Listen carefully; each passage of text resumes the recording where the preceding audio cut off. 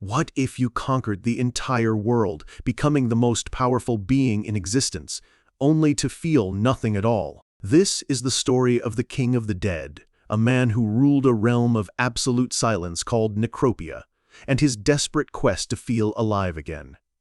His kingdom is a world drained of life. Beneath a stormy purple sky, skeletal dragons glide through the air over barren, cracked earth. But inside, the halls gleam with impossible wealth. Golden pillars stretch to the ceiling, and intricate murals tell tales of conquest. It's a palace of breathtaking grandeur, but for its master, it is nothing more than a golden cage. And at the very center of this empty splendor sits the master of it all. A crown of jagged black iron rests on his head, sharp enough to pierce the heavens. And there he is, the absolute ruler of Necropia, the Death King, Karnak. His face is a terrifying skull, his empty sockets burning with the cold red light of ancient power. He was once a man who broke every limit, who bent the laws of life and death to his will. But after centuries of absolute rule, a single crushing realization dawned on him. He realized that death was a power no human was ever meant to wield. His story began long ago as the forgotten child of a fallen noble family.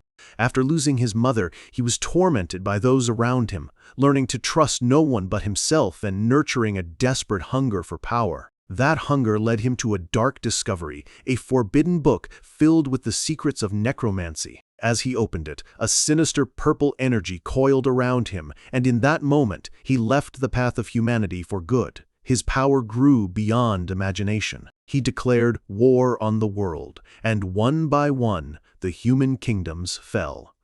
Even the world's greatest heroes, the fourth martial king and the three grand mages banded together to stop him, but he was simply too strong. He defeated them all, and with a flick of his wrist, raised them as his new undead subjects. The legendary guardians of the world, beings of immense power, made their own attempt to end his reign. But it was useless. They unleashed their ultimate weapon, the Dragon of Destruction, only for Karnak to strike it down and resurrect it as his personal pet, the most powerful undead creature in existence. And with that final, devastating victory, the era of the Death King began. He had won. The world was his. He thought that once he had everything, he could finally find peace. But now, as he sits on his throne, all he feels is a profound, soul-crushing emptiness. A hollow sigh escapes his skeletal frame. It's been 20 years. All this power, but what good is it in a body of dry bone? He wonders how much longer this pointless existence has to drag on. He finds himself dreaming of the simplest things, the feeling of warm sunshine on his skin or a gentle breeze. He remembers the feeling of being held, a warmth he hasn't known for centuries. He even longs for the searing agony of a blade tearing through his flesh. In his mind, any feeling, even terrible pain, would be better than this endless, silent void. But as he sits in the gloom, a flicker of determination returns to his crimson eyes. There is still hope.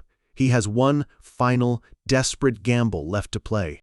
Below him, a massive stone tablet begins to pulse with an intense purple light. This is his last resort. Just then, the heavy clang of armored footsteps echoes through the hall. A deep, reverent voice calls out, "The Lord of all dead, ruler of life and death, conqueror of the lands." A towering knight in ornate black armor kneels before the throne. "I greet His Majesty, Death King Karnak. This is Barros, Karnak's most loyal commander."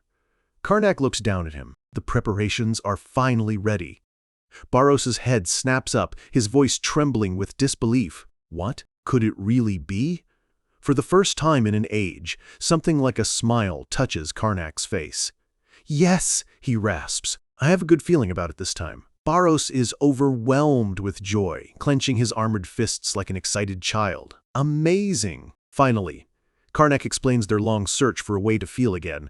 They'd tried everything from becoming vampires to possessing human bodies, but nothing worked. Pleasure, he had learned, comes from fulfilling a desire.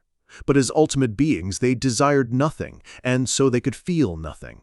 But then he found a loophole, a final, insane idea. "If we cannot enjoy human pleasures because we are not human," he declares, "then we will simply turn back time to when we were."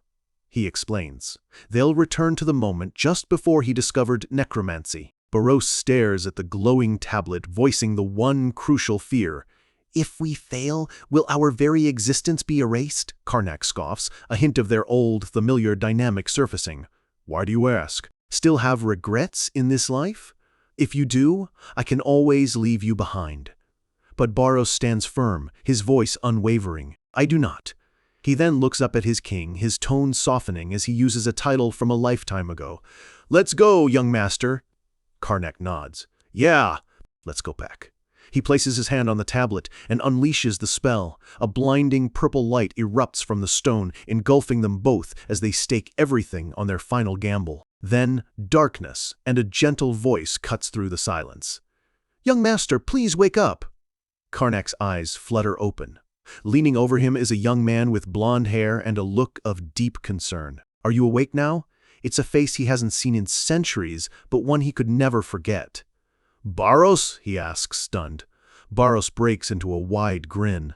Yes, it's been a long time since I've had this face. Karnak sits up, a smirk playing on his lips as their old banter returns instantly. Still the same scrawny, pompous face. He then mutters to himself, I wonder if I look as bad, before adding aloud, and you still have no respect. He shakily gets to his feet, his mind racing. All right, if we've arrived at the right time. He turns, and there, on a small wooden desk, sits the book. Yes, here it is, the beginning of everything. This codex, he says, staring at the object that both gave him the world and took everything from him. This is where my path of necromancy began. He looks down at his own hand, a human hand with flesh and blood, then back at the book. Let's try this. He focuses, and a small wisp of purple energy, the faint echo of his dark mana, flickers in his palm. He aims the energy at the book, and it instantly bursts into a pillar of purple flame. Barros gasps. What? This is all the power I have right now, Karnak says calmly. Barros, still worried, asks if it's really okay to just burn something so important. Karnak just shrugs, watching the flames. I remember everything in it anyway. And besides, most of it is just basic theory. As the book turns to ash, he finishes his thought. It's better to just get rid of it now. He's determined not to walk that path again. Barros looks completely impressed. I see you planned everything out. He gets a goofy grin and adds, You're looking more handsome than usual today, young master. Karnak stands in silence for a moment, letting it all sink in. Then, the silence is broken by a loud, rumbling growl. The sound echoes in the small cave. Karnak looks down at his stomach in utter disbelief. He hasn't heard that sound in over 800 years. It's the feeling of hunger. A massive, joyous grin spreads across his face. Let's go eat something, he declares. Barros cheers. Yes, young master. And they race out of the cave, giddy with excitement for their first real meal in centuries. They quickly find their way to a nearby town, a place bustling with the sights and sounds of life they had missed so dearly. I can taste it. I can taste things clearly, one of them shouts. Barros takes a huge bite of bread. His eyes fly wide open as tears stream down his face. The simple taste of baked grain is completely overwhelming. He clutches his head, screaming with pure ecstasy. This is good enough to die for. Karnak, also crying into his soup, yells back, Hey, no dying, remember? We did all this to live. Barros is a mess of happy tears. This was so worth it. It tastes so good, I can barely see. Karnak wipes his own tears away, a smile on his face. I know how you feel, but go easy. Money doesn't fall from the sky. Chew every bite slowly. Savor it. Just then, the innkeeper approaches their table with a new dish. Now, here is your food. On the platter is a massive, perfectly roasted chicken, its smell intoxicating. Karnak gasps. He hadn't realized this place was so high-end. A wave of panic hits him. He's from a fallen noble family? There's no way they can afford this. The temptation is too much. His eyes begin to glow with a familiar purple light as a wicked grin spreads across his face. The old instincts of the Death King kick in. I could just kill them all and take it. Dark energy begins to swirl around him, until Barros sees the dangerous look and yelps. Stop. Calm down. Barros manages to snap him out of it. Phew, we would get beaten up instantly at our current strength, he says, reminding Karnak of their new fragile bodies. Oh, right, Karnak mutters, the dark energy fading. Barros sighs. Hold on, let me see how much money we actually have.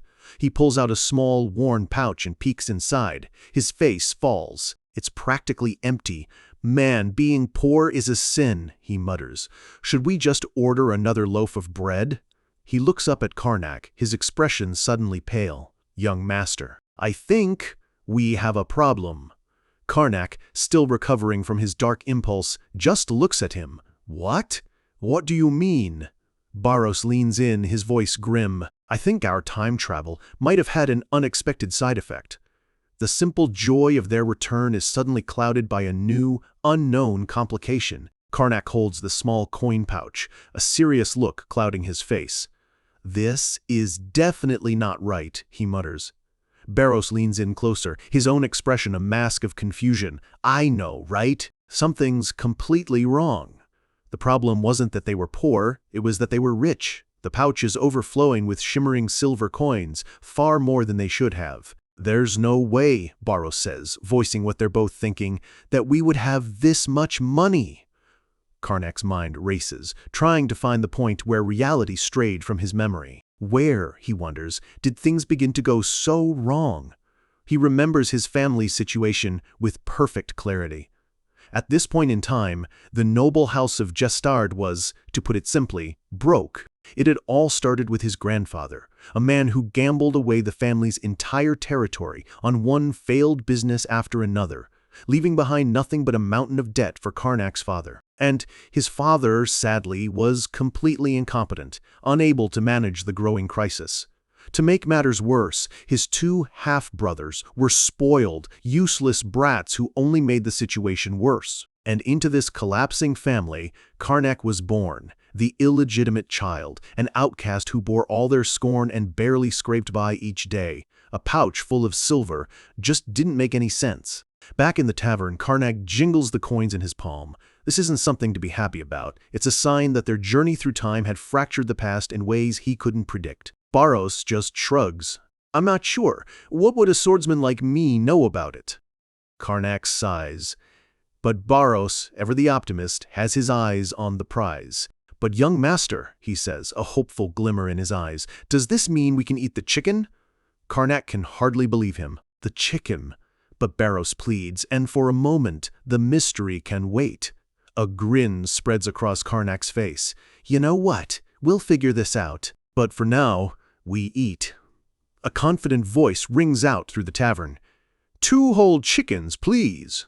Later, under a fiery sunset, Barros pats his very full stomach, a satisfied smile on his face. The buttons on his shirt look like they're about to give up.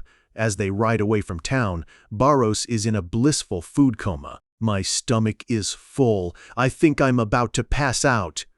Karnak, equally satisfied, agrees. A good, long sleep sounds perfect right about now. But the good mood quickly fades as they near the Gestard family estate. A look of disgust twists Barros's face. The fact that we have to see their faces again, it's really annoying. He practically spits the words out. I hate them. Karnak, however, just smirks. He isn't the wheat boy from the past anymore. It'll be fine, he says calmly. We just have to play along for a little while. But as they ride on, he can't shake the feeling that something is deeply wrong. The problem wasn't just the money. As Barros points out, it's not just 1 or 2 things that are weird. Barros pats his horse's neck. This horse, for example. He reminds Karnak how the stable manager back in town was practically bowing to them, offering to feed their horses personally. It made no sense. A fallen noble family would never own horses of this quality. Karnak had even played along, tipping the man generously like a true young master. But the whole exchange felt surreal. And the people in town, too, Barros adds. He remembers how those same people used to sneer at them, calling them the scoundrel and his scoundrel's attendant. But today, those same people were smiling, some even tearing up with joy at the sight of them. It was so strange, he thought he might be dreaming. Karnak nods grimly. Yeah, I have a bad feeling about this. He figures they'll get their answers once they're home. As they get closer, a heavy sense of dread hangs in the air. Looking up the familiar path to his family home, Karnak feels a strange mix of nostalgia and unease. It's been a while, he thinks, a faint smile on his lips. I'm surprised this place makes me feel nostalgic. Barros, on the other hand, just feels sick. I don't have a single good memory here, he mutters. And he had good reason. Barros was an orphan who had known nothing but hardship. His parents had been nothing but scam artists who abandoned him in the middle of the night to escape their debts. He was alone and dying when Karnak found him. Karnak brought him back to the estate, and surprisingly, his father agreed to let him stay. From that day on, the two were inseparable, two lonely boys who found a family in each other. Karnak always figured his father only agreed because even an illegitimate son needed an attendant to keep up appearances. He's lost in that memory when Barros's urgent voice snaps him back to reality. Young master, what is it?" Karnak asks. Barros points ahead, his voice trembling slightly. "That is the Gestard residence, right?" Karnak looks up, and his cool confidence finally shatters. Obviously, it is. Before them stands not the crumbling manor he remembers, but a grand, opulent mansion behind gleaming new gates. Barros is stunned. "Did we come to the wrong place?" But Karnak shakes his head, his eyes wide. "No, this is definitely it." The tall brick wall, the two-story building with a wide terrace, the sprawling garden with a massive fountain, it's all where he remembers, but now it's all incredibly splendid. "It looks like it's been completely rebuilt," Barros observes. "Where did they get the money for this?" As they approach the gate, a guard spots them and calls out with a cheerful smile, "Young Master Karnak." Karnak can't believe it. Now even the gatekeeper welcomes me, he thinks. This is getting weirder by the second. The guards swing the heavy gates open, bowing deeply as they pass. "Welcome home, our lord." Karnak and Barros exchange a look of pure, unadulterated shock. "Lord?" They are led into the grand residence, the sheer strangeness of the situation washing over them like a cold wave. Inside, a distinguished, well-dressed butler approaches them. "It has already been half a year," he informs Karnak calmly, "since you became the head of the family." Barros almost chokes on air, and Karnak just stares, completely speechless. "Half a year?" The butler, Tapple-plied, continues. "Have you achieved your goal?" Karnak is totally lost. "Goal? Isn't that why you went on a journey?" the butler asks. Karnak, trying desperately to play along, stammers, well, sort of." The butler smiles warmly. "Really? That is wonderful to hear." The late lord and Isabella would have been very glad. "That's the final straw." "What?" Karnak jolts up from his seat. "The late lord? Father is dead? And my stepmother too?" The butler looks down sadly. "After your brothers, Tessel and Ferelth, passed away as well, times were looking quite grim. Your return gives us hope. His two cruel half-brothers are dead too." The pieces fall into place with a horrifying crash. Karnak sinks back into the sofa, the strength leaving his legs. "So that's why I became the Lord." He clenches his fist, his mind reeling. "Damn it! Just what in the world happened here? Why did my entire family die?" He tries to remember his original plan. He had left home on a journey to find a remote place where he could master necromancy in secret. He must have spun some kind of story to cover his tracks. But none of this explains why his family is gone, or why the estate is suddenly so wealthy. The entire timeline is broken. The butler, seeing his distress, asks gently, "Is something bothering you, my lord?" Barros, thinking fast, jumps in. "The young master is just exhausted from the long journey. Could we perhaps continue this conversation tomorrow?" He fakes a huge, dramatic yawn to sell the act. The butler immediately bows, flustered. "Of course. My apologies for my lack of consideration." "Please," he insists, practically shooing them toward the hallway. "Hurry, and go rest in your room." They are quickly escorted out of the drawing room, the heavy doors closing behind them with a soft click. Once they're alone in the grand hallway, Karnak gives Barros a quick high five. "Good job, Barros." "Of course," Barros replies with a grin. "But the relief is temporary. We got out of there for now, but what are we going to do? I have no idea what's going on anymore." A sly, confident smile returns to Karnak's face. "Don't worry," he says, his voice low. "There's a method for times like this." He puts an arm around Barros's shoulder, his eyes glinting. Barros understands immediately. "You know what we need to prepare, right?" Karnak asks. A familiar, dark determination fills Karnak's eyes. "Let's hurry. We need to move while everyone's asleep." He wasn't going to wait for answers to fall into his lap. He was going to find them himself, under the cover of darkness. Later that night, the grand gestured mansion is silent. Inside one of the rooms, the butler, Toppleplied, is sound asleep, completely unaware of the two shadowy figures creeping toward his bed. Karnak and Barros stand over the sleeping man. "He's out cold," Barros whispers, his voice barely a breath. Barros hands Karnak a small bowl filled with herbs. "I got them, just like you asked." Karnak takes the bowl, his expression grim. "All right," he says, his voice low. "Let's begin." He channels a flicker of his old power, and an eerie purple flame ignites the herbs. Tendrils of dark energy snake from the bowl, flowing into the sleeping butler. Karnak's voice is a quiet, commanding whisper. "I command you. Show me your memories." The butler's eyes snap open, but they are blank, glowing with a pale, otherworldly light. His spirit rises from his body, shrouded in a ghostly blue flame, and bows before Karnak. "Yes, master," the spirit intones, its voice hollow.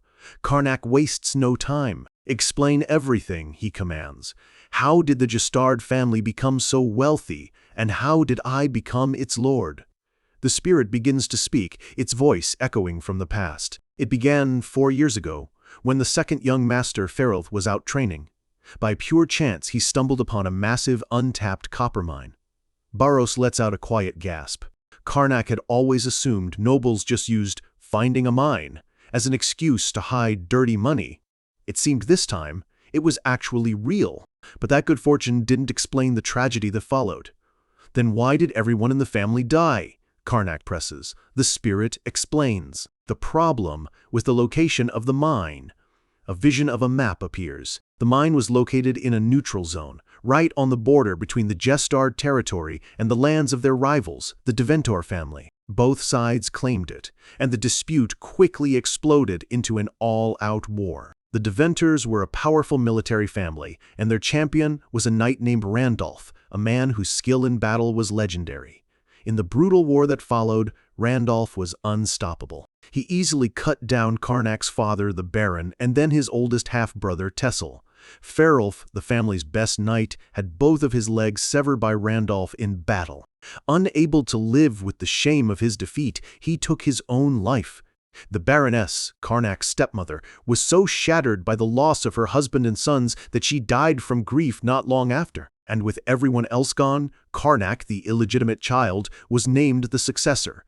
The two families agreed to a ceasefire, but only until he officially came of age. Everyone knew it was just a matter of time before the Deventors took the mine by force. But in that desperate moment, the younger Karnak proposed a bold solution, a trial duel, one warrior against another, to settle the dispute in the eyes of the goddess. The crowd in the memory erupts in cheers, but the Karnak of the present cries out, "Wait, wait!" He snaps back to reality, clutching his head in disbelief. "What? A duel!" he yells. "That's insane!"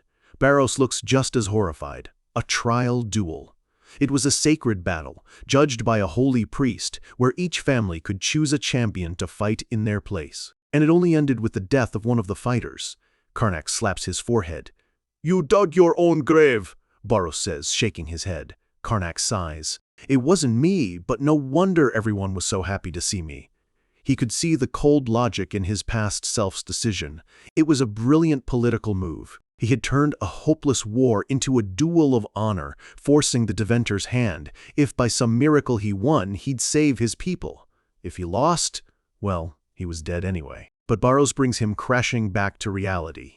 With your current skill level, you're just going to die. Karnak steels himself. "Then I'll just have to prepare." "When is the duel?" he asks the spirit. The answer is chilling. 1 month from now. "That's way too soon." Karnak panics. A single month was nowhere near enough time. Sometime later, they're back in the main hall. A massive spread of cakes and sandwiches covers the table. Barros gasps. "Young master, what is all this?" Karnak smiles. "I prepared it for you, Barros. You're always working so hard. You deserve it." Barros is moved to tears. "Wow! Thank you so much." He happily starts eating, but then pauses. "But is it really okay for you to be relaxing like this?" "The duel is right around the corner." Karnak just sips his tea. "Ah, about that." He gives Barros a sly look. "Could you fight in my place? The rules allow for a substitute." Barros stops chewing, a look of realization on his face. So this was all a bribe. He shakes his head firmly. "I'm sorry, but I don't think I can." Karnak grabs him, desperate. "What? You've killed 3 of the 4 martial kings!" Barros calmly explains the reality of their new situation. "That was all thanks to your necromancy, young master. Experience alone doesn't grant you martial skill." He explains that it would be like trying to learn advanced swordsmanship when you don't even have arms. Maybe with half a year of intense training, he could stand a chance. But 1 month? Impossible. "Fine, then stop eating," Karnak says, pulling the table away like a spoiled child. "Don't be so petty," Barros complains, before suggesting Karnak find a knight from their own order to fight. But Karnak sighs. "If they had anyone that talented, they wouldn't be in this mess." "Then you only have one choice," Barros says, his tone serious. "You'll have to use necromancy." A dark aura surrounds Karnak as he smiles. But then the smile fades. "Well, there's a problem with that. Necromancy is banned." Karnak reminds Barros of a moment from their past life. "Do you remember? Back when we were on the run, a flashback shows them desperately fleeing through a dark forest, hunted by the holy forces of Allium. They had secretly used necromancy to take out a rival, but somehow they had been discovered. The priests of Allium had singled him out immediately. Armored holy knights had descended on them, calling him a devil. The priests were certain he was the one, able to sense his dark magic from a distance. He remembers the chant as he summoned resentful spirits to fight for them. "Erase the fates of the living using the might of the abyss," the knights had cried out in alarm. "Necromancy. He's using evil magic." But the lead priest was prepared, commanding his men to raise their guardian plaques, holy relics designed specifically to ward off evil. The holy light of the relics clashed with his dark magic, but Karnak's power was simply too overwhelming. The priest screamed in disbelief as his defenses shattered. His magic ripped through their ranks, and they were forced to flee once again. Back in the present, he recalls that desperate escape. He'd asked Barros how they knew, and Barros explained that while normal people couldn't sense it, trained priests and mages were a different story. People like the priests of Allium were the exception. This memory makes Karnak's face fall. Barros just smiles wistfully. "Man, that was a rough time, but it was the beginning of our legend." He looks at Karnak, piecing it together. So the plan was to use necromancy secretly during the duel, while pretending to fight normally. But Karnak shakes his head. "The judges of the trial duel are priests from Allium. If I use necromancy, I'd just be repeating the past," he says grimly. "I don't want to live a life on the run again." "Then let's just get some money and run away," Barros suggests. It's tempting, but Karnak looks around the lavish estate. All the family members he hated are gone, and this new, comfortable life is his for the taking. "Wouldn't that be a shame?" he asks. Just as Barros is about to get up, Karnak stops him. "Wait. Sit back down." A confident, slightly wicked smile spreads across Karnak's face. "It might be dangerous," he says, his eyes glinting with a new idea. "But I think I have a plan." The scene shifts to the northern port of Devontor. In a large training yard, soldiers are being drilled relentlessly. They cry out in pain as they're knocked to the ground, one after another. The man training them is none other than Randolph, the Deventor's strongest knight. His aide, Sir Bright, approaches him. "Sir Randolph, how are the preparations for the duel going?" Randolph scoffs. "Preparations? Sir Bright, what preparations do I need against some unskilled boy?" Bright warns him not to be so careless, suggesting the new lord must have a reason for requesting the duel. Randolph just laughs. "It's ridiculous that I have to waste my time on some spoiled brat who knows nothing of the world. You worry too much." But Bright isn't so sure. I don't think Sir Randolph could ever lose, he thinks, but the new lord must have some kind of plan. His thoughts are interrupted by a commotion nearby. He looks over and sees a crowd gathering. A merchant again? He sighs. We've been getting a lot of outsiders here lately. The commotion is distracting the soldiers. A merchant with white hair is hawking his wares to a group of noblewomen who are amazed at his low prices. A commander yells for the soldiers to get back to their positions. The merchant, seeing the guards getting annoyed, just gives a sly, confident smirk. He crouches down, a knowing look on his face. This mysterious merchant is, of course, Barros in disguise. And their plan has just begun. From a safe distance, Barros, still in his merchant disguise, watches Randolph train. A smug look creeps onto his face.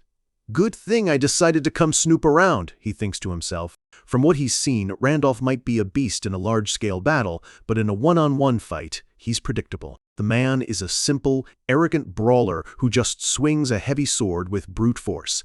He hasn't even learned to use battle aura yet. That makes his movements easy to read. Well, Barros concludes with a smirk, this is very good news for us. Still, he knows that even with this advantage, a single month of training won't be enough to close the massive gap in pure strength. Suddenly, a soft voice calls out from behind him. Excuse me. A young woman in a fine red dress approaches.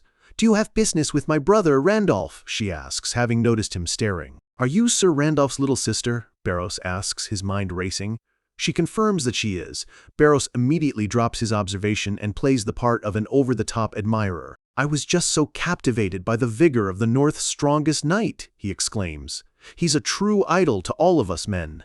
He then pivots smoothly back into his merchant role. Oh, what a coincidence. Is the young lady perhaps in need of a new handkerchief? For you, a special price. He presents his wares with a dramatic flourish. His act works perfectly. The sister is charmed, pointing to one of the handkerchiefs. That one looks nice, she says. Barros gives her a big thumbs up, complimenting her excellent taste, all while thinking, phew, she didn't suspect a thing. Later, Barros returns to the Jester Estate's private training ground. Young master, I've returned, he calls out cheerfully. How is the stamina training going? He's met with the sight of Karnak collapsed face down in the dirt, his soul literally looking like it's escaping his body. Barros's face freezes in horror. Young master! He rushes over and shakes him frantically. Please, wake up! Karnak just groans, his face pale. Don't shake me. I think I'm going to be sick. Karnak struggles to his knees, completely exhausted. Did you run 50 laps like I told you? Barros asks. Karnak pants. I just finished, and then I collapsed. I can't run anymore. Barros just clicks his tongue. Geez, your stamina is pathetic. Is there even a point to all this training? Karnak complains. Barros is firm. You can't do anything with that shrimp-like body of yours. This is not meaningless, so get up and keep going. Karnak tries to bargain for a break, but Barros's friendly demeanor vanishes. His eyes glow with a serious intensity, and a demonic aura explodes from his body. What? We're just getting started, he says, a terrifying grin spreading across his face. The rehab is over. Shall we begin the real training now? 20 days until the duel. The hellish training begins. It starts with a huge, meat-heavy breakfast that even Barros struggles to force down. After that, it's straight to 100 push-ups, followed by 100 swings of a heavy, weighted training pole that makes Karnak's arms tremble, and 100 squats. And right after that, break time, Karnak pants, collapsing. Yes, break time, Barros agrees, looking just as exhausted. Then, another massive, meat-heavy meal, followed by more push-ups, more pole swings, more squats, and another break. This brutal cycle repeats over and over again, 15 days until the duel. Karnak is still training, his body screaming in protest, but he's pushing through. Young master, Barros says, looking noticeably more muscular. It seems you've finally built up some stamina. Karnak, still on the ground, retorts that, of course Barros has improved, he's been doing twice the training. Let's start sword fighting now, Barros announces. Karnak gets to his feet, a little excited. Oh, swordsmanship? Finally? Barros hands him a wooden practice sword. Here, hold this. Barros examines Karnak's posture and just sighs. It's a complete mess. He starts barking orders like a drill sergeant. Your arms are trembling. Where are you looking? Relax your shoulders. Put your weight on your heels. Tense your arms. No, bend your knees more. Now, again, Karnak groans. Geez, he's so strict. But after a few more adjustments, Barros finally seems satisfied. Okay, now you look decent. If you can maintain this stance, you might not get beheaded in the first attack.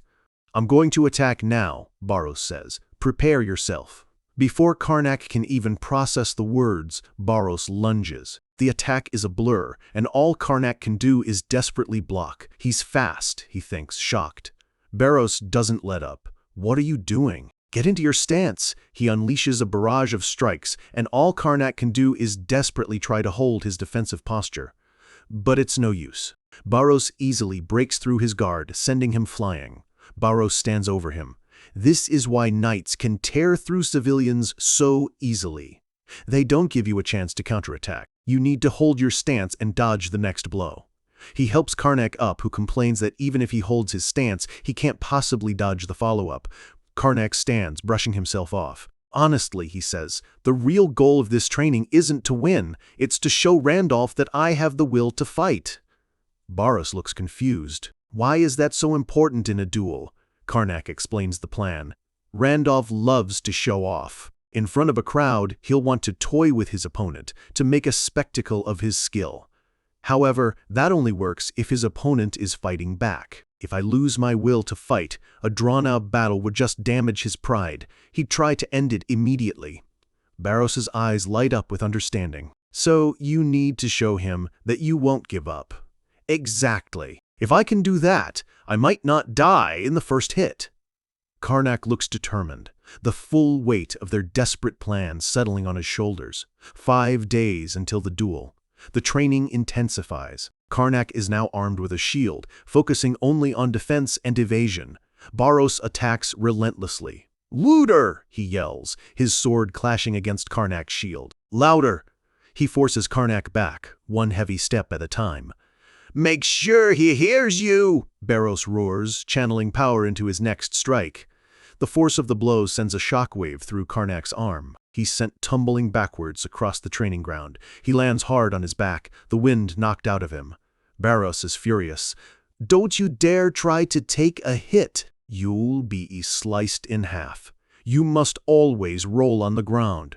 Karnak, panting, thinks, "Damn it, I'm going to look like an idiot." 4 days until the duel. Karnak manages to roll out of the way just in time. "Good!" Barros yells. 3 days until the duel. Karnak is getting better, dodging and rolling, but he's still taking a beating, getting sent flying across the dirt. "Why, yes!" Barros shouts, approving of the desperate scramble. 2 days until the duel. Karnak successfully blocks an attack and actually manages to stay on his feet. "Nice!" Barros exclaims. Karnak collapses on the ground, utterly spent. "I think I might die before I even get to fight Randolph," he huffs. Barros walks over, looking down at him. "Good," he says. "With this, I think you're just about ready." He leans on his sword, a confident smirk on his face. "Shall we move on to the final lesson?"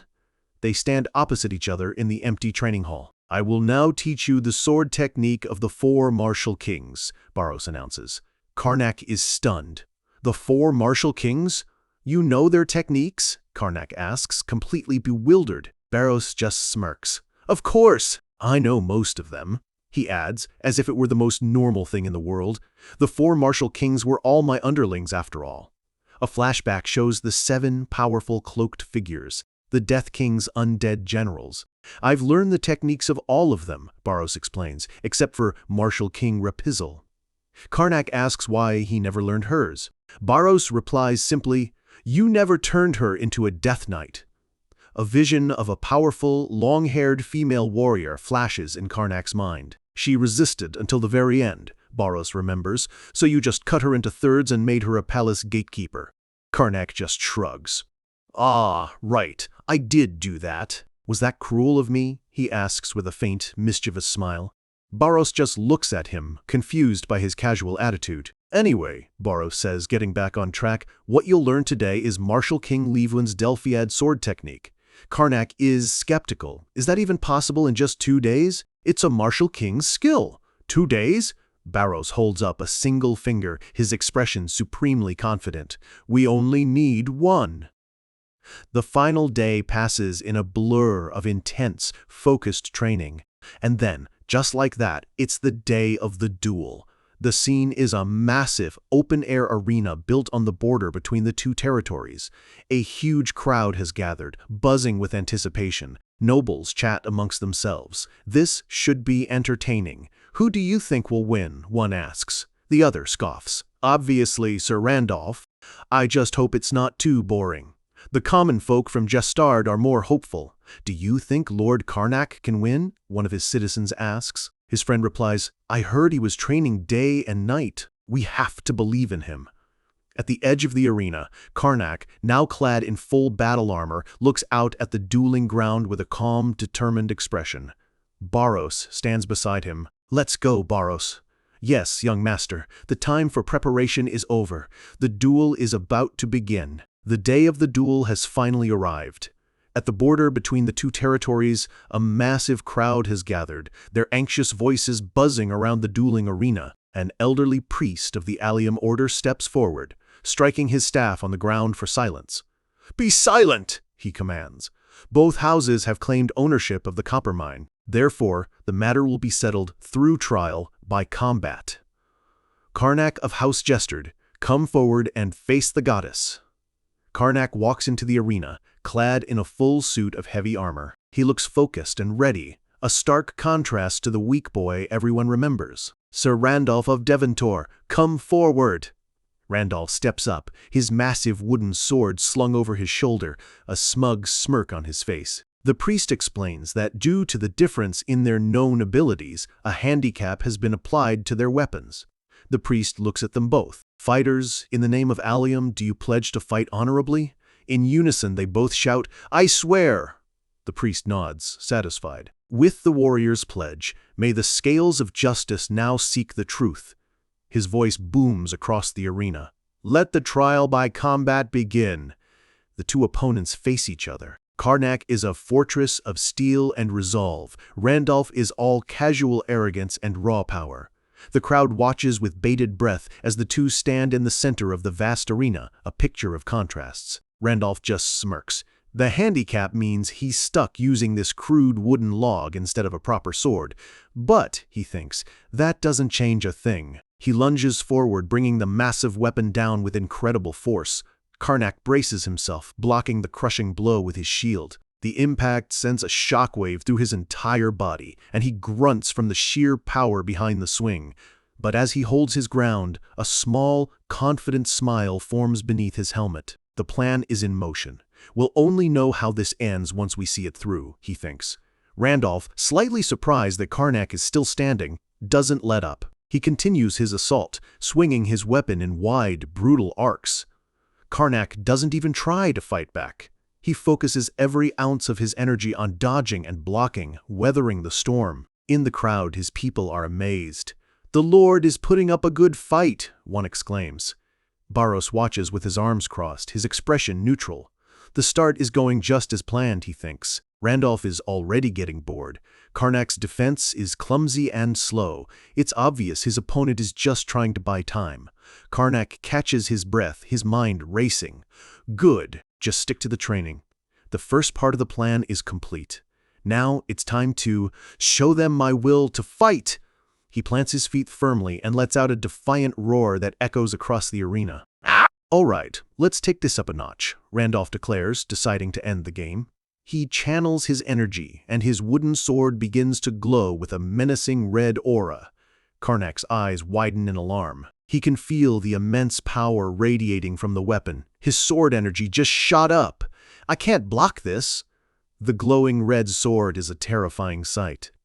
Damn it, he thinks, his heart pounding. Just as the blow is about to land, Karnak throws himself to the ground in a desperate, last-second roll, just as Barros had drilled into him. Speed a roll! Randolph's attack smashes into the dirt. He stares at where Karnak was, completely baffled. What kind of crude skill was that?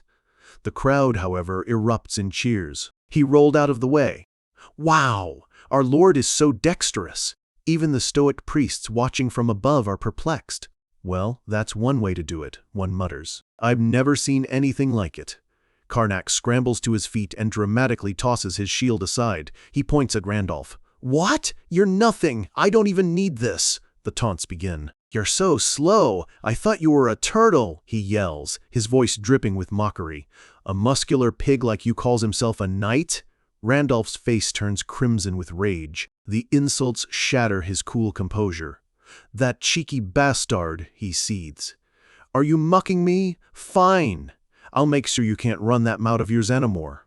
Karnak just smirks, goading him on. Try your worst. The trap has been sprung. But then, as Karnak settles into a new fighting stance, Randolph freezes. He recognizes it instantly. That stance? The Delphiad sword technique? He whispers in disbelief. Word spreads through the crowd like wildfire. That's Martial King Lavun's technique. The sword stance of a martial king? The hope among Karnak's people ignites into a roaring flame. Damn, our lord might actually win this. Randolph takes a deep breath, forcing himself to calm down. I almost fell for his taunt, he thinks, a smirk returning to his face. I just need to stay focused. He reasons with himself. The techniques of the martial kings can only be used by geniuses with real battle experience. This kid is nowhere near capable of using it properly. I don't know how a fool like you managed to learn the stance, he thinks. But did he really think that would be enough to win? He looks at Karnak with condescending pity. The martial king's technique, I commend the effort. New lord of the Jestard estate, I will now enact justice, he bellows, raising his sword for a final strike. But you can't defeat me. But Karnak isn't done. He glares at Randolph, provoking him further. He knows a simple imitation isn't enough. In a quick flashback to training, Karnak questions Barros. You think I can really learn a martial king's technique in one day? Barros replies. You just need to copy it roughly. Just show enough skill to make people think you've been training, Barros had told him. Our real plan lies elsewhere, remember? Karnak's thoughts return to the present. Barros, the duel continues, with Karnak taking a severe beating.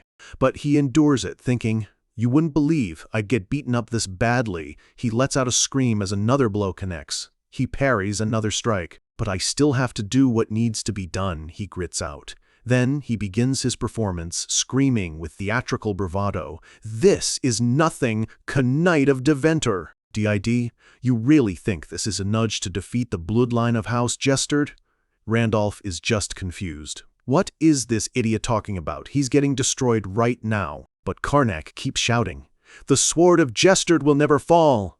The crowd, however, is completely captivated, moved to tears by his apparent bravery. My God, our Lord, a woman sobs, and we thought he was just a lout.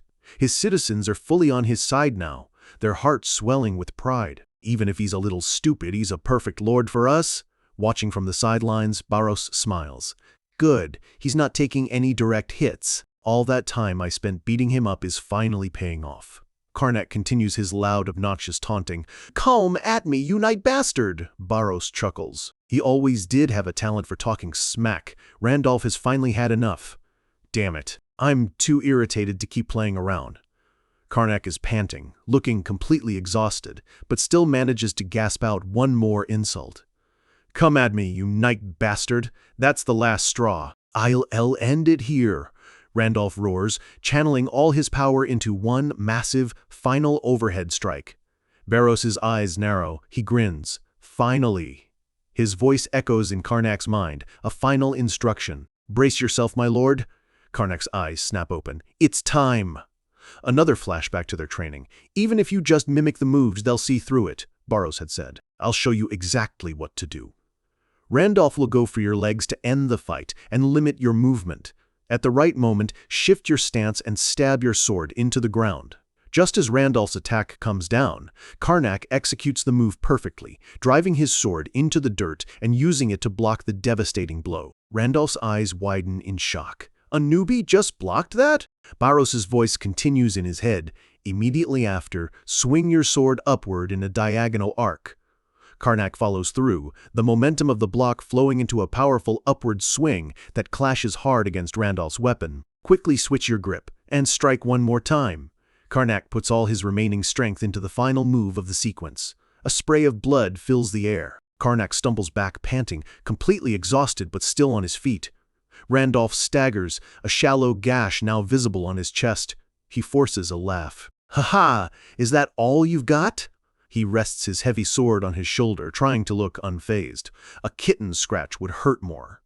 But as he stands there, Karnak's heart sinks. The complex, perfectly executed counterattack did almost nothing. A wave of dread washes over him. Damn it, this is bad. Karnak is on his knees, panting, every ounce of his strength gone. A wave of despair washes over him. His final gambit, his one trump card, had barely left a scratch. From the stands, the priests look on with disappointment. The hope that had briefly flickered in the arena seems to be fading fast. The gestured citizens, who were just cheering wildly, now look crestfallen. The miracle they had prayed for wasn't coming. It seems reality was about to come crashing down. Randolph casually rests the heavy sword on his shoulder, his victory all but assured. He even offers some condescending advice. But Karnak, still kneeling, just glares up at him. And then Karnak's expression shifts. The look of despair melts away, replaced by a dark, wicked grin. "This isn't so bad," he thinks. "Now I won't have to feel sorry for you." Suddenly, Randolph freezes. His smug expression vanishes as wisps of sinister, dark energy begin to seep from the scratch on his chest. The energy erupts, engulfing him as he lets out a scream of pure agony and confusion. The head priest jolts to his feet, his eyes wide with shock. He recognizes that aura. It's an energy that should never be seen in a holy duel. Randolph struggles against the dark power consuming him, swinging his sword wildly as if fighting an invisible enemy. Karnak rises to his feet, his eyes cold and calculating as he watches the chaos he has unleashed. He charges forward, his voice filled with righteous, theatrical fury. "Randolph, no matter what dirty tricks you use, I will not lose." Randolph screams as the dark energy coils around his legs, rooting him to the spot. He can't move. Karnak leaps into the air, bringing his sword down in a powerful strike as columns of light and shadow erupt from the arena floor, completing his performance. The crowd is in chaos, completely baffled by the turn of events. But Barros, hidden among them, knows exactly what's happening. His eyes gleam with triumph as he points a finger, his voice filled with fake horror. "That's the power of a devil."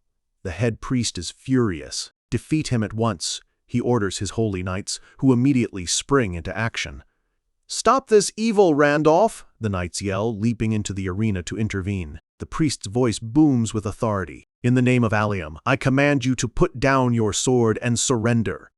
Randolph, still writhing in agony, screams back, "What are you talking about?"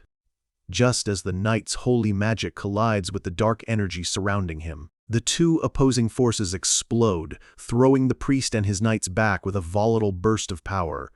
The priest points a trembling finger. "Look, this is necromancy without a doubt. We must stop him."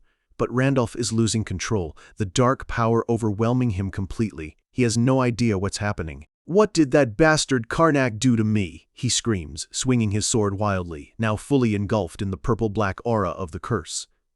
Karnak simply stands there, watching the chaos unfold. "You look confused," he says calmly, "but you really shouldn't be causing such a scene."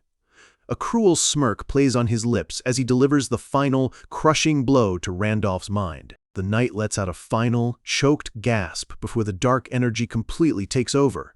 It's too late for anyone to stop it now. The dark energy impales him from within, bursting from his body in a spray of blood and raw, chaotic power.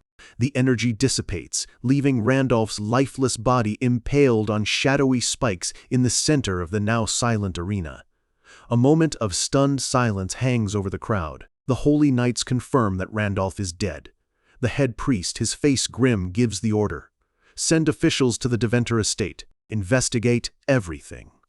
A short time later, the priest stands before the crowd to deliver his judgment. He declares that the fighter from Deventer used forbidden magic, disgracing the duel. He then turns to Karnak. "You have claimed victory."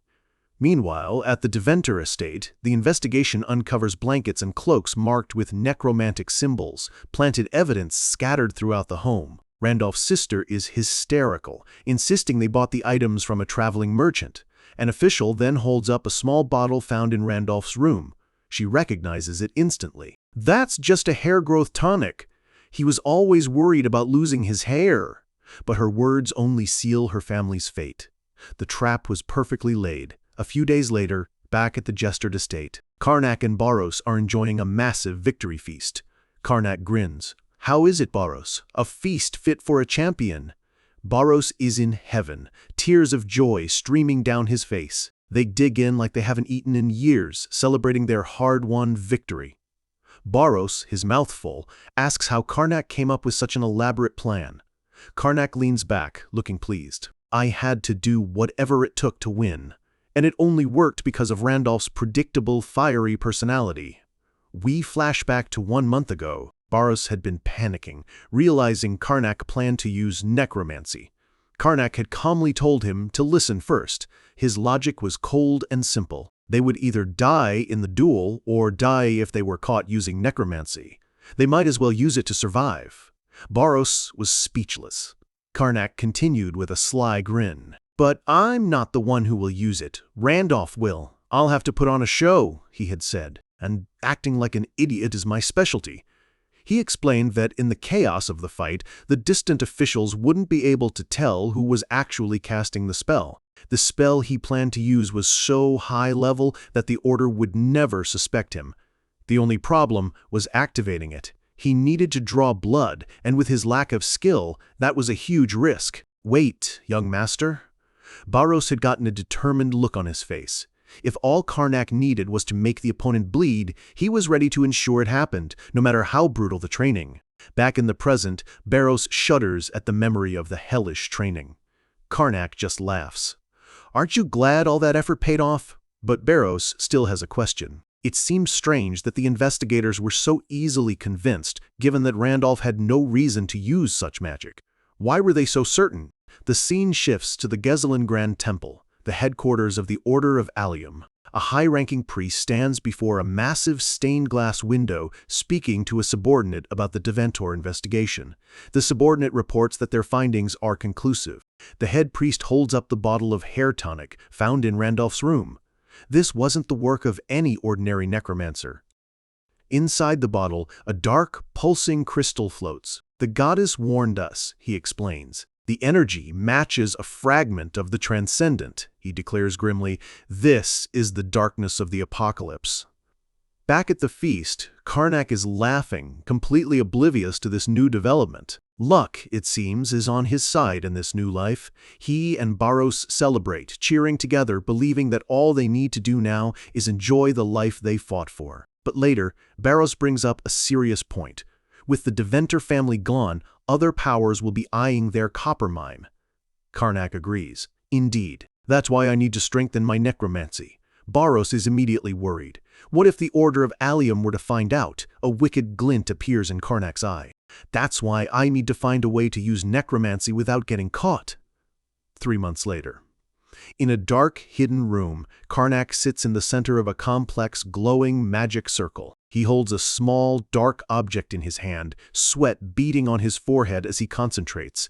He begins to chant, drawing in the negative energy from the moonlight and the deep darkness of the night.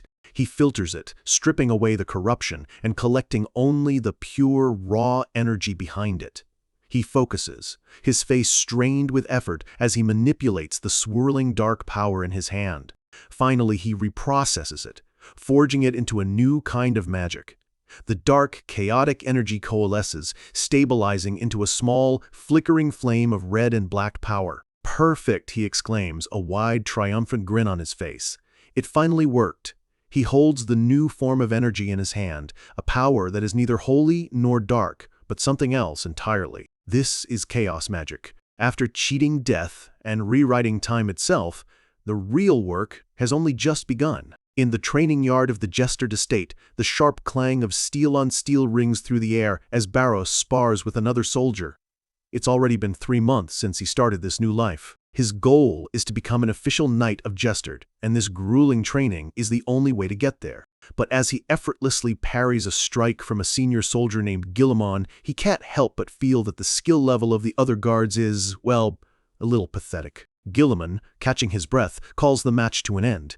Exhausted but impressed, he tells Barros they should stop for the day, and they both lower their swords. Barros thanks the older soldier, but Gilliman just laughs, admitting that he's the one who should be grateful. He's learning more from sparring with Barros than the other way around. He looks at Barros with genuine admiration, telling him he's grown so strong he'll soon be the most powerful knight in all of Jestard. Barros just scratches the back of his head, humbly insisting he has a long way to go. Charmed by his modesty, Gilliman invites him out for drinks with the other soldiers. But Barros politely declines, explaining he has an important task from the young master. With a friendly wave, they part ways. And that important task? Bringing his master snacks. Barros bursts into Karnak's study with a huge grin, cheerfully announcing that it's snack time. He's met with a sudden, violent blast of fiery red energy that sends him flying backward across the room. Karnak, looking flustered, scolds him for not knocking first. Barros, picking himself up, is completely stunned, demanding to know what kind of power that was. Still holding the tray of snacks, he notes that the energy didn't feel like necromancy. Karnak sighs, admitting that at this point it's hard to even call it that anymore. As red energy swirls around his hand, he explains that it's more like a mage's mana. Barros is confused, asking how he could possibly switch the type of power he uses. Karnak explains the fundamental forces of their world. There are 4 main types of power: a knight's battle aura, a mage's mana, a cleric's divinity, and, of course, necromancy. He elaborates that once a person's soul and body have been attuned to one of these powers, it's impossible to use another. Barros, still confused, asks if this means his power has changed. But Karnak clarifies that it hasn't changed, it's just evolved. He explains that necromancy, which uses the raw energy of death and corruption, is a very dirty kind of mana. He jokes that it suited him well, given his rotten upbringing, but just like fermentation can turn something nasty into something delicious, he's refined his power so it no longer feels gross or impure. He filtered away all the negative emotions like hatred and grudges, leaving only the pure essence of darkness and death, and then transformed that into mana. And that, he says, a flame of red energy flickering in his hand, is how my chaos mana was completed. He proudly adds that he came up with the name himself, and Barros has to admit, it does feel much closer to normal mana now. Karnak smirks, confident he can now pass himself off as a regular mage. But Barros raises a good point. Can this new chaos mana ever match the sheer world-breaking strength he had in his old life? Karnak's expression turns serious. He knows that with great power comes great trouble, and for now, he's content. All he needs is enough power to protect his territory and live a quiet, peaceful life. The scene shifts to the western forest of the Jestard territory. A group of soldiers, led by Gilliman, stand over the bodies of slain monsters. Believing they've cleared the area, Gilliman tells his men to prepare to head back. But just as one of the soldiers turns to leave, a shadowy monster leaps from the bushes behind him with a vicious roar. Another soldier screams for him to watch out. The soldier spins around, his face a mask of terror as the beast closes in for the kill. But before the creature can land a blow, a flash of movement intercepts it. It's Barros, who strikes the monster down in a single, clean blow, saving the soldier's life. Barros lands gracefully, admitting he was a little late. The soldiers are overjoyed, one of them exclaiming how reassuring it is to have an official knight with them. Barros laughs awkwardly, rubbing the back of his neck. It hasn't been long since he became a knight, so the title still feels a little embarrassing. Gilliman grows serious, mentioning that the monsters have been acting strange lately. These creatures have gotten at least twice as strong. He thinks a certain rumor might actually be true. Barros looks at him, intrigued, and asks what rumor he's talking about. Gilliman replies with 2 chilling words: the goddess's oracle. He's referring to the Oracle of Destruction, a prophecy sent down by the 7 goddesses who protect their world. The prophecy is terrifying. It speaks of a king of death who will descend and paint the world with blood and tears, bringing about an age of destruction. After this oracle was revealed, monsters across the continent went rampant, becoming more violent and powerful. And necromancers became uncontrollable, causing chaos and death wherever they appeared. To prevent widespread panic, the continent's religious orders announced the oracle to the public, and armed with the blessings of the goddesses, they began to fight against the rising tide of darkness. Back in Karnak's study, he and Barros discuss this new development. Karnak is deeply unsettled. There was no such oracle before he rewrote time. He mutters that he's annoyed by how little information they have. Barros wonders if this prophecy, which sounds eerily familiar, could be about them, but Karnak shakes his head, saying the timing doesn't line up. The oracle, he explains, was from long before they traveled back. He visualizes a timeline. The prophecy happened in the past. Then they arrived at a point after it had already occurred. Barros starts to panic. They went through all that trouble just to regress into another apocalypse? Karnak, however, just scoffs, asking what two countryside bastards like them could possibly do about it. He leans back in his chair, looking completely unbothered. He doesn't know who this King of Death is, but he questions if destroying the world is really that easy. He thinks to himself, with a hint of dark pride, that he would know since he's tried. He tells Barros that there are plenty of heroes in the world, and they should just let the humans handle it. His final decision is simple. They'll just stay in their territory and enjoy this new life. And so, they resolve to live peacefully in their grand estate, leaving the world's problems to others. But 7 days later, that peace is shattered. A man in formal religious robes sits before them, introducing himself as a priest from the Order of the Sun.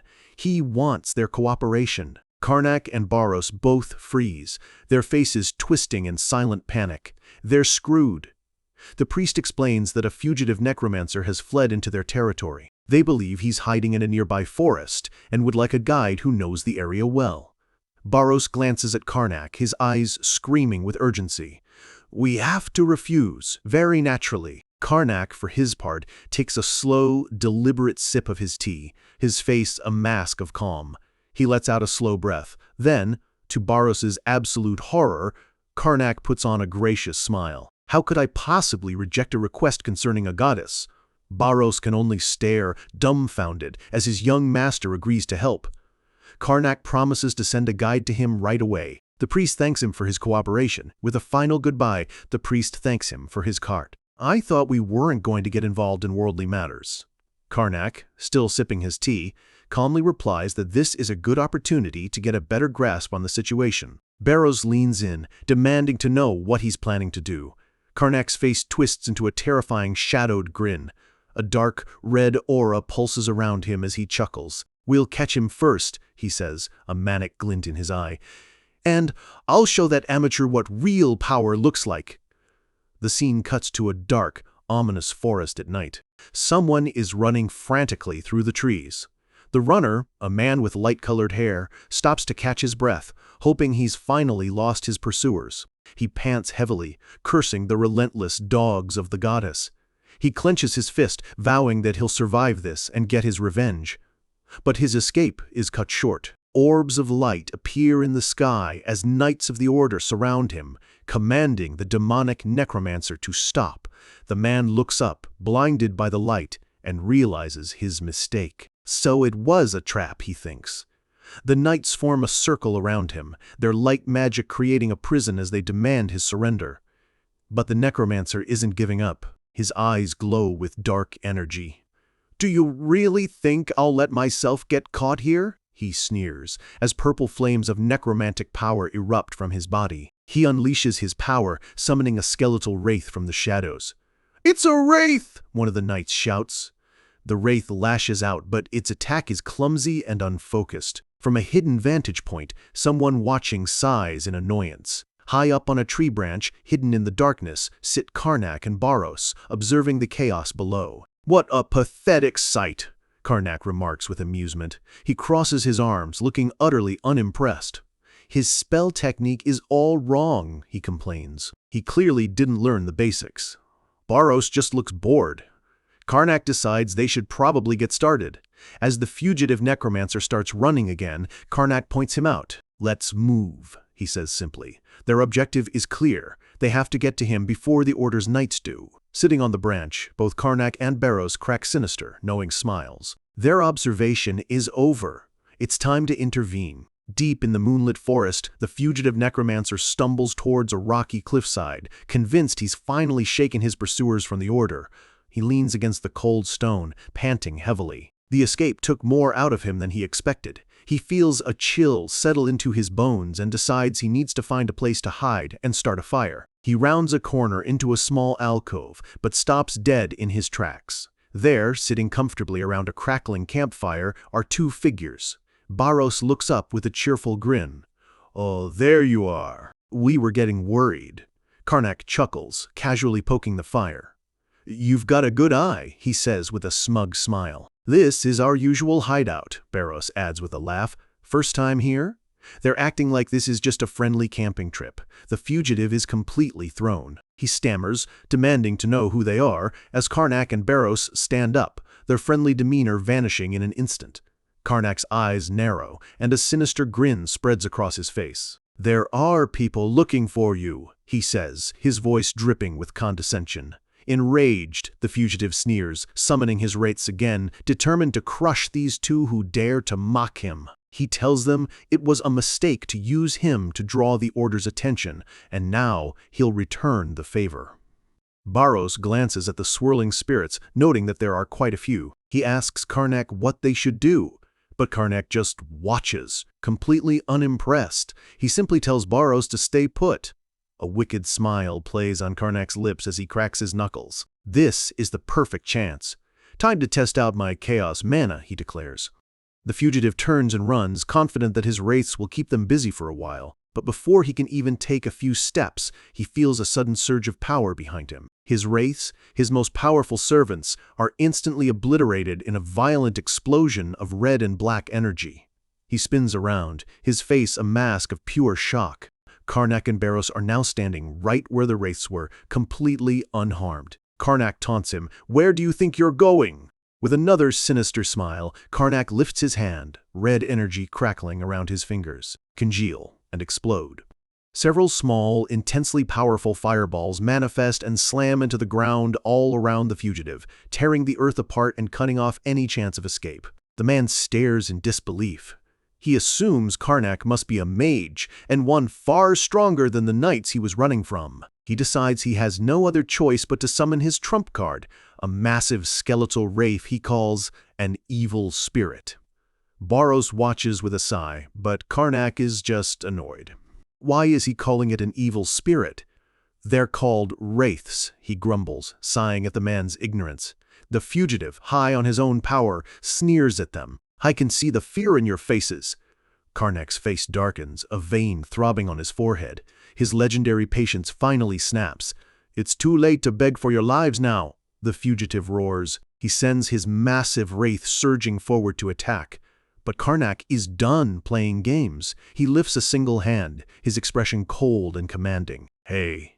Then, with a voice that carries the weight of a king, he gives a single, simple command: "Kneel." An immense, invisible pressure slams down, and the powerful wraith is instantly crushed, forced to its knees before dissolving into nothing. The fugitive's jaw drops. He stares in utter horror and disbelief. "What? You were a necromancer?" Karnak places a foot on a rock, striking a pose of absolute authority. "Just now figuring that out? How clueless," he scoffs. A vibrant green energy begins to swirl around him.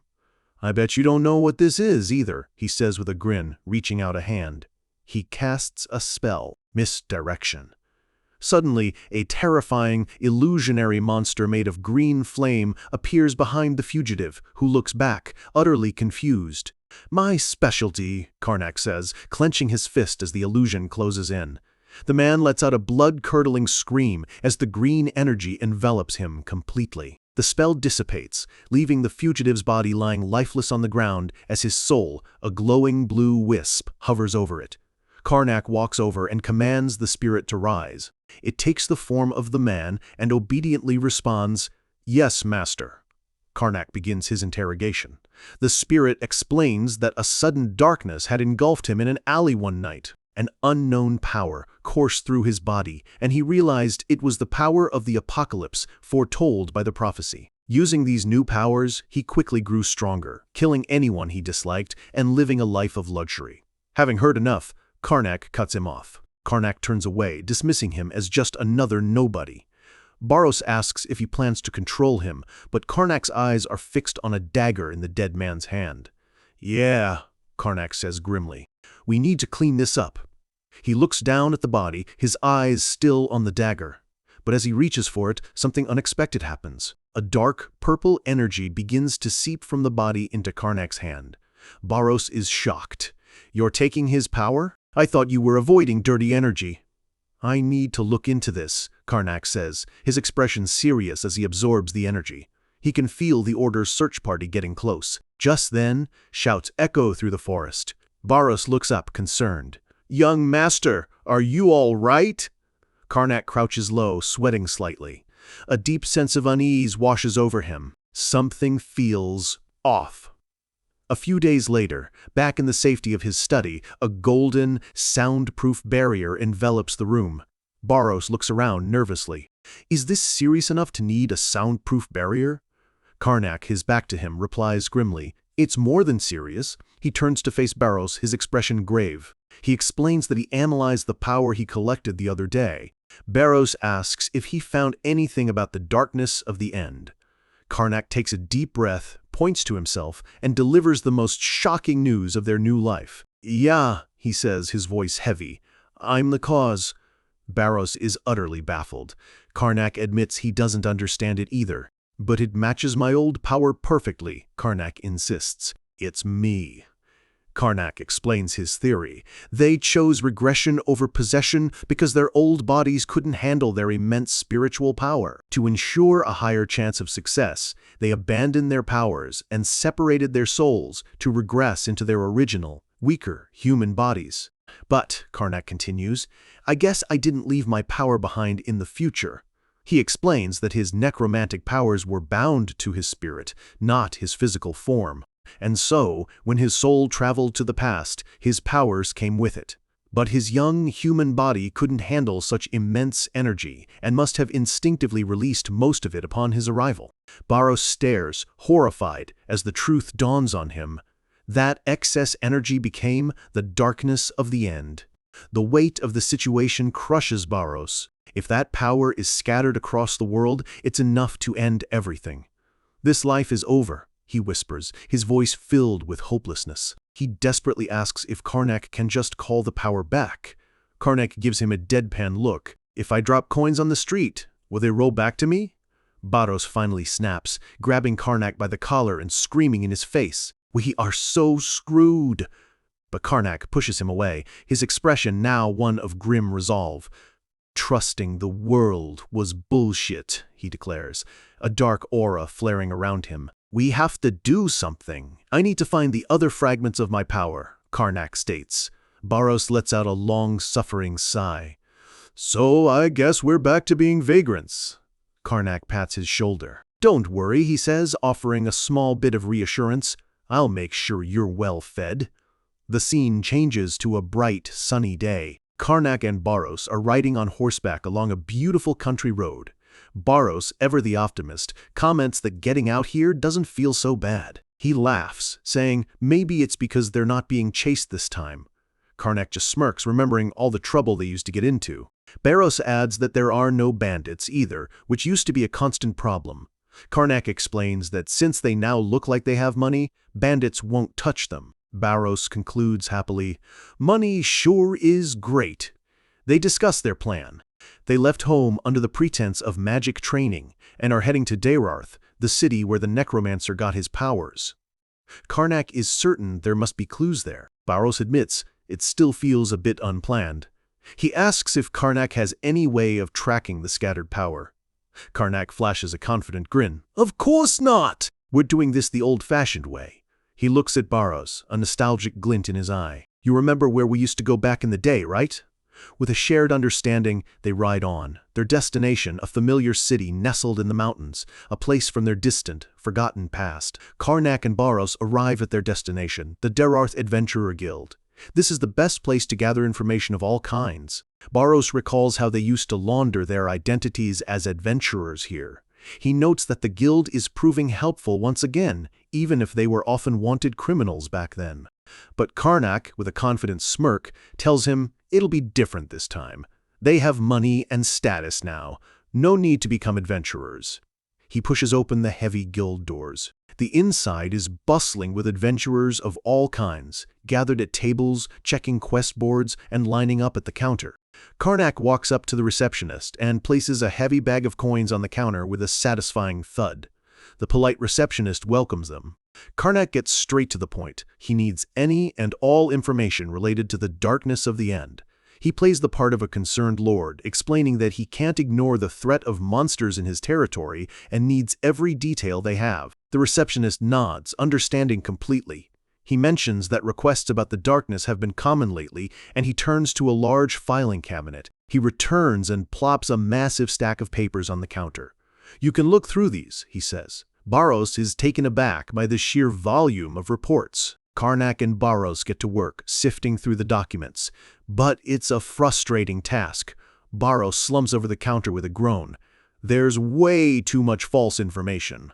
The reports are mostly useless. A simple scam, a dog eating a chicken, even a woman who ran away from her husband. It's ridiculous.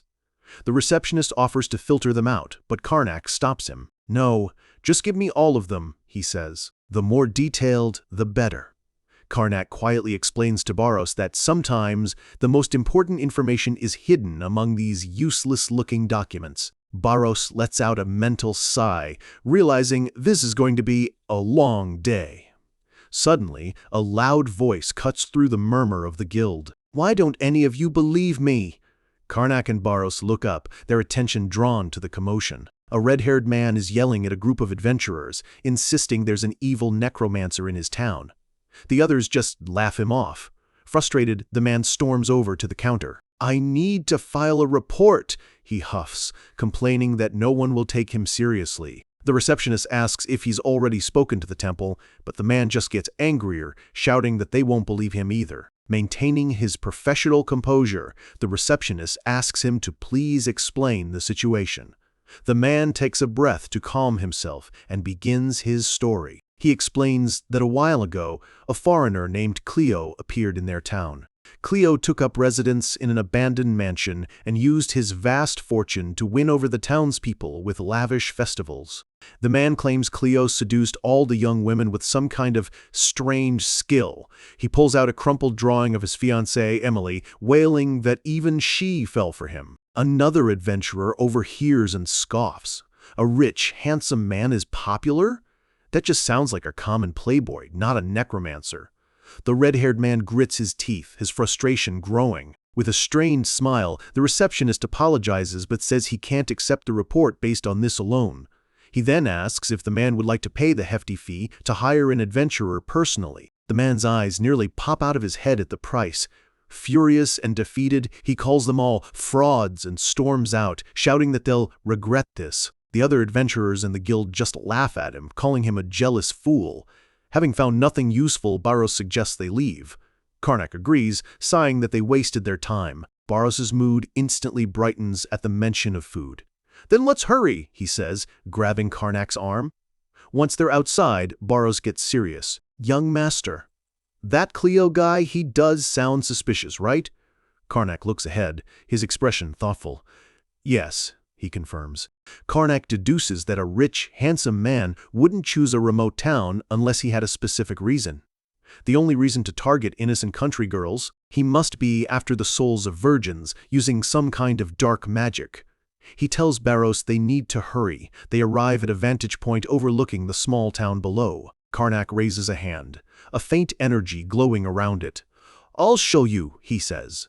Using his magic, he scans the area and immediately detects a powerful barrier around the town. He notes that it's very well made, strong enough to fool even a high-ranking priest. This person is either very skilled, or this is another fragment of the darkness. Just as they're about to move closer, a friendly voice calls out from behind them. A man in green and white priest robes comes jogging up the path, waving. "Excuse me, you two." Both Karnak and Barros are surprised. A priest? What is he doing all the way out here? The man introduces himself with a charming smile. "I'm Alias, rank 1, Inquisitor of the Earth Order." Karnak immediately recognizes his high rank. Barros introduces Karnak as the Baron of Jestard and himself as his knight. Alias is surprised, asking what brings a lord to such a remote place. Karnak quickly explains that they were just passing by and heard some strange rumors. Alias smiles, seeing an opportunity. "Then could you do me a favor?" Suddenly, Alias clasps his hands together, his face alight with zealous fervor as a holy aura envelops him. "This is all for the goddess!" he exclaims. Karnak and Barros both recoil, completely put off by the sudden display. Alias leans in conspiratorially, his demeanor shifting back to serious. He whispers that he suspects a necromancer is hiding in the town. Karnak and Barros are shocked. The Order knows? They both panic internally. "Isn't this bad? Why would a high-ranking priest come alone?" Alias explains that the Order won't act without concrete evidence, especially with so many false reports floating around. Karnak points out that the situation itself is suspicious, but Alias clarifies that suspicious is a relative term. He explains that it doesn't take much to be considered rich and handsome in a small country town. You can be called those things if you just have a bit more money and aren't as tanned as the locals. "That's why I was trying to handle this on my own," he says with a tired but determined smile. He looks Barros up and down, noting his well-used sword and well-trained body. He concludes that someone like him can't be weak. Then he looks at them both, his eyes sparkling with excitement. "But you two look very skilled. With your help, I could use my spells much more effectively," he says, looking like an excited kid. Karnak and Barros just stare, completely deadpan. Karnak thinks to himself that this is annoying, but they might as well accompany him. Barros, however, is worried. What if this priest finds out Karnak is a necromancer? Karnak's response is simple and chilling. "Then I'll just erase his memories." Barros shudders, pleading with Karnak to avoid that, as he's never seen someone stay sane after the process. Karnak finally agrees to help. "All right, we are children of the goddess after all." He shakes Alias's hand. The priest is overjoyed. "Thank you. May the 7 goddesses bless you." Alias tells them he'll take them to the town church first. As they approach, they see the peaceful town from a distance. The church stands at the center, a beacon of light in the setting sun. Inside, they are greeted warmly by the head priest, Graz. Alias explains the situation, but Graz dismisses his concerns immediately, insisting that Mr. Cleo is a great help to the town and completely unrelated to necromancy. Graz tells Alias it's a shame he came all this way for nothing, but Alias just laughs it off with a radiant smile. "It's a good thing if we came here for nothing, since that means no one is in danger." Graz offers them a place to stay at the church, and Alias accepts. Meanwhile, back at the abandoned mansion, a powerful barrier flickers around the estate. Inside, a servant reports to Cleo that another person from the Order has come to investigate. Cleo, staring out a crimson-lit window, orders his servant to report anything unusual. Alone now, Cleo's charming facade drops. A dark thought crosses his mind. The rats just keep coming. His face contorts in a snarl of pure rage, and he shatters his wine glass in his hand. Back at the church, Alias shows Karnak and Barros to their simple room and wishes them a good rest. Once he's gone, Barros notes that even the church has a very positive opinion of this Cleo guy. Karnak agrees, suggesting that the entire town has been deceived. Alias, still with them, chimes in that it would be pointless to interrogate the townspeople. He concludes, "I'll have to meet him myself." Karnak asks if he plans to just go to the mansion and interrogate him. Alias laughs, a mischievous look on his face. "There's a more effective method than that." He leans in, his eyes gleaming with a cunning light. "You two just need to go along with my plan." Under the serene light of the full moon, a powerful detection barrier pulses silently around a grand mansion, completely unaware that tonight its peace is about to be shattered. Inside, a pair of polished dress shoes walks across the moonlit floor, moving with purpose. The master of the house, Cleo, is heading for the exit when a young maid named Emily spots him. She asks where he could be going so late at night, and he turns to her with a gentle smile, explaining he's on his way to greet an unwanted guest, all while his eyes glow with a sinister, predatory light. He tells her not to worry and to go get some rest for the night. The maid, completely under his charm, bows obediently and wishes him a good night before walking away. Once she's gone, his charming smile twists into a sneer of pure contempt as he marvels at how easily the human mind can be deceived. His appearance subtly shifts, the glamour flickering to reveal the face of an older, more sinister man hiding beneath. He stares out the window, brooding over how it took him half a year to prepare for his demon summoning, only for another hindrance to appear now.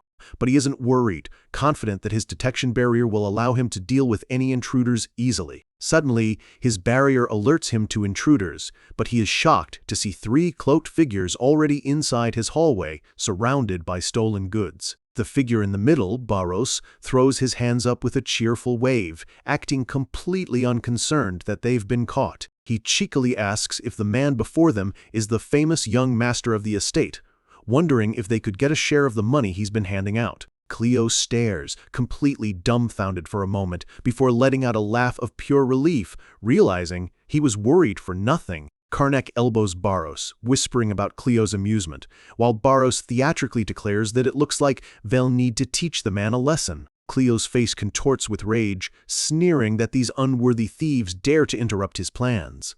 A sickly green aura erupts from his hand as he unleashes his dark magic upon them. But the third figure, Alias, is ready, beginning an incantation to his goddess for protection. A brilliant shield of holy light bursts forth, completely blocking Cleo's attack, leaving him stunned at the sight of a holy spell. Alias steps forward, his hood now down to reveal his priest robes, confirming Karnak's suspicions.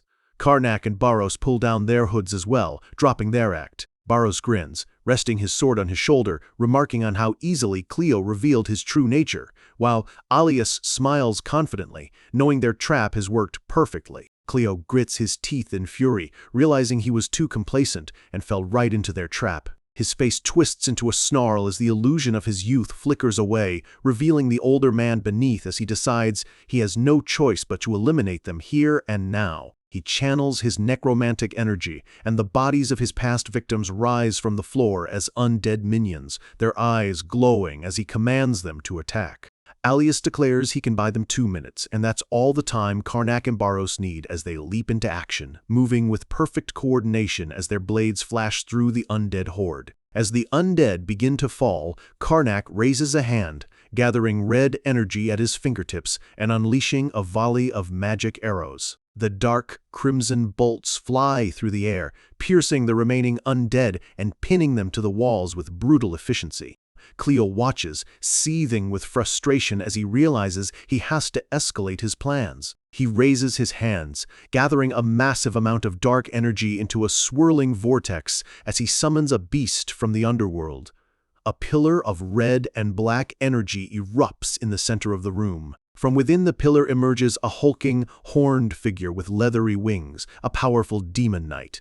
Cleo laughs maniacally, certain that they stand no chance against such a creature. But Alias is unfazed, raising his staff as it glows with an intense golden light. Feathers of pure divinity rain down as he casts a powerful holy spell, washing over the demon and causing it to recoil in pain. The demon struggles against the holy light but can't break through, and Alias turns to Cleo with a confident smile, revealing he already knew what kind of spell his opponent would use. Cleo's eyes burn with red-hot fury as he finally acknowledges that his opponents are more than just mere nuisances. He declares that he no longer needs to hide his true power as tendrils of dark red energy erupt from his body. His clothes rip apart as his body begins to twist and transform. With a guttural roar, he morphs into a monstrous, hulking brute, his muscles bulging with raw, dark power. Alias looks on, shocked, admitting he doesn't have the energy for another counterspell as the monster charges forward. But Barros is already a blur of motion, meeting the beast head-on as his sword glows with a faint blue light, easily parrying its massive claws. Before the monster can recover, Karnak is there, unleashing another volley of his magic arrows. The crimson bolts slam into the beast's chest, staggering it backwards. And just like that, it's over. The monster collapses to the floor, defeated, surrounded by the bodies of its undead minions. Alias stares in amazement, wondering what just happened. Barros casually stretches, calling it a good warm-up, while Karnak agrees it was good practice. Alias is in awe, realizing their individual strength might be average, but their teamwork is on another level entirely. Barros turns to the priest and asks if they should kill Cleo now. Alias, still flustered, says he will take care of it. He kneels beside Cleo's unconscious body and places his glowing staff on the man's chest to begin a purification ritual. As the holy energy flows into Cleo, a dark purple energy, the darkness of the end, is drawn out from his body. Alias captures the dark energy in a small vial, confirming his suspicions. He says that all he needs to do now is clean up the hallway, but before he can finish, a hand clamps over his mouth from behind. It's Karnak. With Alias subdued, he turns to Barros with a smirk and suggests they can get started as well. Sometime later, Karnak kneels over the unconscious forms of Cleo and Alias, asking Barros if he found anything interesting. Karnak explains what he learned from Cleo's soul, confirming the man had always been a necromancer who just happened to absorb some of the darkness by chance. Barros holds up the vial of dark energy, noting how tempting it looks, before asking if there was anything else. Karnak reveals that Cleo was also a member of a cult that reveres someone named Tezronic. Barros questions the name, and Karnak explains that this Tezronic seems to be considered the god of death by the cult. What? Barros looks at Karnak, utterly confused, reminding him that he was supposed to be the one and only god of death. Karnak sighs, admitting that not just anyone can claim a title like that, and he has no idea who this Tezronic is. The cult's gospel speaks of Tezronic as the true god of death and rebirth, who will one day purify the world through chaos and pain. Barros dismisses them as simple sadists, but Karnak knows that belief in a god, no matter how twisted, is a powerful force. Karnak smiles, showing Barros the vial of dark energy he's now holding, revealing there was one more thing he gained from this. He explains that with the divine power of a priest, he can easily refine his own chaos manga. Barros realizes this was Karnak's plan all along, to combine his purified necromancy with holy divinity to make it even stronger. Karnak places the vial and his hand on the unconscious priest, drawing out Alias's divine power. He admits this was his real reason for helping, as the chance to experiment with divinity was too interesting to pass up. He feels his own magic surge, realizing it has doubled in strength, elevating him to the level of a fourth circle magician. Karnak gets up, satisfied, remarking that they'll need to go on a hunt for holy artifacts now. Barros suggests they could just steal from a church later, and Karnak agrees with a mischievous grin. He then tells Barros to help wake the priest. The next morning, the sky is bright and clear over the town. It's a new day. Sunlight shines down on the peaceful streets. Alias, back to his cheerful self, laughs, exclaiming how glad he is that they were there to help him, completely convinced by their acting. As they stand outside the town, he remarks that everything ended well, and he is sure the charmed townspeople will calm down with the church's help. He asks Karnak and Barros where they're heading next, and Karnak smoothly replies that they plan to rest in Dararth City. Alias says it looks like this is where they part ways. He waves them off, wishing them the blessings of his goddess, as Barros cheerfully calls back for him to be careful on his way. Alias watches them go, his friendly smile fading into a thoughtful, suspicious expression, feeling that something about those two is not quite right. He decides he'll need to return to the Order and learn more about the mysterious Lord of Jestard and his powerful knight. Meanwhile, on the road, Karnak turns to Barros with a smile and suggests they go get some food first. Barros beams, agreeing wholeheartedly. Their quest is just beginning, but first, a good meal. But their work isn't over yet. Later that night, in a desolate shed on the edge of the city, a single command cuts through the silence. Raise him. A man is dragged upwards by his feet, gasping and sputtering as water streams down his face. Dangling helplessly over a large basin, he screams in terror, promising to tell them everything he knows about the power of darkness. Karnak sits calmly beside him, his expression unreadable. He glances at Barros and, with a chilling lack of emotion, simply says, "Dunk him again." The man's pleas are cut short by a gurgle as he's plunged back into the water. As the man thrashes, the water around him glows with holy light. Karnak remarks with a cold smile that nothing purges dark energy quite like holy water. Barros, holding the rope, casually asks if he should add some more. "Yeah, do it," Karnak replies without a second thought. Later, walking through the now quiet streets of Dararth, he stretches, satisfied. He'll have the Order clean up the mess they left behind. Barros notes that it's surprising Alias agreed to help them so readily. But Karnak explains it was a simple trade. They catch the necromancers for the Order, and in return, the Order doesn't look too closely into their methods. Alias gets his arrests, and the chance to recruit two powerful specialists, while Karnak and Barros get to operate freely. Barros sighs, asking if it isn't time they finally return to their own territory. But Karnak's answer is a firm, not yet. Exasperated, Barros asks if he really plans to hunt down every last fragment of his old power. Karnak gives him a flat look, telling him of course not. He's just blocking the paths it uses to spread. Karnak explains that his old power isn't just floating around, it's spreading through gates linked to time itself. He's trying to figure out what makes them appear so he can seal them off. He figures it will take at least 3 more months, which makes Barros groan. Just then, a letter slides silently under their door. Karnak picks up the sealed letter, wondering if it's from the Hatoba Order already. He breaks the seal and reads. It's a summons from Alias, asking to meet in person to discuss something important.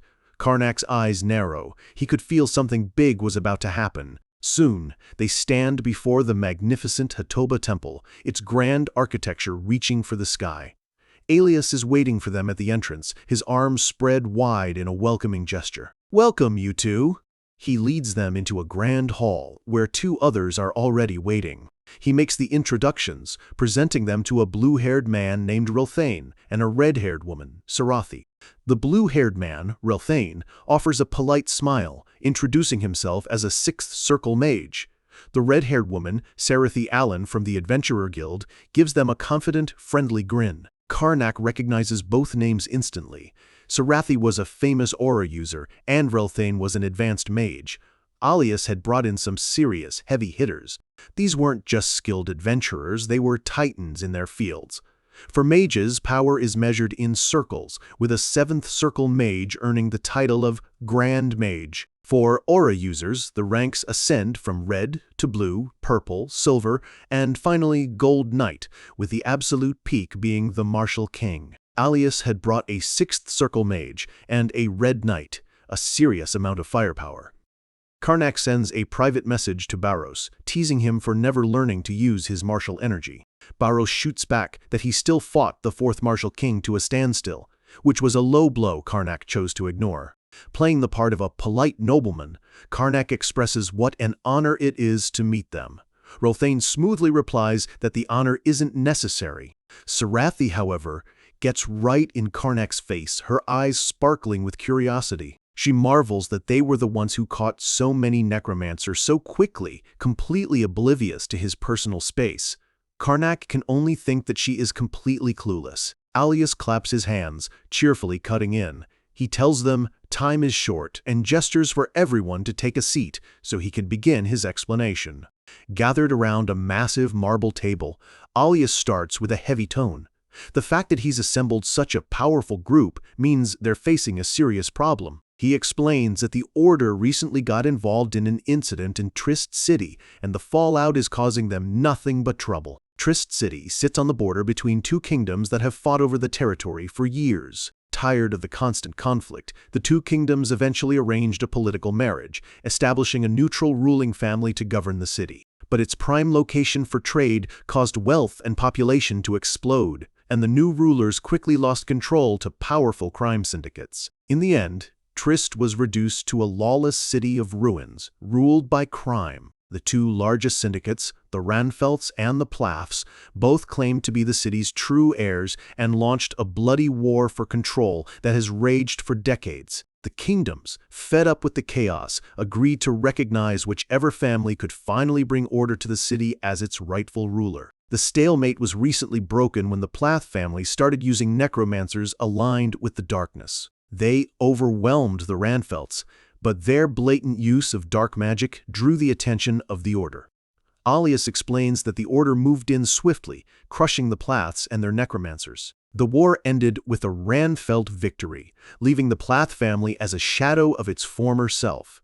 Karnak points out that it sounds like the problem solved itself, but Alias's expression turns grim as he says that's where the real problem begins. He reveals that the Ranfelts, the supposed victims, are now also accused of using necromancy, only they were much better at hiding it.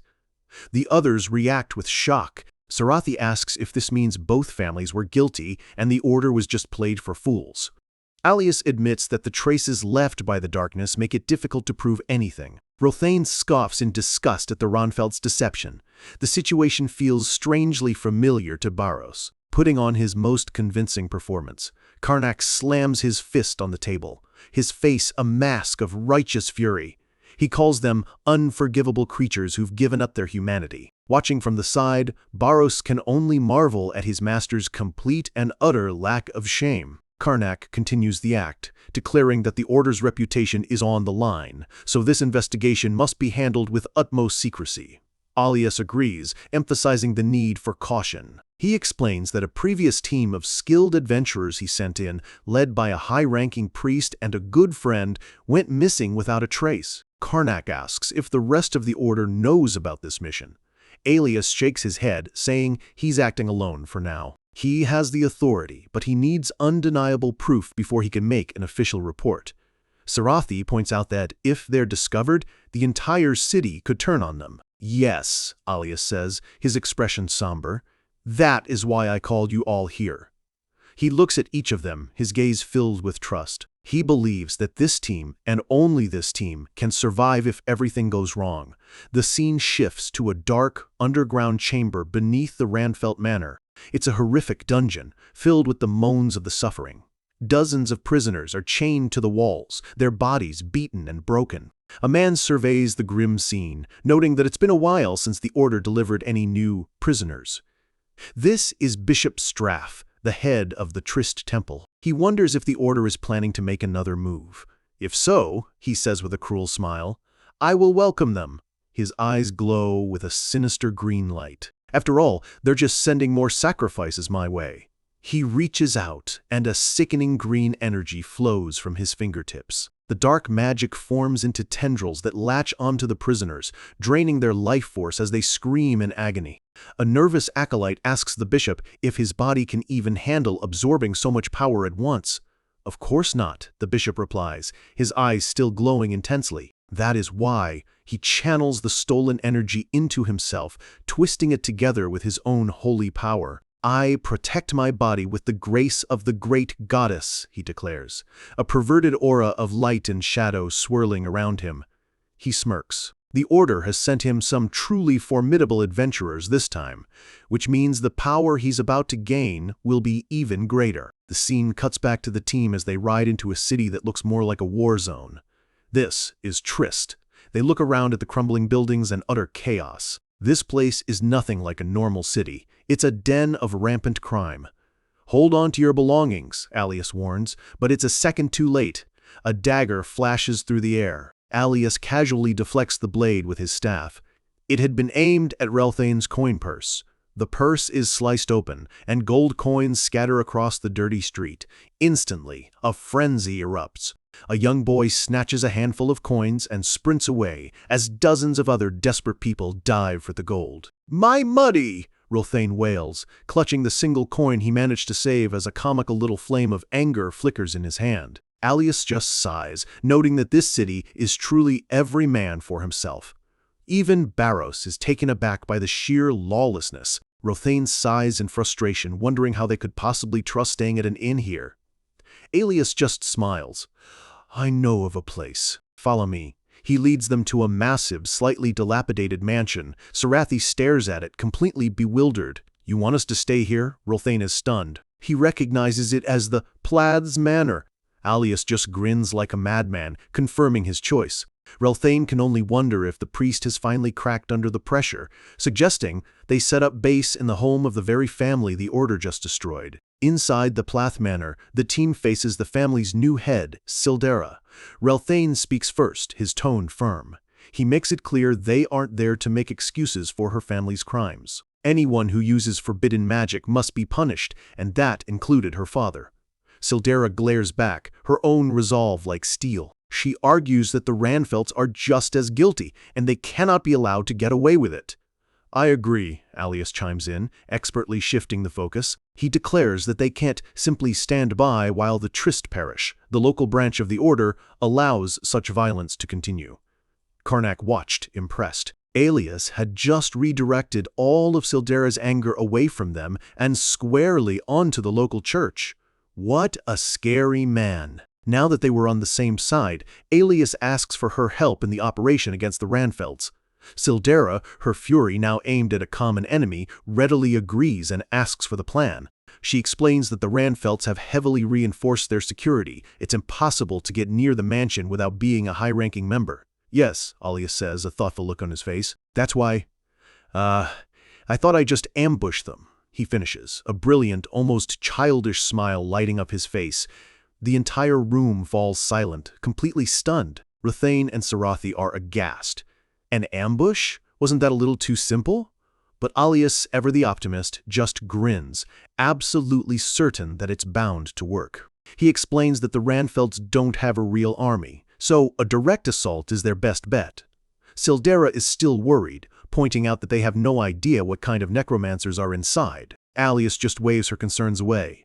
That's fine, he gestures to his team. These people, he says, were veterans when it came to hunting necromancers. And as he speaks, the team sits there, exuding an aura of pure, unshakable confidence. They were the best of the best, and they knew it. As night falls, the Ranfeld estate is quiet, unaware of the storm about to break. Soldiers patrolled the grounds, their guard high but their enemy unseen. In the shadows, masked members of the Plath family creep into position, armed with makeshift weapons. This was their diversion. One of them lights the fuse on a firebomb. The leader gives the signal. This was for revenge. Begin! They hurl the bombs over the wall, shouting taunts at the Ranfelds inside. The bombs explode, engulfing the courtyard in flames and chaos. The Ranfeld guards are thrown into a panic. "It's an ambush!" one guard yells. A mage scrambles to erect a barrier as the others rush to fight back, their attention fixed on the attack from outside the walls. And that was the opening they needed. From the rooftops, Karnak's team descends, cutting through the distracted guards with brutal, silent efficiency. Watching from a distance, Alias notes how helpful the Plath family members were. Karnak agrees. The stench of necromancy was thick in the air. Now was their chance to get inside.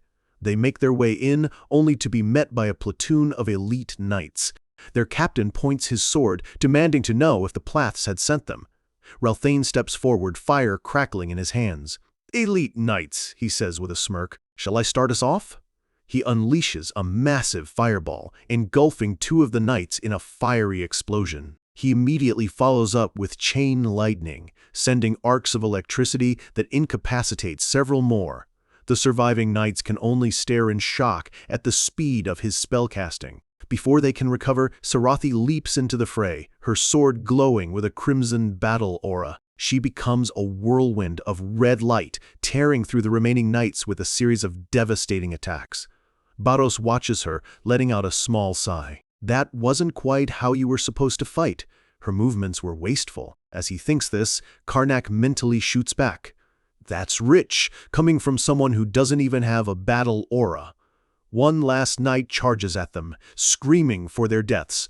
Baros just sighs. He unleashes his own power, a brilliant blue energy that erupts from his sword, blasting the last of the knights away in a single, overwhelming shockwave. With the knights down, Karnak steps up, ready to clean up. He fires a volley of dark magic arrows, finishing off the last of the guards. A wounded knight falls right at their feet. Alias rushes forward, drawing his own sword.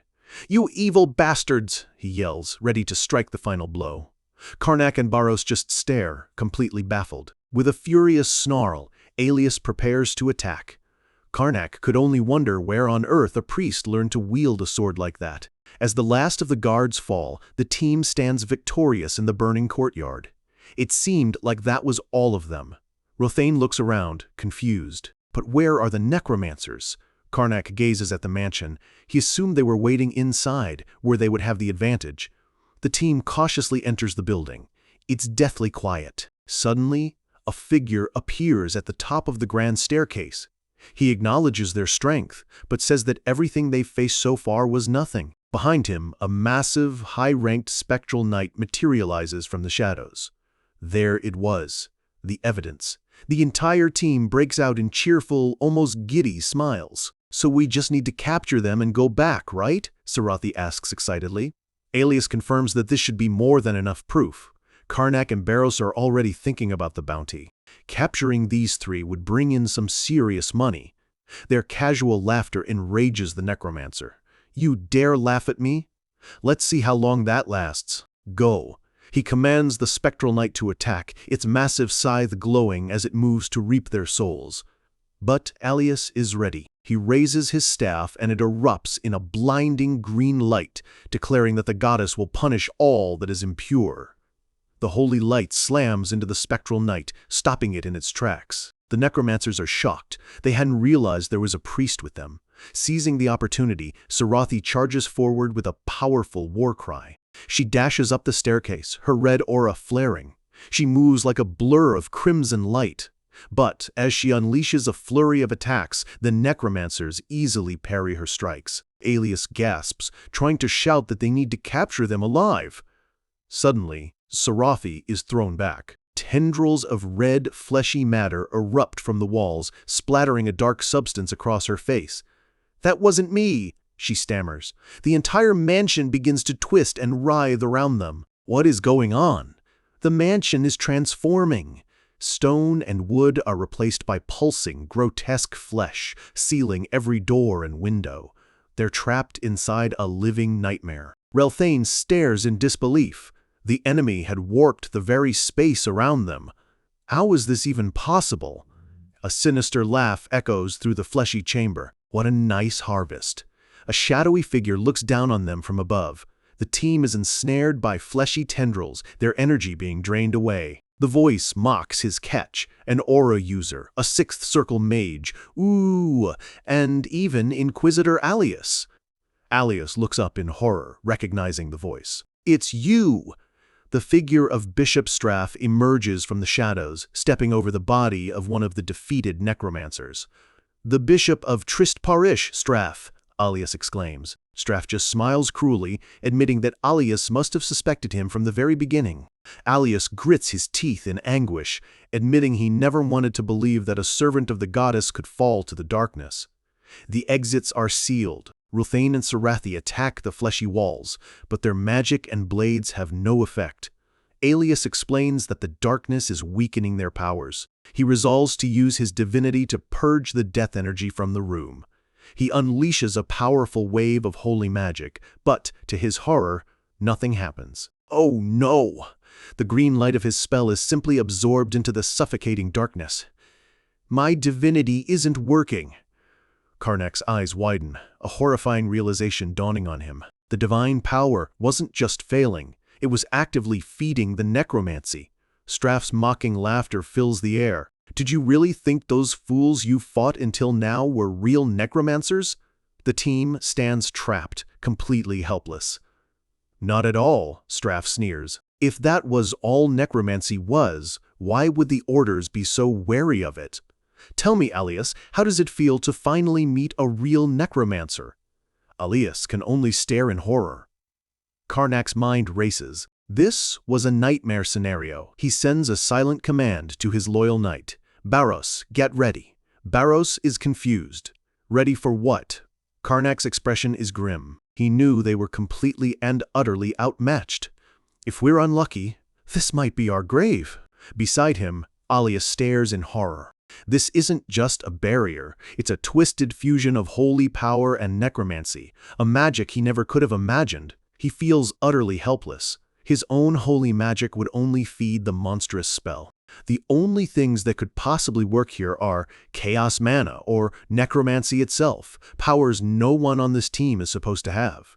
From the shadows, a voice echoes, mocking their ignorance. "You don't know this spell?" As the question hangs in the air, the fleshy walls begin to pulse and writhe. Dark tendrils lash out, and the team realizes with dawning horror that there is nowhere to run. One of the captured priests stammers in terror as towering, monstrous figures begin to claw their way out of the grotesque walls. They are necromancy puppets, chaotic golems. hulking monstrosities of stone and dark energy, looming over the trapped heroes and crushing any last sliver of hope. A priest from the Hatoba order screams for his men to get back, desperately summoning a shield of bright green, holy energy. But it's useless. The golem's fist smashes through the holy shield as if it were glass. The priest cries out that his shield can't hold, as his attendant begs him to hang on just a little longer. From the other side, a staff crackles with violent, fiery magic. A blast of red energy erupts, slamming into the priest and his men, and overwhelming them in an instant. They're thrown to the ground, defeated. The two massive golems stand over them, their glowing red eyes completely devoid of mercy. A sinister voice rings out, declaring the priest and mage captured. It commands the golems to lock them in the basement with the other offerings. But not everyone is down. With a fierce battle cry, Sarathi lunges forward, her glowing blade striking one of the golems head-on. But her blade just scrapes against its stone body, not even leaving a scratch. Her eyes widen in disbelief. It did nothing. The golem looks down, grabbing her and lifting her into the air. She gasps in pain as its cold, hollow voice echoes, "I guess this woman will do."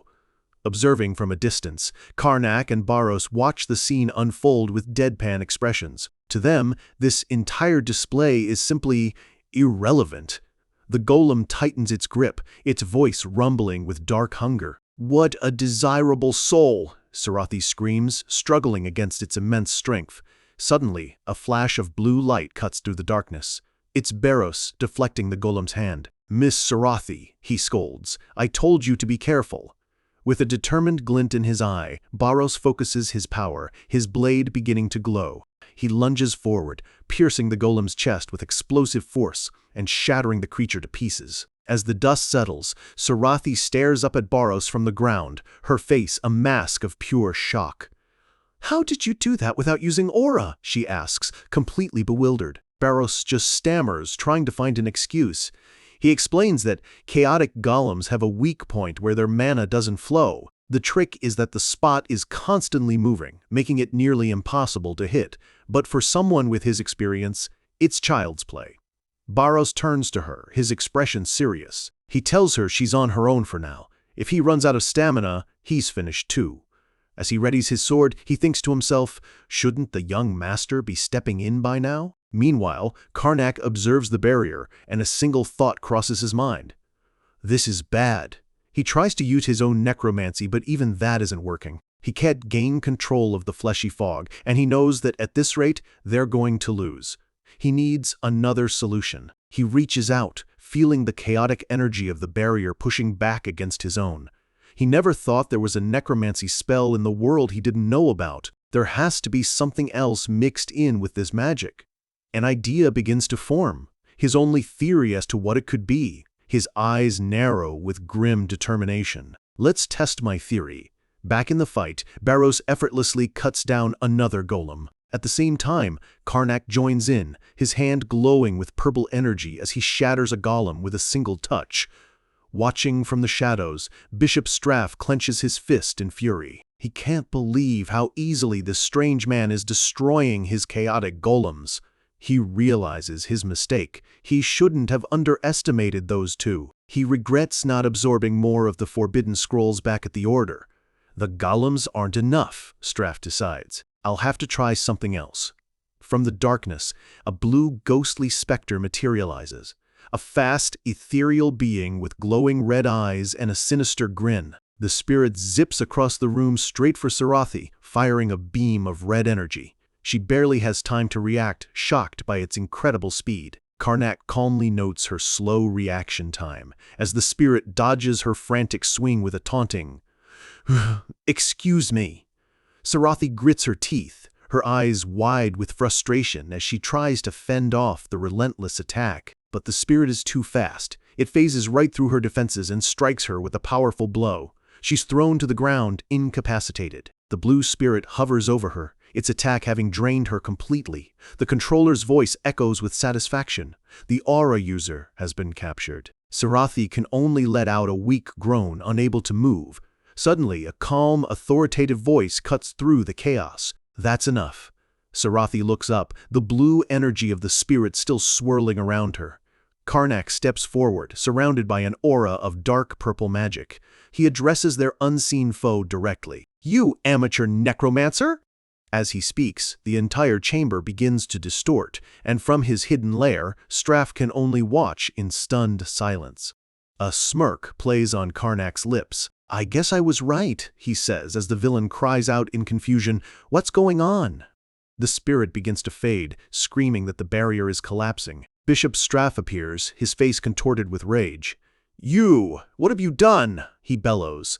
Karnak grins, a spectral image of his former self looming behind him. "Nothing much," he says coolly. "I just placed my own barrier on top of yours. Don't act so high and mighty. You're just an amateur."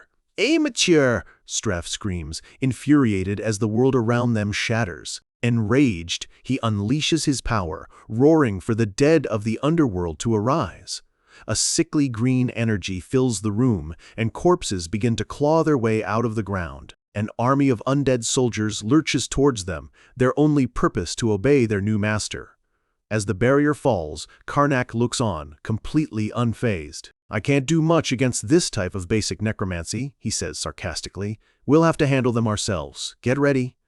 Barros glances at the charging horde. "They all look like high-ranked undead," he observes.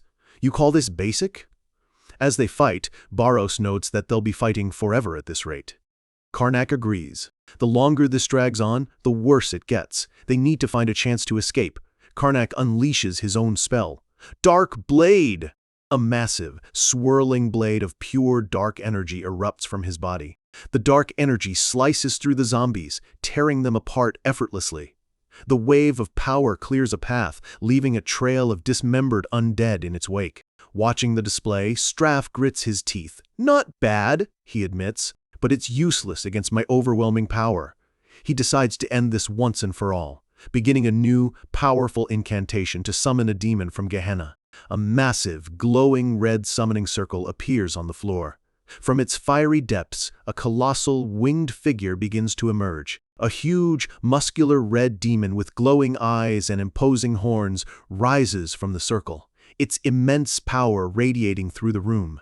It looks down at its summoner. "Contractor, state your desire." Straff points to where Karnak and Barros were standing. "Kill those men and bring me the woman," he commands with a wicked grin. The demon pauses, letting out a thoughtful hum. It turns its head, looking at the empty space. "Who exactly am I supposed to kill?" it asks. Straff freezes, a look of pure shock on his face. Karnak's voice echoes through the now empty room. "I've never seen a necromancer fall for an illusion so easily." The entire scene begins to waver. "An illusion? Since when?" Straff stammers. Karnak's spectral form appears before him. "Since your barrier broke," he smirks. "You really are an amateur." As his illusion fades completely, Karnak delivers one final parting taunt.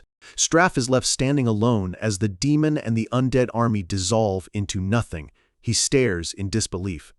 "This was all an illusion?" His face contorts in a snarl of pure rage. "These bastards!" he roars, his voice echoing in the now silent, empty chamber. Miles away, Karnak lets out a dismissive scoff. He and Barros are now resting safely in a forest. "What an idiot," Karnak says with a grin.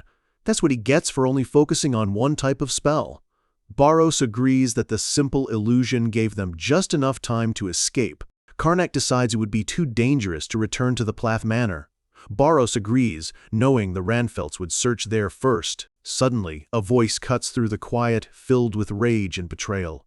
"You've been lying to us all along." It's Sarathi. She's awake, her eyes burning with a furious, accusing glare. Barros turns with a nervous smile. Karnak, however, remains calm. "You're awake. How are you feeling?" "Don't pretend you care about me, you filthy necromancers," she spits, her voice trembling. "Where are we?" Karnak patiently explains that they're hiding outside the city and they needed time to heal her. Sarathi looks at him, bewildered. "Heal me? Not kill me?" Barros nervously chimes in that they're trying to be good people and they'll just have to erase some of her memories. "It's fine," Sarathi interrupts, her voice suddenly hollow. She looks down at her hands, the skin blackened and ruined.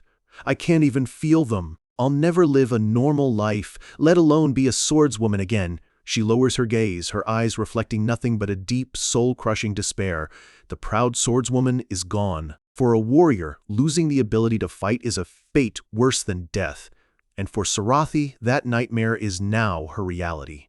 Her life is over. She can't even feel her own hands, let alone ever hold a sword again. Her voice cracks with despair, her spirit completely broken. Staring into the cold night sky, she makes a final, hopeless request. "Just kill me here!" Barros turns away, unable to watch her suffer. It's too painful to see such a proud warrior brought so low. He turns to Karnak, his voice filled with concern, asking if a skilled priest might be able to heal her. But Karnak reminds him of the harsh truth. This damage was caused by necromancy mixed with divine power. Using holy magic now would only make things worse. Desperate, Barros asks if there's anything they can do with necromancy. At that word, Sarathi's head snaps up, a tiny flicker of desperate curiosity in her eyes. She hesitates for a moment, the words catching in her throat. Looking directly at Karnak, her voice trembles as she asks the unthinkable. "Can you use necromancy to give me back my hands?" Karnak considers it. He admits that he might be able to, but there's a catch. His tone turns serious as he warns her that he doesn't recommend it. To accept the dark magic, she would need to become his servant. He leans in, his gaze intense as he lays out the cold, hard reality of the offer. Would she, a hero of justice, really be willing to become the servant of an evil necromancer? The words hit her like a physical blow. Her eyes widen in horror. A servant of a necromancer. Her mind races, picturing the horror story she's heard. Of human souls bound by slave contracts, turned into mindless puppets and tortured until their bitter end. It's an unthinkable fate. But as she looks at her broken hands, a terrible conflict wars within her. In the background, Barros quietly asks Karnak if he brought it up on purpose. Karnak just smirks. He had to know where her heart truly lay. Karnak addresses her again, his voice softer now, almost sympathetic. He admits that while he tries to avoid using necromancy, he can't just stand by and watch her suffer like this. He lays out the terms. If she becomes his servant, she will regain her hands and keep her free will. But she must obey his orders. He'll be able to see into her soul, but her only real restriction is that if she ever betrays him, she will die. She listens, processing the terrifying offer. It's dangerous, but as she thinks about it, it isn't so different from the vow a knight makes to their lord. Karnak presents her with the final, impossible choice: lose her freedom or lose her future as a swordsman. The decision is hers. A spark of determination reignites in her eyes. The despair is gone, replaced by a steely resolve. She has made her choice. She looks up at him, her voice clear and steady. "Lord Karnak, please accept me as your servant." Karnak looks down at her, giving her one last chance to reconsider. "This is the last time I will ask. Are you sure?" "Yes," she says, without a trace of hesitation. "This is better than never being able to pick up a sword again." "Okay," Karnak says, a faint smile on his lips. "Then let's begin." He kneels before her, his hand glowing with dark purple energy, and begins the incantation. He asks if she, Sarathi Allen, will become his servant. Kneeling before him, she gives her firm reply, "Yes." He places his hand on her head, and the energy flows into her. "Open your mind," he commands, "and accept this contract of servitude." A wave of intense purple magic envelops her. His voice echoes in her mind, promising that if she does this, she will regain what she has lost. She grunts in pain as the dark magic surges through her, rewriting the very fabric of her soul. The blackened, dead flesh on her hands flakes away as the necromancy heals her, a process both agonizing and miraculous. New skin forms beneath.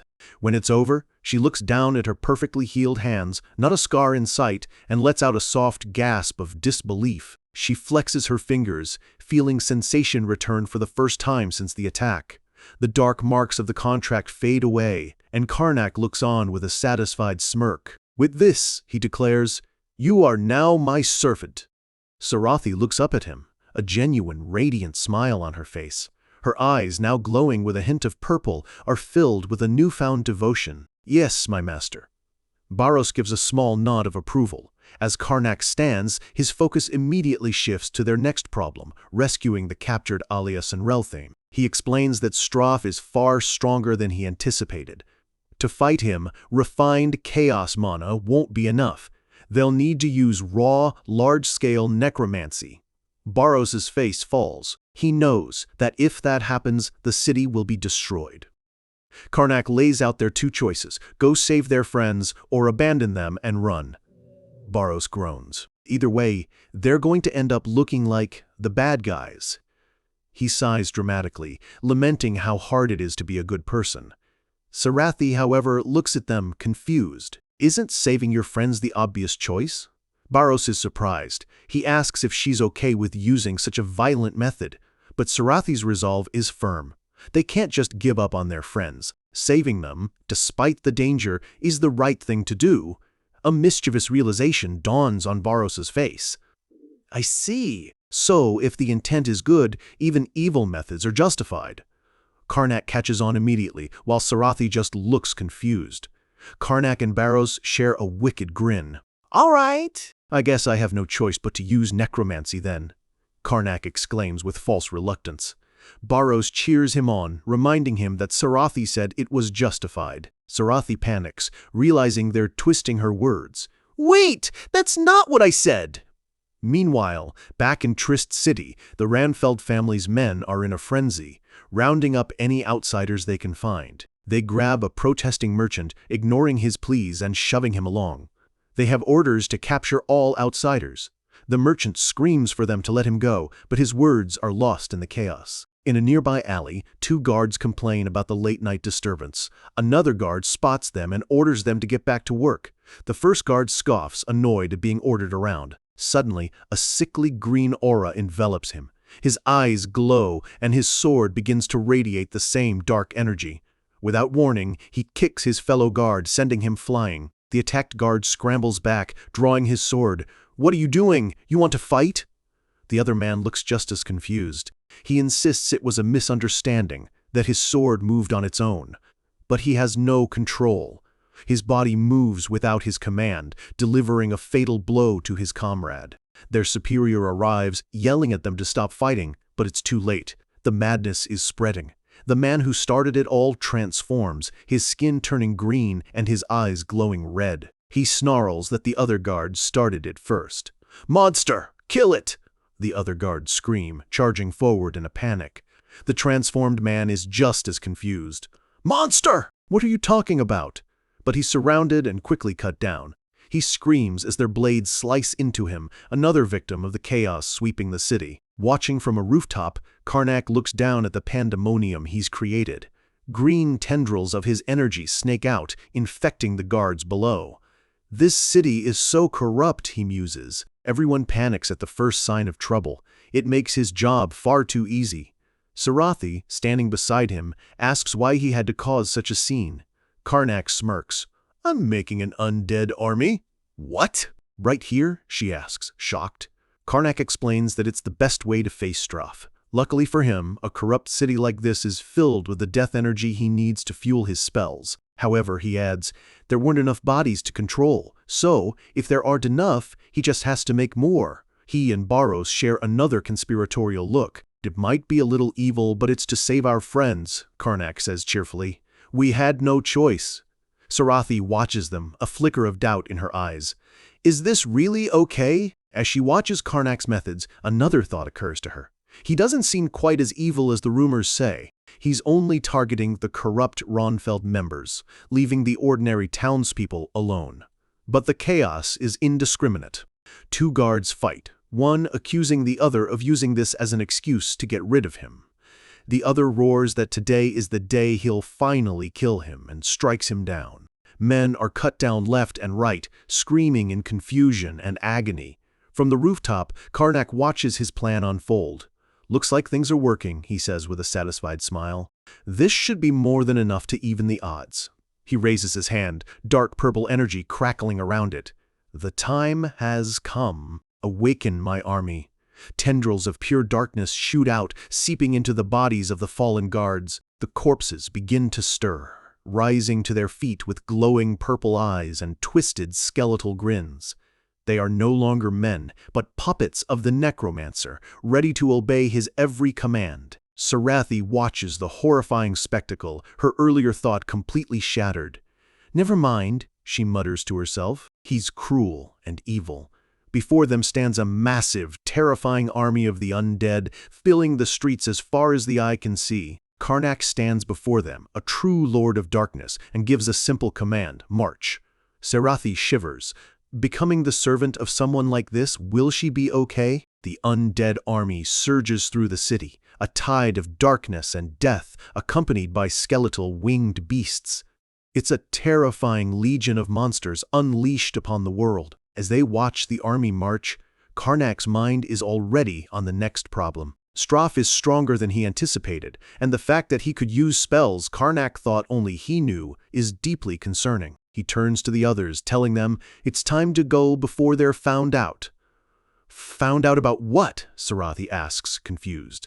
Karnak reveals his trick. The massive army of zombies is just an illusion. Sarathi is stunned. "They're all an illusion?" "Most of them are," Karnak clarifies. He smirks, adding that it's not that he couldn't make that many, he just didn't have time.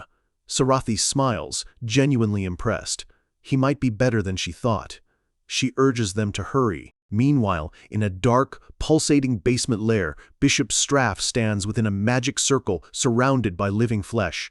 Before him, on an altar, lie the unconscious bodies of Alias and Relthane. He scoffs at the illusionary army outside, dismissing them as mere pests despite their numbers. He scans the battlefield with his magic, searching for his real opponents. "Where are you?" he growls. Suddenly, a voice echoes through his lair. "Wow, this is pretty big." Straf's eyes widen. He whips around, his face a mask of shock and disbelief. This voice? Karnak, Barros, and Sarathi stand before him, having appeared out of nowhere. Karnak grins, his eyes glowing. "I told you I'd see you soon, Straf." Straf can only stare in utter astonishment, his mind screaming one single question: how did they get here? Appearing from thin air, Karnak stands before the stunned Bishop Straf with a smug grin. He taunts the bishop, remarking on how tired he must be from fighting the illusionary army. Beside him, Sarathi gasps as her eyes lock onto their captured friends. She sees them bound and unconscious on a circular altar, clearly intended for a dark ritual. A cold dread washes over her as she realizes they were meant to be sacrificed, but a small flicker of hope remains. They're still alive. Straf's shock boils over into pure fury. He snarls, realizing this was all they're doing, as the fleshy tendrils of his domain writhe with his anger. He forces a sneer, trying to regain his composure. He claims that while he might be tired, he still has more than enough power to deal with them. Behind him, the glowing red eyes of his undead army appear in the shadows as he vows to make them regret ever stepping foot in his lair. With a scream, he commands his horde of zombies to surge forward and overwhelm the intruders. But Karnak's team is ready. While Karnak observes from the back, Sarathi and Barros become a whirlwind of deadly light, their glowing blades cutting down zombies with every single swing. Straf isn't finished. He summons a new spell, and from the ground ghostly skeletal figures rise, armed with glowing purple scythes, ready to drag his enemies into pure darkness. The spectral assassins move with terrifying speed, their blades a blur of green and purple light as they clash with Barros and Sarathi. The two warriors fight back to back, a perfectly synchronized duo of fire and ice, their blades deflecting and piercing through the ghostly onslaught. Their combined strength is simply overwhelming, and the spectral assassins fall before them, unable to land a single hit. In mere moments, the entire wave of undead lies defeated, their broken forms littering the floor of the chamber. Straf stares in utter disbelief, his jaw hanging open. He can't comprehend how they dealt with his forces so quickly. Cornered and desperate, he roars that he'll use his final trump card. He begins the summoning ritual again, red energy crackling around him as he calls forth the demon of Gehenna. As the massive demon begins to materialize, Sarathi is shocked, but Barros just sighs, completely unimpressed. He recognizes the demon, Majnun, from before. Karnak watches with a bored expression, noting how repetitive Straf is. He can see the summoning is unstable, a sickly green energy binding the demon as it forms. The demon looks down at its own body, roaring in confusion and anger at the unwanted energy binding it. Karnak smirks, casually explaining that it's a counter-summoning. He tells the demon to go back home now that its walk is over. But the demon is furious and refuses to be sent back so easily, roaring that it will just rip them to shreds. It unleashes its full power, trying to break free from Karnak's spell with a massive burst of red energy. The resulting explosion sends a shockwave through the chamber, forcing Barros and Sarathi to brace themselves against the blast. Having broken free, the demon turns its attention to its summoner. It stands tall, its massive sword now in hand, and bellows for its orders. Straff, ecstatic that his trump card worked, points at the heroes and commands the demon to kill the men and bring him the woman. As the demon roars its agreement, a massive wave of pressure surges from it. Sarathi is impressed by its power, but Karnak simply notes that Straff allowed the demon to get too close. Karnak shrugs, calmly saying things didn't go as planned. He tells the others to go fight for now, earning a tired groan from Barros. With echoing battle cries, Barros and Sarathi leap into battle, charging the massive demon. Their blades clash against the demons in a shower of sparks, as they attack from both sides in a coordinated assault. The demon sneers down at them, easily blocking their attacks and calling them laughable insects. With a single, powerful swing, it unleashes a blast of purple energy that sends both of them flying backward. They hit the ground hard, grunting in pain, overwhelmed by the demon's raw power. Just as the demon prepares to finish them off, Karnak steps in, a swirling ball of fire appearing in his hand as he grins. He launches a barrage of fireballs that streak toward the massive foe, but the demon effortlessly deflects them with a single hand, the fireballs exploding harmlessly against its palm. Barros gets back on his feet, frustrated. He mutters that if he just awakened his battle aura, this fight would be easy. Hearing this, a sudden idea sparks in Karnak's mind. "Oh yeah, Barros," Karnak calls out, his eyes gleaming with a brilliant new idea. "Let's go with Plan P!" Barros's eyes widen in realization, while Sarathi, still on the ground, can only look on in confusion. Plan P? Karnak places his hand on Barros's head, and a brilliant blue energy begins to flow from him. He calls out to his kin.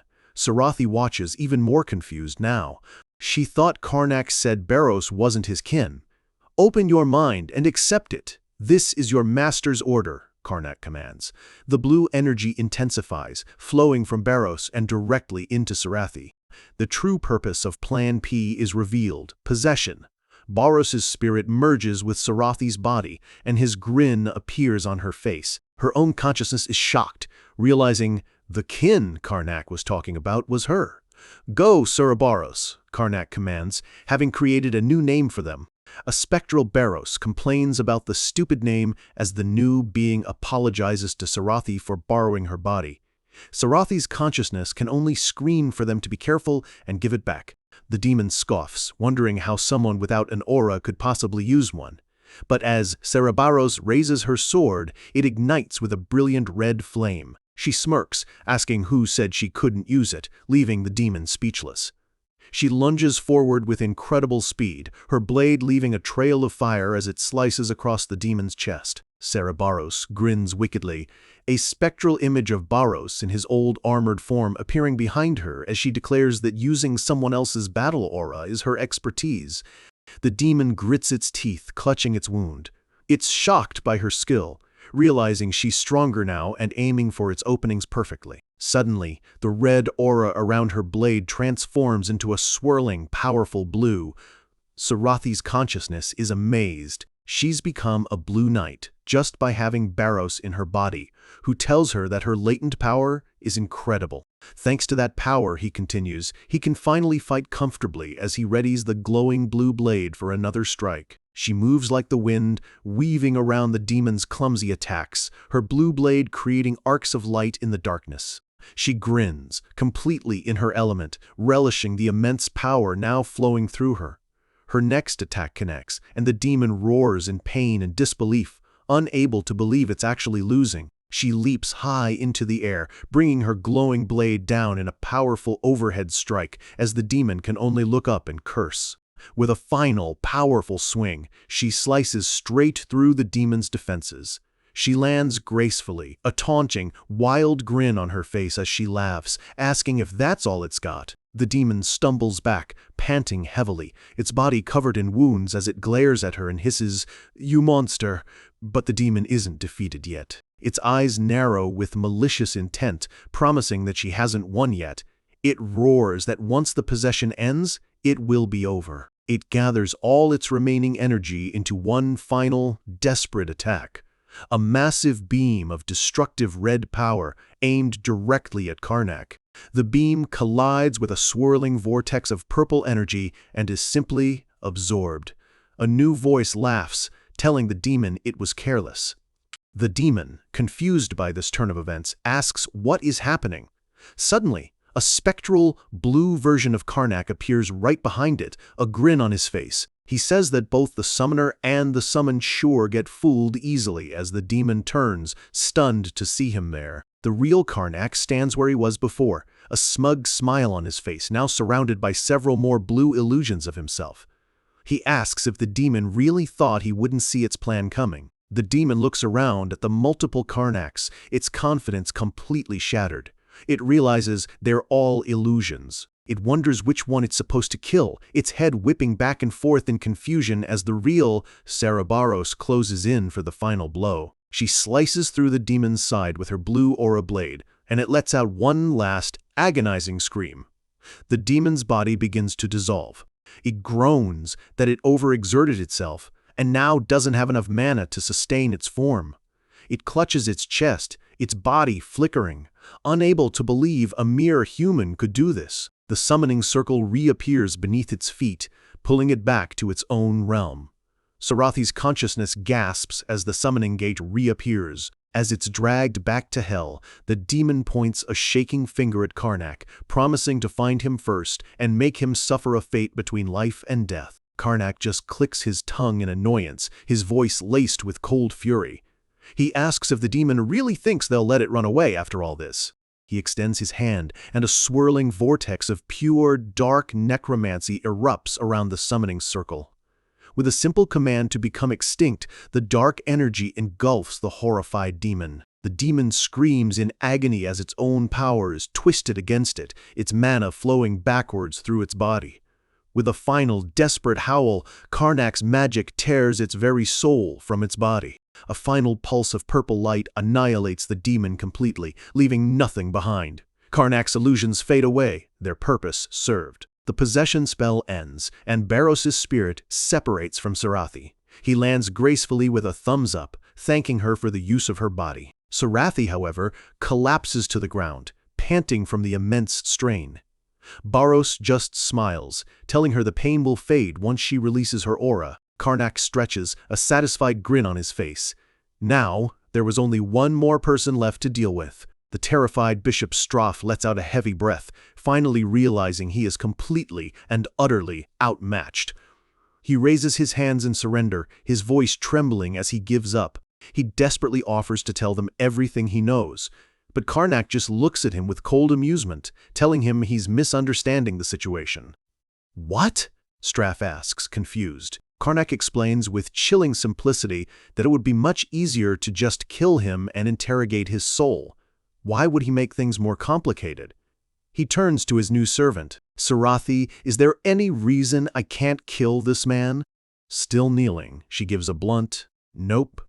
Karnak grins wickedly as a vortex of green necromantic energy lunges towards the horrified bishop. Straff screams for them to wait, but his words are cut off as the dark magic engulfs him, tearing him apart from the inside out. Karnak crouches over the bishop's remains, his expression all business.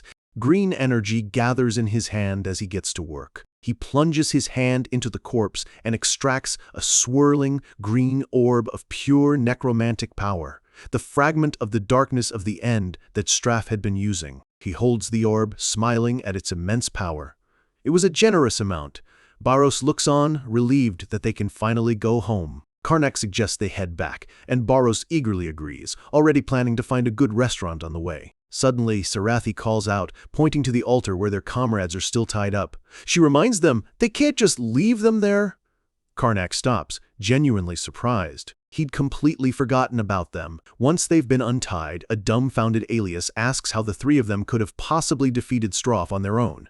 Karnak gives a practiced shrug, simply saying, they were lucky. He begins to spin a believable tale about a sudden zombie army attacking the residents. He suggests another necromancer used the commotion to revolt. Considering Stroff's paranoid nature, Alias finds the story plausible.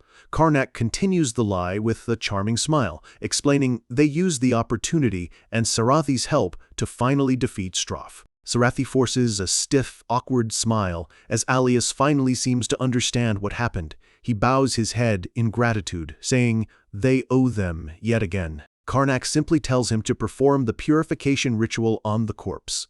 Alias nods and gets to work. He begins the ritual, a bright green light emanating from his hands as he purifies what's left of Bishop Straff. He holds up a small vial containing the condensed evil, marveling at the incredible amount of dark power.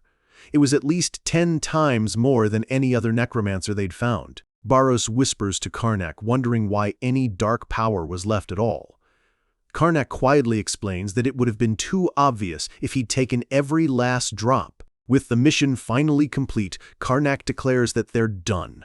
He explains that with Stroff gone, the city will soon stabilize. They can leave the rest of the work to the Order. As the sun begins to rise, he says it's time for them to go back. Alias lets out a shocked shout. He turns to Sarathi, completely confused by her announcement that she's now a knight of the Jestard Barony. As the team stands at the city gates, ready to part ways, Karnak just smirks, asking if the news is really that surprising. Sarathi gives a wide, practiced smile that doesn't quite reach her eyes, explaining that she's pledged her allegiance to Baron Karnak. Relthane dryly notes that her eyes aren't smiling. Alias is completely lost. He tries to be supportive, saying it's good she's found someone to serve. Karnak nods, adding that they'll return to his territory to make her knighthood official. He extends his hand to Alias, bidding him farewell. Alias shakes it, promising they'll meet again when the opportunity arises. Back at the Jestard estate, the entire staff is lined up, and the head butler, Jared, bellows a proud welcome to his returning lord. Karnak rides in with a warm smile, happy to see them all again. As the trio dismounts, Sarathi turns to the staff, asking if they've been well.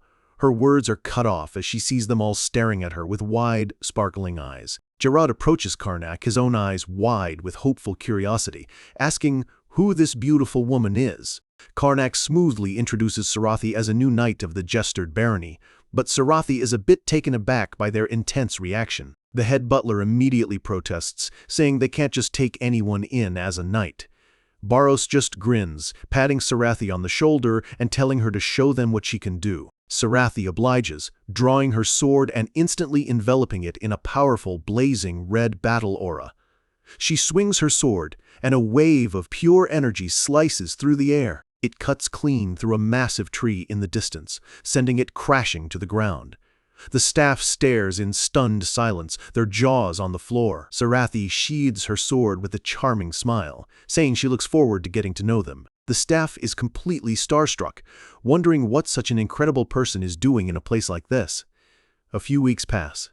Life at the Jestard estate settles into a new, quiet routine. Sarathi now spends her days training the captain of the Jestard Knights, Dante, easily parrying his attacks in the yard. A couple of other knights watch from the sidelines, commenting on how much the captain is struggling. They can't understand how he's being pushed back so easily, especially since she isn't even using her battle aura. Dante can only think that aura users are truly on another level. With a final, decisive flick of her wrist, Sarathi disarms him completely.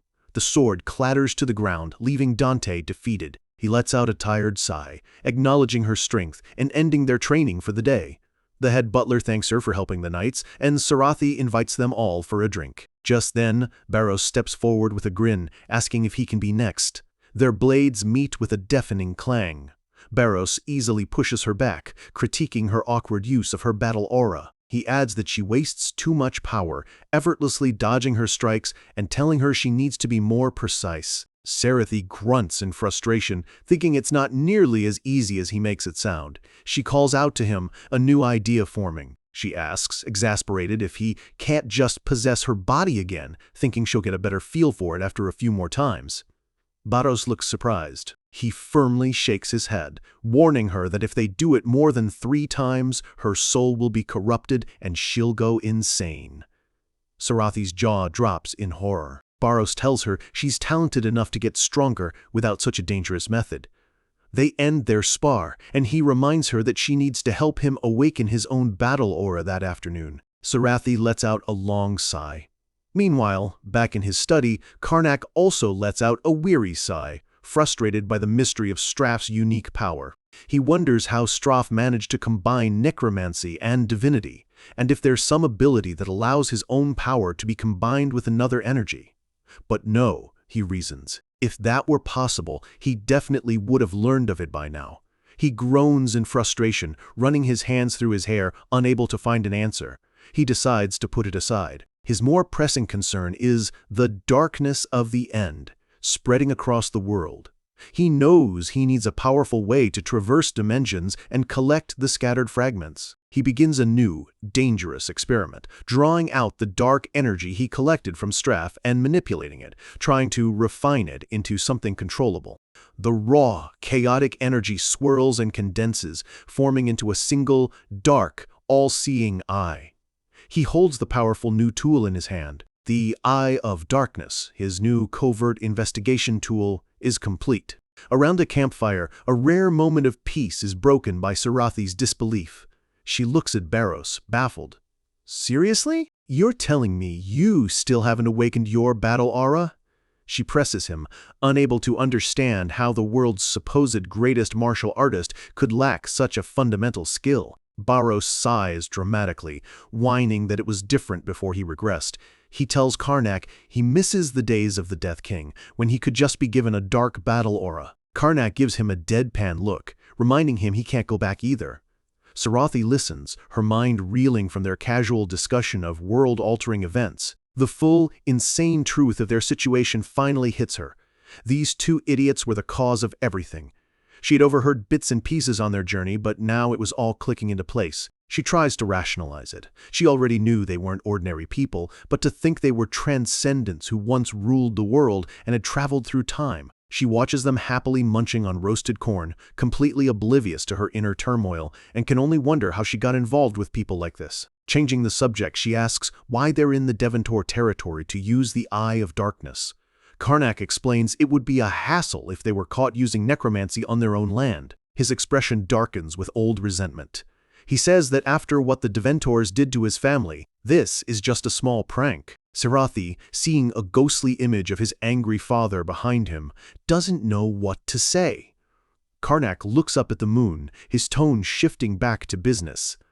It was about time. He holds out his hand, and the Eye of Darkness materializes above it, a swirling blood-red orb of pure, condensed power. Sarathi asks what he plans to do with it. Karnak explains he's going to send it through time and space to see if he can find a way to close the door to the darkness. He releases the eye, and it floats into the night sky, growing larger as it prepares to pierce the veil between dimensions. Barros looks around, noting how quiet it is. Karnak reassures him that it's because they're only looking into time-space, not actually opening a gate. It's like a kite, he says. It doesn't cause a hurricane. His expression turns serious. He tells them he's about to enter the Infinity Realm while unconscious and needs them to protect him. They both agree. Karnak closes his eyes, his consciousness leaving his body and merging with the eye. His mind travels into a vast, crimson void. It seems to be working. The Eye of Darkness drifts through the endless, chaotic realm as he begins his search. It soars through a sea of swirling nebulae, searching for the source of the corruption. And then he sees it. His spiritual form can only let out a stunned gasp. Before him is a colossal, grotesque tree made of twisted flesh and dark energy, its branches pulsating with malevolent red light. He's found it, the Tree of Emptiness. He stares at the monstrous entity, realizing this is the true form of the power he used to wield. He can't help but add that, for something born from his own power, it's pretty ugly. As he watches, a fleshy paw drops from a branch, falling into the swirling red sea below. A ripple spreads outwards, a wave of pure darkness of the end. He realizes this is how the darkness is spreading. All he has to do is stop it. He begins to search the massive tree, looking for the core of its power. His gaze settles on a swirling purple vortex of energy embedded deep within the trunk. That must be it. He approaches the core, hoping to get some information out of it. Suddenly, a powerful, ancient voice booms through the void, commanding the mortal to stay back. The eye of darkness is thrown back by a wave of energy. The voice declares this place is forbidden to those destined to disappear. The eye demands to know who is speaking. The ancient being replies that it is death and darkness, destined to destroy. The core unleashes a powerful blast of purple energy, pushing the eye back again as it struggles against the overwhelming force. It realizes with horror that this being is controlling his own power with absolute ease. Then a name echoes in its mind, spoken with absolute authority. In the name of Tesranik. The name sends a jolt of pure shock through the eye. Tesranik. The voice gives a final, absolute command for the pitiful mortal to return. The creature gives its final warning. With a final, explosive burst of power, the connection is severed, and Karnak's consciousness is violently thrown back into his body. He convulses on the ground, groaning in pain as Barros and Sarathi rush to his side. Barros helps him sit up, asking if he's okay. Karnak clutches his head, disoriented, and asks what happened. Barros explains that he started floating and then passed out.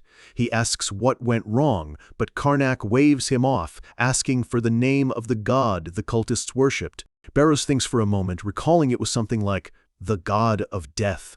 Sarathi chimes in, "Are you talking about Tesranik, the dark god of death and darkness that the Order of the Black God serves?" Karnak's eyes widen. That was the name! Karnak exclaims in shock that he was there. Barros is just as stunned, asking if the cultist god is actually real. Karnak shakes his head, trying to make sense of it all. It can't be. Then why did something like that exist? Meanwhile, in a grand golden sanctuary, 3 cloaked figures stand in pillars of light. One of them, the Pope of Death, speaks of a problem within the sanctuary. Another, the Dark Lord, questions this, saying nothing should be able to approach it. The third, the Priestess of Destruction, agrees that it's odd. She decides she needs to confirm it herself. In the lavish room, she rings a small bell, musing over the issue in the sanctuary. A maid enters, addressing her as Lord Eleazar. The woman, revealed to be Eleazar de Replation, an imperial archmage and the Priestess of Destruction, gives her an order to fetch someone named Hubel. Back with Karnak's group, they've returned to the estate. He reports that he couldn't find a way to stop the darkness from spreading. They sit in the parlor, discussing the events. He explains that after his first attempt, he was blocked every time he tried to approach the tree. He leans back, deep in thought. All he knows for sure is that the Order of the Black God worships Tesranik. The real issue is understanding their true motive. Karnak explains that they're either just taking the power that falls from the tree, or they're actively disturbing the tree to gain power. If it's the latter, they have a serious problem. His tone becomes grave. Disturbing the tree means they can influence powers beyond time and space, a feat that took even him 7 years to accomplish. The implication is horrifying. If the Order is disturbing the tree, they possess power that rivals his own as the former Death King. This would also explain how they're able to contain a being like Tesranik in the void. Karnak clenches his fist, wondering where on earth that thing came from. Sarathi offers a simple theory. What if a part of his power gained consciousness and became Tesranik? Barros scoffs, but Karnak pauses, a look of dawning horror on his face as he realizes she could be right. He leans back, his mind reeling. Nothing about this makes any sense. Barros breaks it down, asking if this means Karnak is now capable of creating gods. He jokingly tells him to control his kids, but Karnak snaps that it's only a possibility. Sarathi brings them back to reality, reminding them they still don't know the truth. After a thoughtful silence, Karnak decides he needs to investigate the higher-ups in the Order of the Black God to get any useful information. Barros points out that finding them will be nearly impossible with their current methods. Karnak explains their only option: infiltrate the King's Order, a special imperial organization created specifically to hunt the cult. The King's Order was formed by the 7 nations to combat the cult's growing influence. Its members have the authority to investigate and even execute suspected cultists. Because of this immense power, the only way to join is through a referral from a trusted source. And that, Karnak says, is the problem. He complains that they have no connections to an imperial organization. But as he laments his choices, Sarathi sips her tea. She looks at them with a small, confident smile. If they want, she can get them the opportunity to apply right now. She'll ask for a referral. Karnak and Barros stare at her, completely shocked. Barros is ecstatic, telling her to pack her bags so they can leave immediately. Karnak proudly munches on a cookie, thinking that's his servant, and so, with a new plan in place, they set off. Back at the estate, the head butler, Tepel, is screaming his lord's name in a panic. He holds a note from Karnak, who has once again run off without telling him, leaving Tepel to burst into tears. Meanwhile, the trio has arrived in Derarth City, taking a moment to rest at an outdoor cafe. Barros feels a little guilty for leaving in the middle of the night, but Karnak explains it was necessary to avoid Old Man Tepel's protests. Suddenly, a voice calls out to them. A woman approaches their table, smiling and apologizing for being late. Karnak and Barros jump to their feet, their faces beaming with excitement.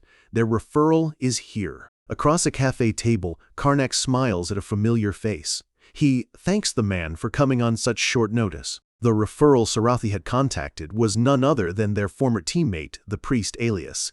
Alias beams back, his expression warm and friendly, saying he was happy to hear from them. This meeting, of course, was set in motion the previous night. Barros had been shocked by the plan, questioning how they could get a recommendation from Alias when the King's Order and the 7 Goddesses' Order were separate organizations. Karnak had simply explained they weren't completely unrelated.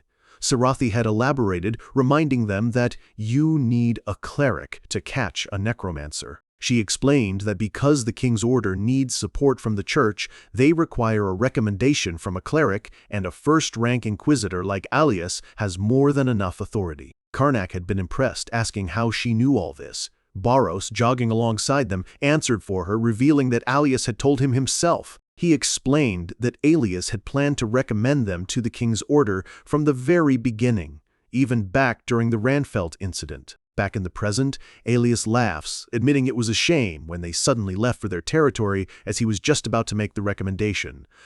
He says he's happy they returned. Barros sighs in relief, realizing they almost missed a golden opportunity. Alias slides a sealed envelope across the table. It's the recommendation letter they need to take to the headquarters. He says that while it doesn't guarantee their entry, he's confident that the 3 of them will make it. He offers his blessing, and Karnak takes the letter with a simple thank you. And so, the trio travels to the Usteel Kingdom's capital, Drunta, a massive, beautiful city with majestic griffins soaring through the sky. They arrive at the imposing King's Order headquarters, a building that radiates pure authority. Inside, the halls are filled with powerful mages in fine robes and stern-faced knights in shining armor. Barros looks around, impressed by the high caliber of the people here. Karnak agrees, noting he's already spotted 2 aura users. The capital was clearly on another level. A man with grayish hair approaches them, apologizing for the wait, and guiding them to the Order's commander. He leads them into a large ornate office where a man behind a desk looks up and welcomes them. He introduces himself as Erantel, the commander of the King's Order. A quick glance reveals he is a Purple Knight, one of the highest ranks a warrior can achieve.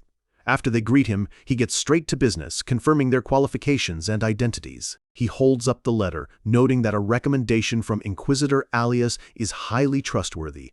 However, his expression turns serious. He tells them they must know that's not enough to enter the King's Order. Karnak nods, saying he's heard about the training period for new members, which Erantel confirms is to prevent cultists from infiltrating their ranks. With a grin, the commander says he'll give them their first task. Barros is completely flabbergasted. He weakly protests that they just joined, but the commander just laughs, saying their line of work is always busy.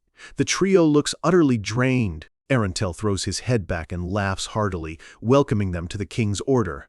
The trio can only think that they're about to be worked like dogs. Arentel leads them to another hall where a new group is waiting to meet them. A cheerful, chubby young man steps forward, introducing himself as Tarman, the 4th Battalion's general and a 5th Circle mage, who will be their guide. A stoic, long-haired dual swordsman named Kald and a friendly-looking cleric named Alice also introduce themselves. Karnak greets them, but comments on how busy the order seems to be. Tarman just smiles, saying they had bad timing and arrived on a mission day. Barros remarks that he didn't expect the general to be a mage, but Tarman just asks if it's strange for a 5th Circle mage to command aura users. Barros quickly backpedals, assuring him that's not what he meant. Tarman explains with a knowing smile that in their line of work, status and family name are just as important as individual ability. He continues, explaining their main jobs are information gathering, tracking, abductions, and interrogation, not open combat. Just because you're strong, he says, doesn't mean you'll be good at this kind of work. Sarathi looks concerned, noting that it sounds like they only handle wicked missions. Tarman bursts out laughing, confirming that their job is to do wicked things to wicked people. That's why, he concludes, mages who can use diverse methods are often more advantageous than pure fighters. He reveals that most of the generals in the King's Order are, in fact, mages. Sarathi asks a logical question. Shouldn't clerics also be qualified for such a role? Alice, the cleric, explains with a smile that the King's Order was also created to keep the church in check, so they can't give a priest a general position. With the introductions over, Tarman gets down to business and begins to explain the mission. They've received information that a regional noble has joined the Order of the Black God. The suspect is Count Brelant. Their plan is to disguise themselves as adventurers, gather evidence, and then punish the Count in the King's name. He finishes with a shrug, apologizing that he has no further information. Karnak is incredulous, asking if they have to go in completely blind. Tarman just laughs cheerfully, saying that finding out the truth is what the King's Order is for. Karnak, Barros, and Sarathi look completely exasperated, groaning as they realize just why the King's Order is always so busy. The scene shifts to Count Brelant's castle, under a dark and stormy sky. Inside, the Count sits by his son's bedside, watching him cough weakly, his face etched with worry. A hooded figure stands in the shadows, telling the Count his son's sickness is worsening and that he needs to open his eyes to the truth. The Count glares back, saying he knows the fate of those who fall into necromancy. What comes back from death, he says with conviction, is just a moving corpse. Until now, the hooded figure corrects him, that was the case. But that, the figure claims, wasn't true necromancy. He tells the Count he needs to serve Tisronic, the true power of darkness. If he does, the figure promises, death will no longer be fate, but merely a failure to cure an illness. And how can curing an illness be an evil act? The figure adds that his son is still so young, twisting the knife of the Count's desperation. The words are poison, asking if it's truly natural for a young child to accept death. Just then, his son weakly calls out for his father. The Count looks at his dying son, his heart breaking. He's trapped. His resistance finally begins to crumble. He thinks to himself that the Seven Goddesses' order was no help anyway. He takes his son's hand, his decision made. If he can give his son a new life, he looks at the hooded figure and agrees. He wants to convert to Tisronic, he asks, his voice full of desperate hope, if they will accept him. Back in the present, the team has set up base at an inn on the outskirts of the county. Tarman briefs them at a tavern table, explaining they must keep their identities secret to avoid putting anyone on guard. He says they need a cover story unrelated to the cult and slides a wanted poster across the table. It's for a notorious criminal named Halon Krat. Tarman explains that the man is a master of disguise and hasn't been caught yet. Nope, not at all, Tarman says cheerfully when asked if the man is involved. He reveals that the criminal is actually one of their own members, and their cover story is that they are bounty hunters chasing him. Karnak immediately understands the plan. Tarman orders them to split into 3 teams and begin investigating. Karnak and Kald go around town, showing the wanted poster and asking questions. Alice, Sarathi, and another member ask the locals if anything strange has been happening lately. Meanwhile, Tarman and Barros head directly to the Count's mansion. They are granted an audience, and Tarman apologizes for suddenly dropping by. He explains that they are bounty hunters from the Adventurer Guild. He says he believes the criminal has fled to the county and asks for the Count's cooperation, watching his reaction closely. The Count, looking weary, readily agrees, saying a dangerous man in his territory is bad for everyone. Tarman thanks him, promising not to cause any trouble. As they walk away from the mansion, Barros asks if that's really it. He complains that they barely did anything and questions the point of the meeting. Tarman just grins, explaining that while it didn't seem like much, it was more than enough. He already caught on to everything he needed to know. A father's desperate love can be a powerful, dangerous thing. In a quiet tavern, our heroes have gathered to piece together a dark puzzle, and their leader, Tarman, begins the meeting. It's time to share what they've learned. The first topic is Count Brelant. Called the Quiet Swordsman, lays out the facts. The Count's wife died years ago, leaving him with only his son, who now suffers from an incurable disease that even the strongest holy magic cannot touch. The team discusses the implications. It's a situation ripe for exploitation, a perfect opening for a cult to sink its claws into a desperate man. Another red flag is the town's crime rate, which has dropped to nearly zero after the Count supposedly drove out all the criminals. But Alice, the teen's priestess, isn't buying it. Criminals don't just vanish, they move on. Yet, no nearby towns have reported a sudden influx. She offers a darker theory, a mass disappearance, a classic calling card for necromancers. Karnak's group shares what they found at the Count's mansion. Every single window was sealed shut with heavy curtains, as if they were desperate to block out every last ray of sunlight. All the pieces are starting to fit. Alice's face is grim as she listens. The sick son, the aversion to sunlight, the disappearing criminals. It's a familiar story. It points to only one thing, a vampire.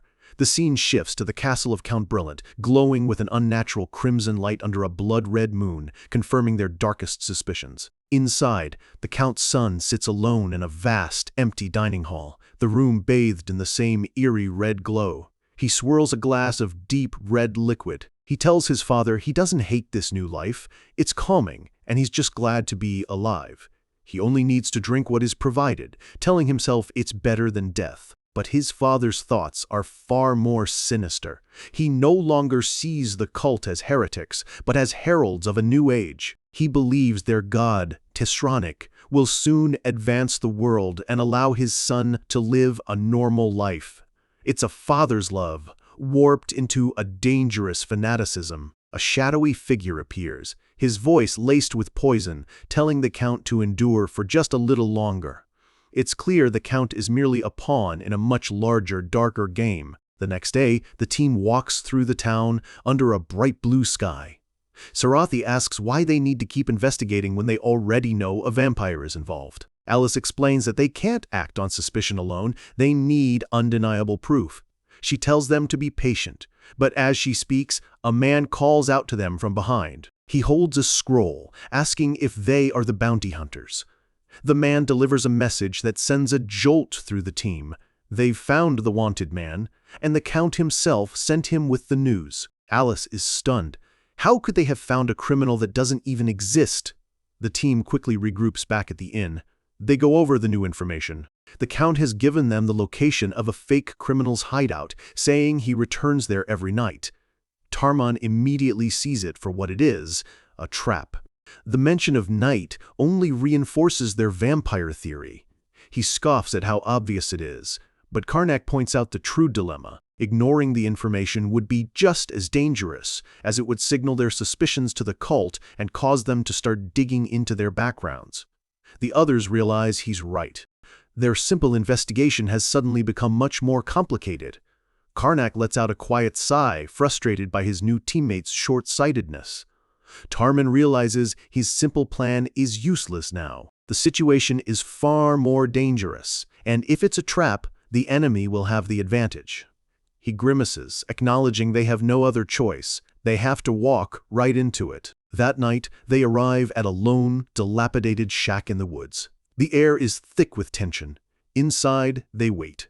Tarman is surprised by how calm everyone seems. To break the silence, Sarathi asks how strong vampires really are.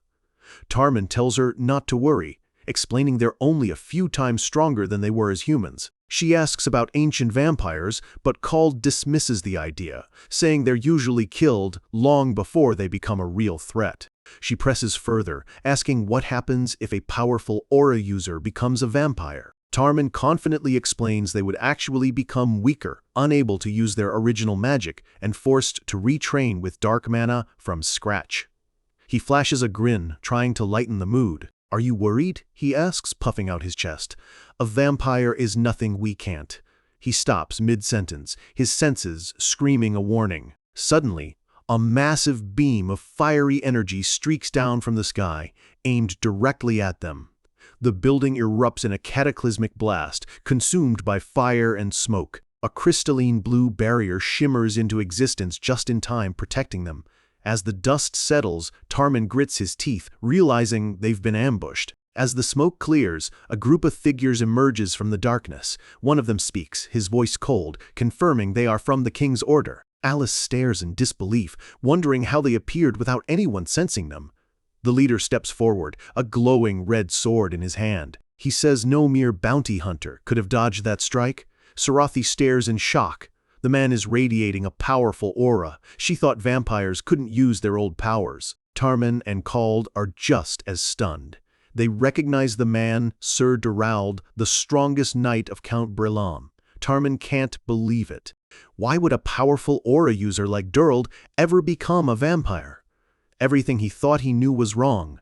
Regaining his composure, Tarman's face hardens. One thing is crystal clear. Count Brelant has allied himself with heretics. He raises his voice, invoking his authority as the king's order. He commands them to kneel and receive their judgment. The vampire knights just laugh. Durald sneers, asking to whom they should kneel. The team realizes talk is over. Their bodies glow as their auras ignite in the darkness. They have to fight. "Punish them in the name of the king," Tarman commands. With a defiant roar, Cald and Sarathi charge forward. Durald screams an order to his men, "Go, soldiers of Tezranik!" The vampire knights surge forward, their eyes glowing with red malice. One of the vampires shrieks as a blade finds its mark, but he fights on, fueled by dark power. Cald becomes a blur of motion, his dual blades flashing with blue light as he cuts a path through the enemy. His sword slices deep into a vampire knight who screams in agony. The knight stumbles back, snarling as black energy tries to knit his wound shut. Before he can finish, Alice raises her staff, and a brilliant torrent of holy light engulfs the battlefield, burning all impurities. The vampires shriek in agony as the sacred energy sears their bodies.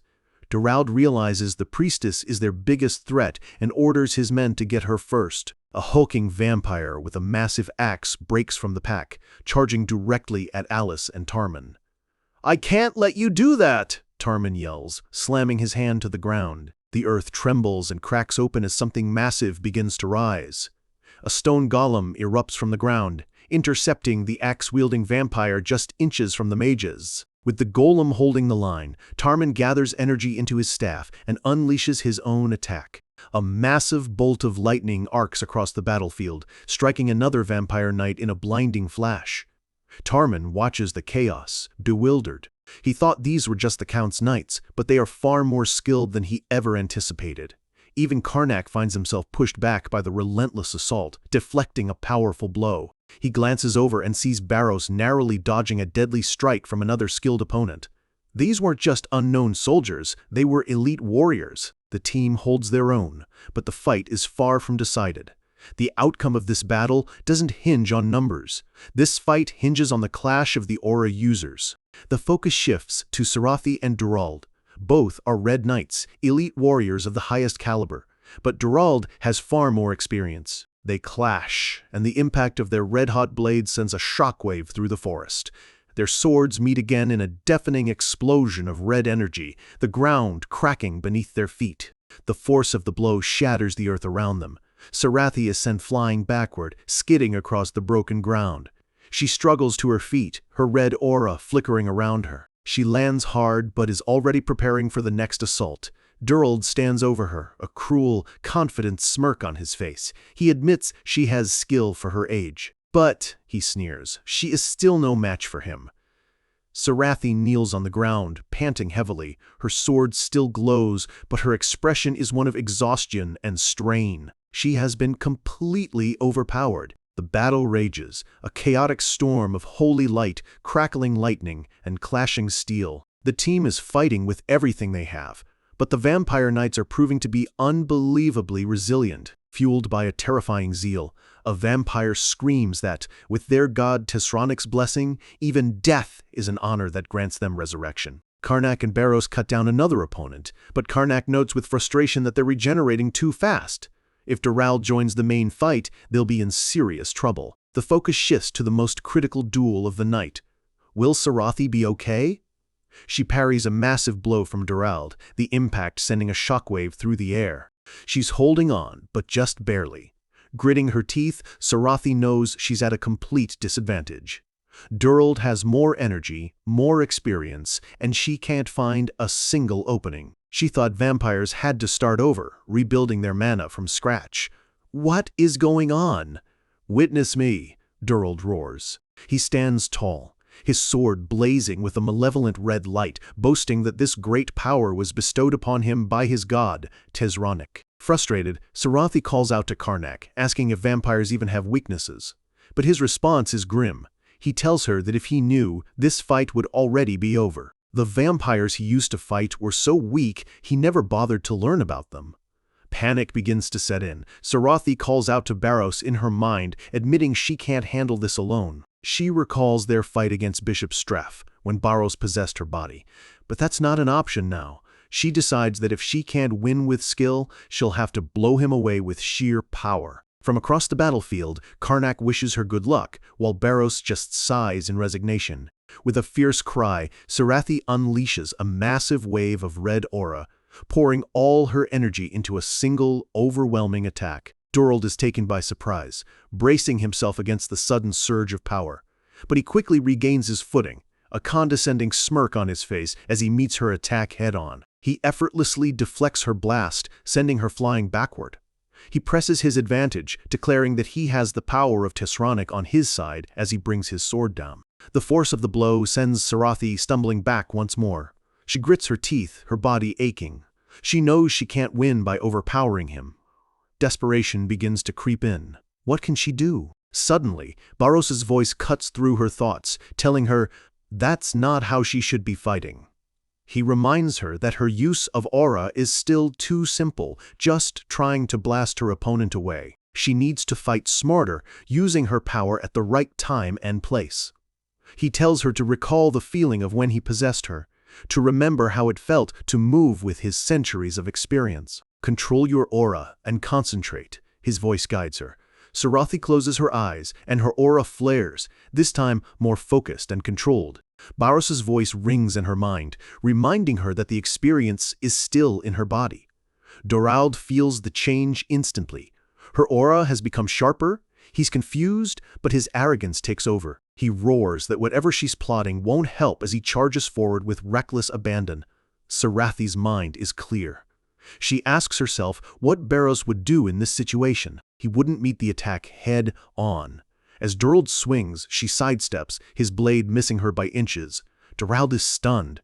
Sarathi looks at him with dawning realization. It worked. She sees it now. She shouldn't be targeting his blade or his body. She needs to identify his intentions.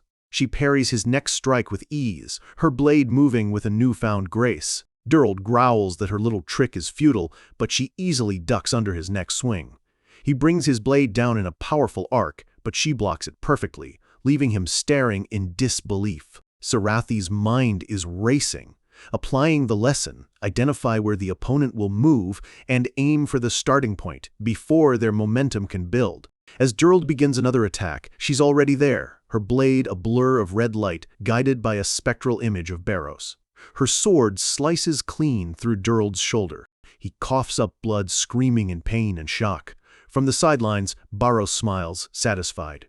He tells Karnak it looks like they won't need to help after all. Karnak agrees, noting that she's finally gotten the hang of it. Across the clearing, Tarman grins, seeing that their side is finishing up as well. Things are looking good. Dorald is seething with rage, unable to understand how she's suddenly so different. He roars that it's impossible, that his god bestowed this new power upon him. His pride shattered. He makes a final, desperate vow to kill her, even if it costs him his life. He gathers every last ounce of his dark energy, his body crackling with red and black power for one final all-or-nothing attack. Kald and Tarman watch in horror, realizing Durald is putting his life on the line.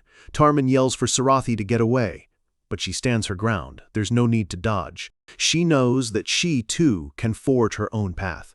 "Let's see who wins," she declares, her own aura flaring to match his as she charges forward. Their blades meet in a blinding explosion of red light, tearing the very ground apart. For a moment, the world is just fire and noise. The team braces for impact, Tarman shouting that her move was too risky. When the dust settles, someone asks what happened. Durald lies on the ground, his body broken and dissolving into black dust as he gasps his final, impossible word. His sword clatters to the ground. Sarathi stands over him, panting heavily as Kald calls out to see if she's okay. Alice rushes to her side, her staff glowing with healing light to mend Sarathi's wounds. Sarathi sits on a fallen log, thanking Alice, who shakes her head, saying they should be thanking her instead. She looks over the battlefield, at the dissolving bodies of the vampire knights, knowing they would have been done for without Sarathi. Tarman grins, holding up a crystal that recorded the battle. They now have clear evidence of the Count's sins. He tells Alice to contact headquarters. They're ready to serve justice to Count Berlant. The king's order storms the castle. Alice unleashes a massive beam of holy energy, purging the castle of its dark taint. Vampires caught in the blast scream as they are vaporized by the sacred light. Inside, Tarman gives the order to find the Count and his son, and his soldiers spread out. But the Count is not hiding. He sits at his desk, a dagger in his hand, a look of utter defeat on his face. He clutches a sword, whispering a final prayer to his dark god, Tezronic, to have mercy on his child. With a final, desperate look out the window, he resolves himself to his fate. Meanwhile, in the woods, 3 cloaked figures rush through the trees, urging their young master to hurry. It's the Count's son, his fangs bared, being hurried away by his retainers. He looks back at the castle, his face a mask of grief. In the dead of the forest, the Count's son trembles not with grief but with rage. He swears an oath on the name of his god Tesranic that the king's order will pay. He will have his revenge, no matter the cost. Just as his retainers try to usher him into the shadows, a calm, chilling voice cuts through the trees. The group freezes, their escape suddenly cut short. They spin around, hearts pounding, to find a lone figure blocking their path. The young vampire demands to know who dares to stand in their way. Karnak emerges from the darkness, flanked by Barros and Sarathi. He casually points out their sloppy mistake. Leaking a trail of necromancy is like drawing a map for your enemies. The retainers gasp, recognizing the uniforms of the king's order. Panic sets in. A retainer shoves the young noble back, screaming for him to run while they desperately try to conjure a defensive spell, cursing their terrible luck. But Karnak offers them no such chance. A vortex of violet energy erupts from his hand, engulfing the retainers in a storm of dark magic. Their screams are cut short as, with a cruel smile, Karnak declares that the time for talk is over. The chaos fades, leaving only an eerie silence. Karnak kneels, drawing the last lingering wisps of dark energy from the fallen cultists directly into his own body. He rises, a satisfied smirk playing on his lips. The job is done. Sarathi watches, still unsettled by his methods, while Barros simply acknowledges the outcome. With a snap of his fingers, a fire roars to life, consuming the bodies. Sarathi jumps back, startled, demanding to know why he's destroying evidence they need for their report. Karnak calmly tells her, "That's not an option." He grins, explaining that he's already devoured all the dark energy they possessed. There's nothing left to show their superiors. Sarathi can only stare, dumbfounded that he took it all. Barros, ever the voice of reason, steps forward. He warns Karnak that he's absorbing too much necromancy, more than his chaos magic can safely handle, and questions if this is truly wise. Karnak's playful demeanor vanishes. He admits that the current situation doesn't give him the luxury of being cautious.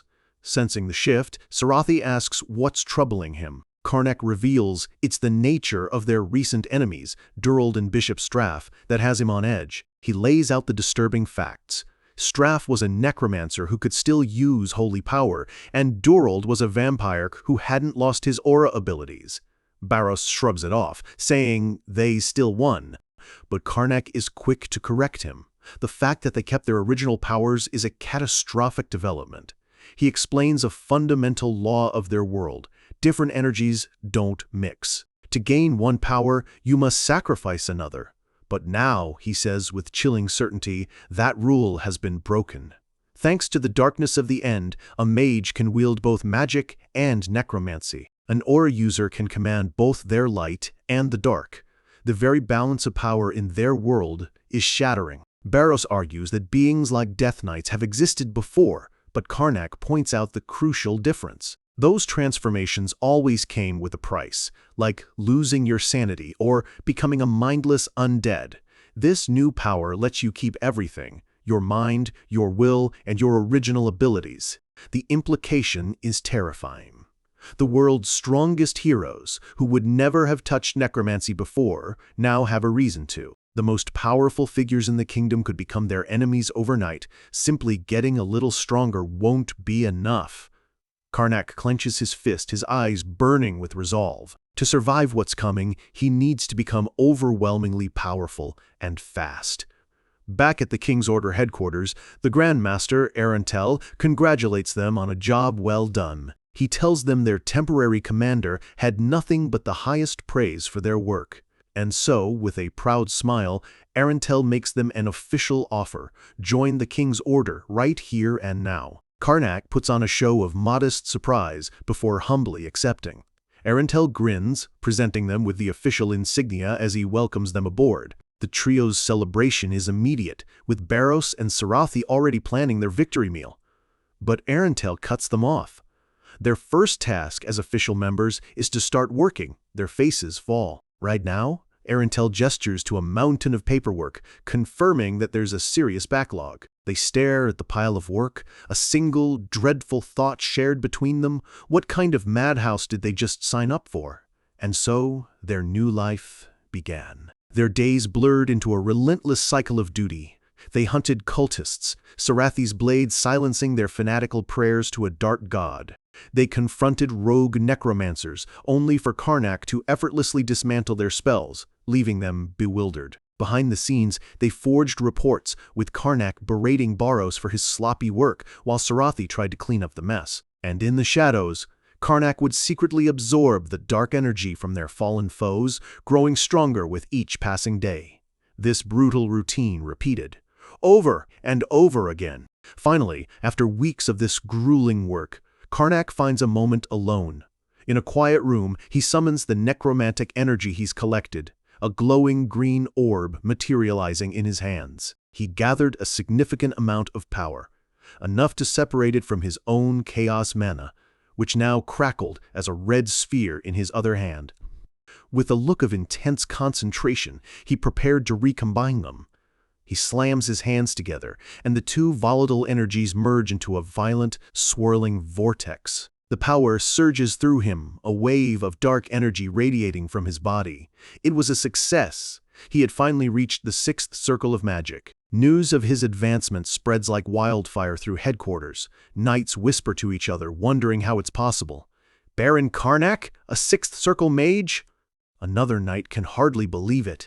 Someone else remembers he was only at the 4th circle just a short while ago. Karnak, overhearing the gossip, plays the part of a humble prodigy. He credits the King's Order and his own God-given talent, all while secretly hoping no one connects his rapid growth to necromancy.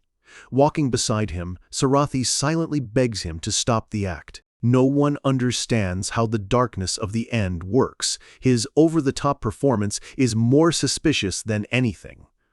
Just then, an aide nervously opens the door to the Grandmaster's office. Inside, Arantel is laughing, remarking that they might have a future Grand Mage on their hands. Karnak breathes a quiet sigh of relief, glad that his secret is safe. Arantel tells them he has more good news. He announces that the captaincy of the 7th Division is open, and after internal discussion, he wants Karnak to take the position. Karnak feigns surprise, but Erentel insists he's more than earned it. The Grandmaster tells him that expectations are high, urging him to continue his hard work, a promotion. Karnak accepts the new responsibility. Internally, he groans at the thought of more work, but there's an upside. As a captain, hunting down cultists would become much, much easier. 1 week later, at the imposing Arthra fortress on the kingdom's border, a woman's desperate prayer echoes from the basement of the central tower, followed by a blood-curdling scream. She prays for the sinful soul to find repentance. We see a young woman, Milya, a new member of Karnak's division. She clutches her holy symbol, horrified by the sounds coming from the interrogation room.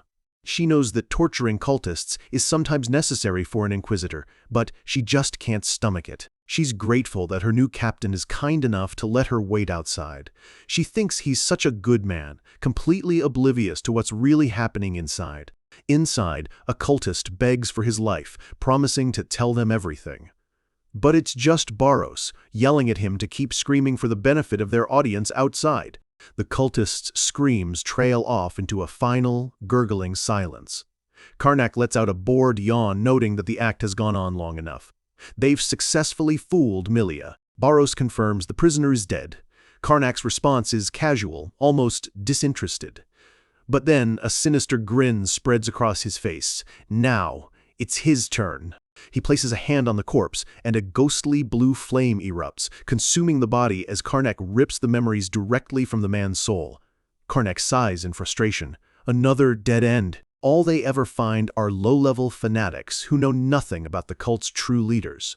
Sarathi recaps the little they've managed to learn. The order is ruled by 3 supreme leaders, who command a hierarchy of cardinals and archbishops.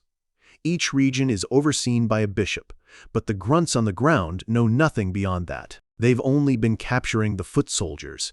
To get any real information, they'll need to catch someone much higher up, at least a bishop. Leaning back, Karnak vents his frustration. They're stuck in a loop, unable to break through to the cult's inner circle, he mutters aloud, wishing for some major incident to finally crack the case wide open. And, as if the world itself was listening, his wish was about to be granted.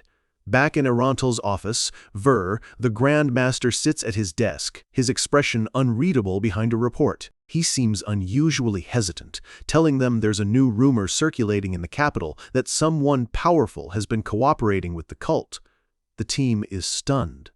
A traitor in the capital? Karnak, never one for pleasantries, gets straight to the point. Who is the suspect? Erentel looks up from his papers, his face grim with the weight of the information. The suspect, he reveals, is the second prince of the Usteel Kingdom, His Highness, Alfred Ludon Usteel. The trio can only stare in disbelief.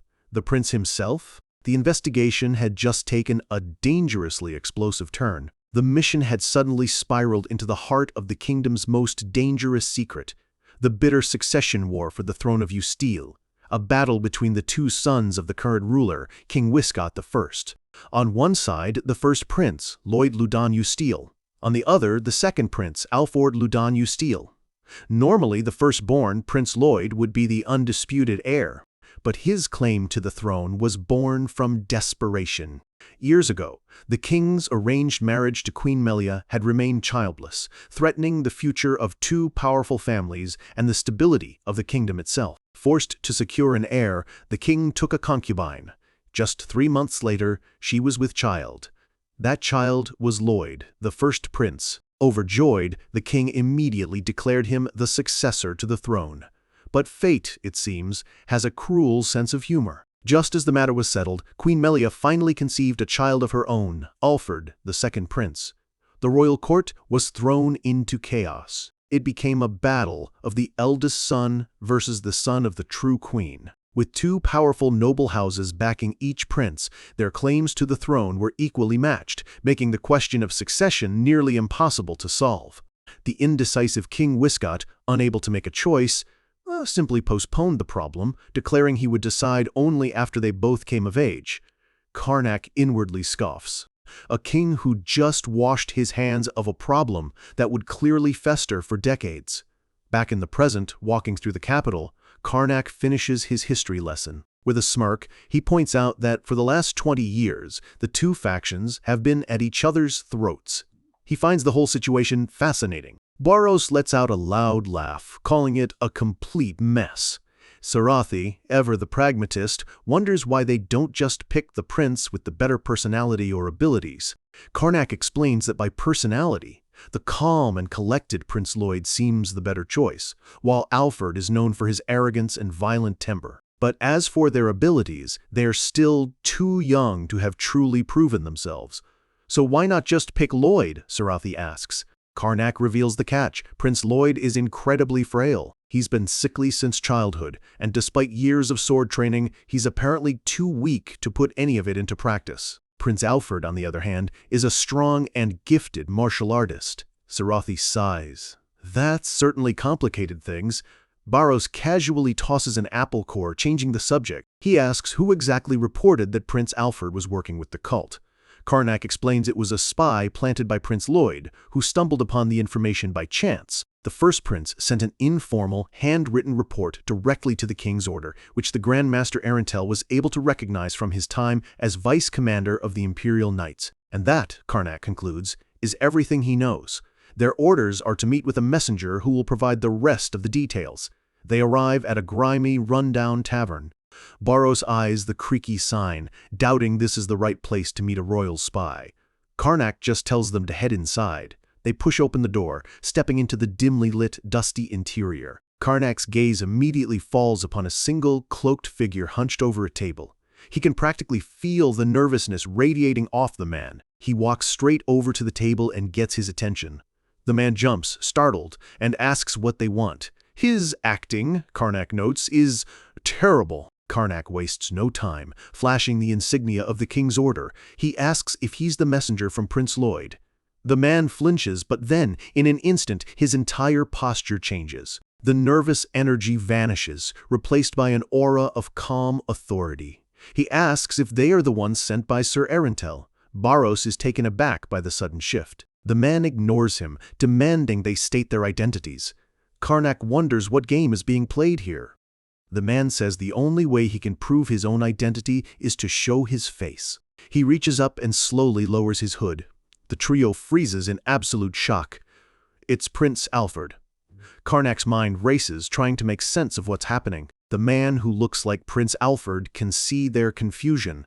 The unbelievable truth clicks into place for Karnak. The one who reported Prince Alfred was Prince Alfred himself. As if reading his mind, the man confirms it. He knows he wears the face of Alfred, but he is not him. Behind him, a spectral image of a different man with long, dark hair appears. He declares that he is Lloyd Loudon Usteel, the first prince and rightful heir to the throne. Karnak stares, trying to process the impossible. So their souls have been swapped? Prince Lloyd confirms it. Karnak admits the initial shock of seeing Alfred's face prevented him from sensing anything was wrong. But looking closer now, he can see it. A clear dissonance between the man's body and soul, a sign of magical disruption. Lloyd assumes this is hard for them to believe, but Karnak calmly replies that necromancy has plenty of spells capable of such a thing. A relieved smile spreads across Lloyd's face. He knew contacting the king's order was the right choice, certain they would recognize the signs of necromancy. He asks if an ordinary magician could have detected it. Karnak confirms it would be impossible with standard magical senses. Lloyd presses further, asking how a non-necromancer like Karnak could so easily believe him. Karnak smirks. It would be a strange plot for someone to impersonate another person only to report themselves. Besides, he adds, members of the king's order have a basic understanding of all forms of magic, including the dark arts. Lloyd nods, accepting the explanation. He slumps onto the table in frustration, wondering if there's any way to magically prove that he's under a necromancer's spell. Karnak takes charge of the conversation, asking for a detailed account of what happened on the day their souls were swapped. Lloyd thinks back. It all started 5 days ago. He was undergoing his daily holy magic treatment before bed, a routine necessitated by his frail health. Barros is shocked to hear he requires daily healing magic. Lloyd asks if the rumors of his weak constitution aren't well known. Barros stammers an affirmative, while Sarathi privately thinks that even a zombie is probably healthier. Lloyd continues his story. He fell asleep easily, as his entire estate was protected by a powerful holy barrier. But when he awoke, he was in his brother's body. He can't understand how necromancy could have breached such strong defenses. Karnak listens intently. Something isn't adding up. For a spell that powerful to pierce the barrier, it's highly unlikely. The only other possibility is that the spell was prepared from inside the estate, but a thorough search had turned up nothing. The mystery only deepens. Lloyd adds that when he woke up, he was bound to a chair in the center of a complex, glowing, magical circle. He remembers the confusion of that moment, wondering where he was. His first thought, however, was how incredibly healthy he felt. The constant pain and fever that had been his companions his whole life were simply gone. Even the aching in his joints had vanished. He looked down at his own hands, his own body, shocked by the unfamiliar muscle and strength. He frantically looked around the strange room, his mind jumping to the conclusion that he'd been kidnapped. Just then, a group of cloaked figures emerged from the shadows, asking if Prince Lloyd was finally awake. Lloyd glared at the unknown figures, demanding to know what they had done to him. One of the figures chuckled, saying it seemed he was unaware. A swirling green mirror of energy materialized before him, and he was told to look. He stared into the reflection, confused at first by the unfamiliar face staring back. Then recognition dawned. "Alfred," he gasped. The cultist laughed, confirming that he and his brother had indeed switched bodies. This, the cultist boasted, was the great power of their lord, Tesronic. "Cultists!" Lloyd snarled, demanding to know why they had switched their bodies. The leader of the group stepped forward. Lloyd's eyes widened in disbelief as he recognized the man under the hood. It was Sir Sebastian, his brother Alfred's most trusted henchman. Sebastian smiled coolly, feigning surprise that Lloyd would betray his own brother. Lloyd shot back, asking, why, then, was Alfred trapped in his own weak body? Sebastian just chuckled, noting that the genuine shock on Lloyd's face meant that Prince Alfred himself had to be the mastermind behind the entire plot. Lloyd struggled against his bonds, demanding to know what they wanted from him. "Nothing," Sebastian replied casually, undoing the ropes. He leaned in close, a sinister smile on his face. "All Lloyd had to do," Sebastian said, "was stay put and be a good boy." He turned and left, the door locking heavily behind him, leaving Lloyd to scream into the empty room. Back in the present, Lloyd finishes his story. He was trapped, the windows barred and the door locked. But, he admits, with a strange look on his face, he didn't really hate being there. He sighs with blissful recollection. For the first time in his life, he wasn't sick. The meals were incredible, and he could actually enjoy them without the stomach pains that had always plagued him. Barros immediately lights up, exclaiming that he fully understands the pure happiness that comes from eating good food, remembering times when they had nothing but dry bread.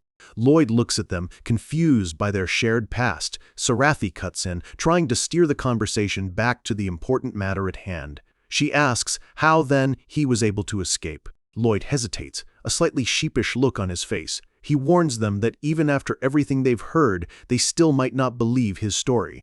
The scene flashes back to his gilded prison. Lloyd pats his stomach, a look of pure bliss on his face after finishing another lavish meal. He'd never eaten so well in his life and couldn't help but wonder why his captors were treating him with such care. He watches the guards below, realizing they were meticulously preserving Alfred's body. A plan began to form in his mind. He could use their caution against them. Stretching, he feels a surge of vitality completely foreign to him. For the first time, he feels truly powerful. He thinks to himself that, with this body, it just might be possible. Outside, the guards complain. 4 elite knights just to deliver a single meal seemed like overkill. Another laughs, saying their commander is being paranoid. After all, what does the sickly Prince Lloyd even know about holding a sword? At that moment, a knock sounds on the door. A calm voice from within bids them to enter. A knight and a maid step inside, but the room is empty. The prince is gone. Before the guard can even react, a hand strikes the back of his neck with expert precision. He crumples to the floor as Lloyd, moving with a speed they never expected, takes down the second guard in a single, fluid motion. The remaining guards draw their swords in a panic, shouting that he's attacking. But it's far too late. They watch in disbelief as he aims for their weak spots with perfect, calculated accuracy. How was this possible? As one of the guards falls, his last thought is one of pure confusion. This was supposed to be Prince Lloyd in that body. Lloyd stands over them, a knowing look in his eyes. He asks if they have any idea what it's like to learn swordsmanship in a body that's constantly dying. His weak health had forced him to master a different kind of combat, one that relied purely on strategy and technique, with not a single wasted movement. He holds his sword, his stance flawless, his eyes sharp with a lifetime of practice. And now, he asks, what do they think happens when all that technique is put into a perfectly healthy body? He becomes a storm of deadly precision, cutting them down one by one. He tells them he will personally demonstrate what Prince Lloyd is capable of now. The maid can only watch in horror, her hand clamped over her mouth as the last guard falls.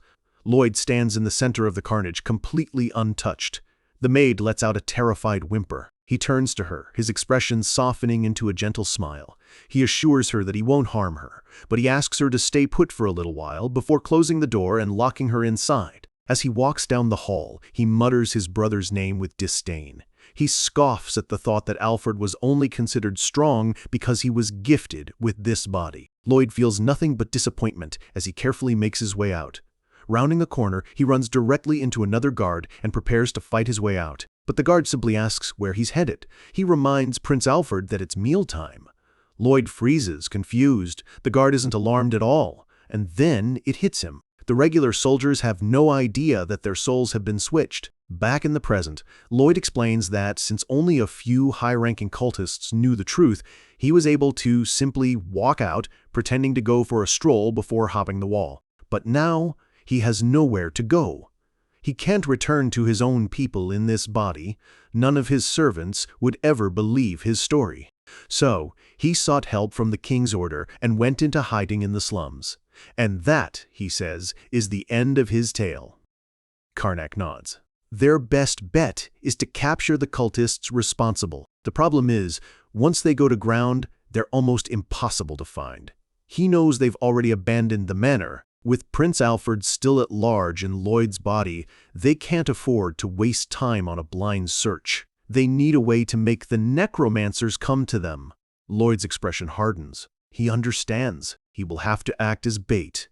But Karnak tells him that unfortunately he won't be enough. A few nights would be all it takes to capture him. Confused, Lloyd asks if there's another way. Karnak smiles. They'll prepare a different kind of bait, one that no necromancer could possibly refuse. He has a plan. A few days later, in a hidden safe house, Prince Alfred's supporters are gathered. Sir Sebastian paces anxiously, wondering where the escaped prince could be. Prince Alfred, now in Lloyd's body, reassures him that the sickly prince couldn't have gotten far. A man named Bishop Detzres reports that their spies in the palace have heard nothing. He's certain that if Lloyd were plotting something, they would already know about it. They have contingencies in place. Sebastian agrees. They just need to recover Alfred's body at the right moment. Detzres confirms that the necromantic spell linking the souls is still active, so they aren't in immediate trouble. Still, he warns them to remain vigilant. When Sebastian asks if they can track the body with necromancy, Detzres dismisses the idea. He explains that for a spell this complex, there are too many unknown variables. Even the casters don't know all the conditions required to track it. Their only option is to continue the search on foot. Just as he says this, a scout bursts in, shouting that the prince has been found. Sebastian spins around, demanding to know where.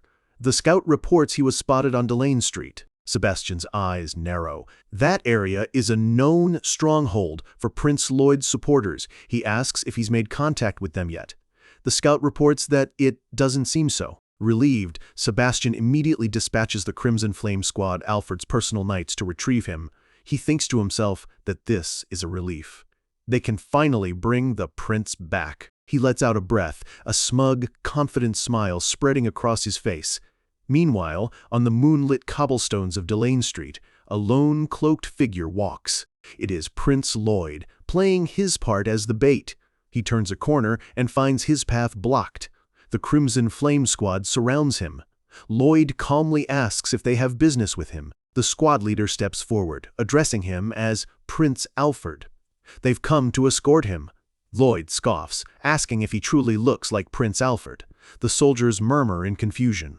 One of them mutters that they were warned the prince wasn't in his right mind. The leader confirms this is what their captain said. The leader tries to reason with him, saying they've been ordered to bring him in, even by force. He pleads with His Highness to come quietly. Suddenly, a figure drops from the rooftops, landing between Lloyd and the knights. It's Sarathi, clad in a dark cloak. She asks the prince if he's all right. The soldiers demand to know who she is. She turns to them, her eyes glowing with an eerie blue light.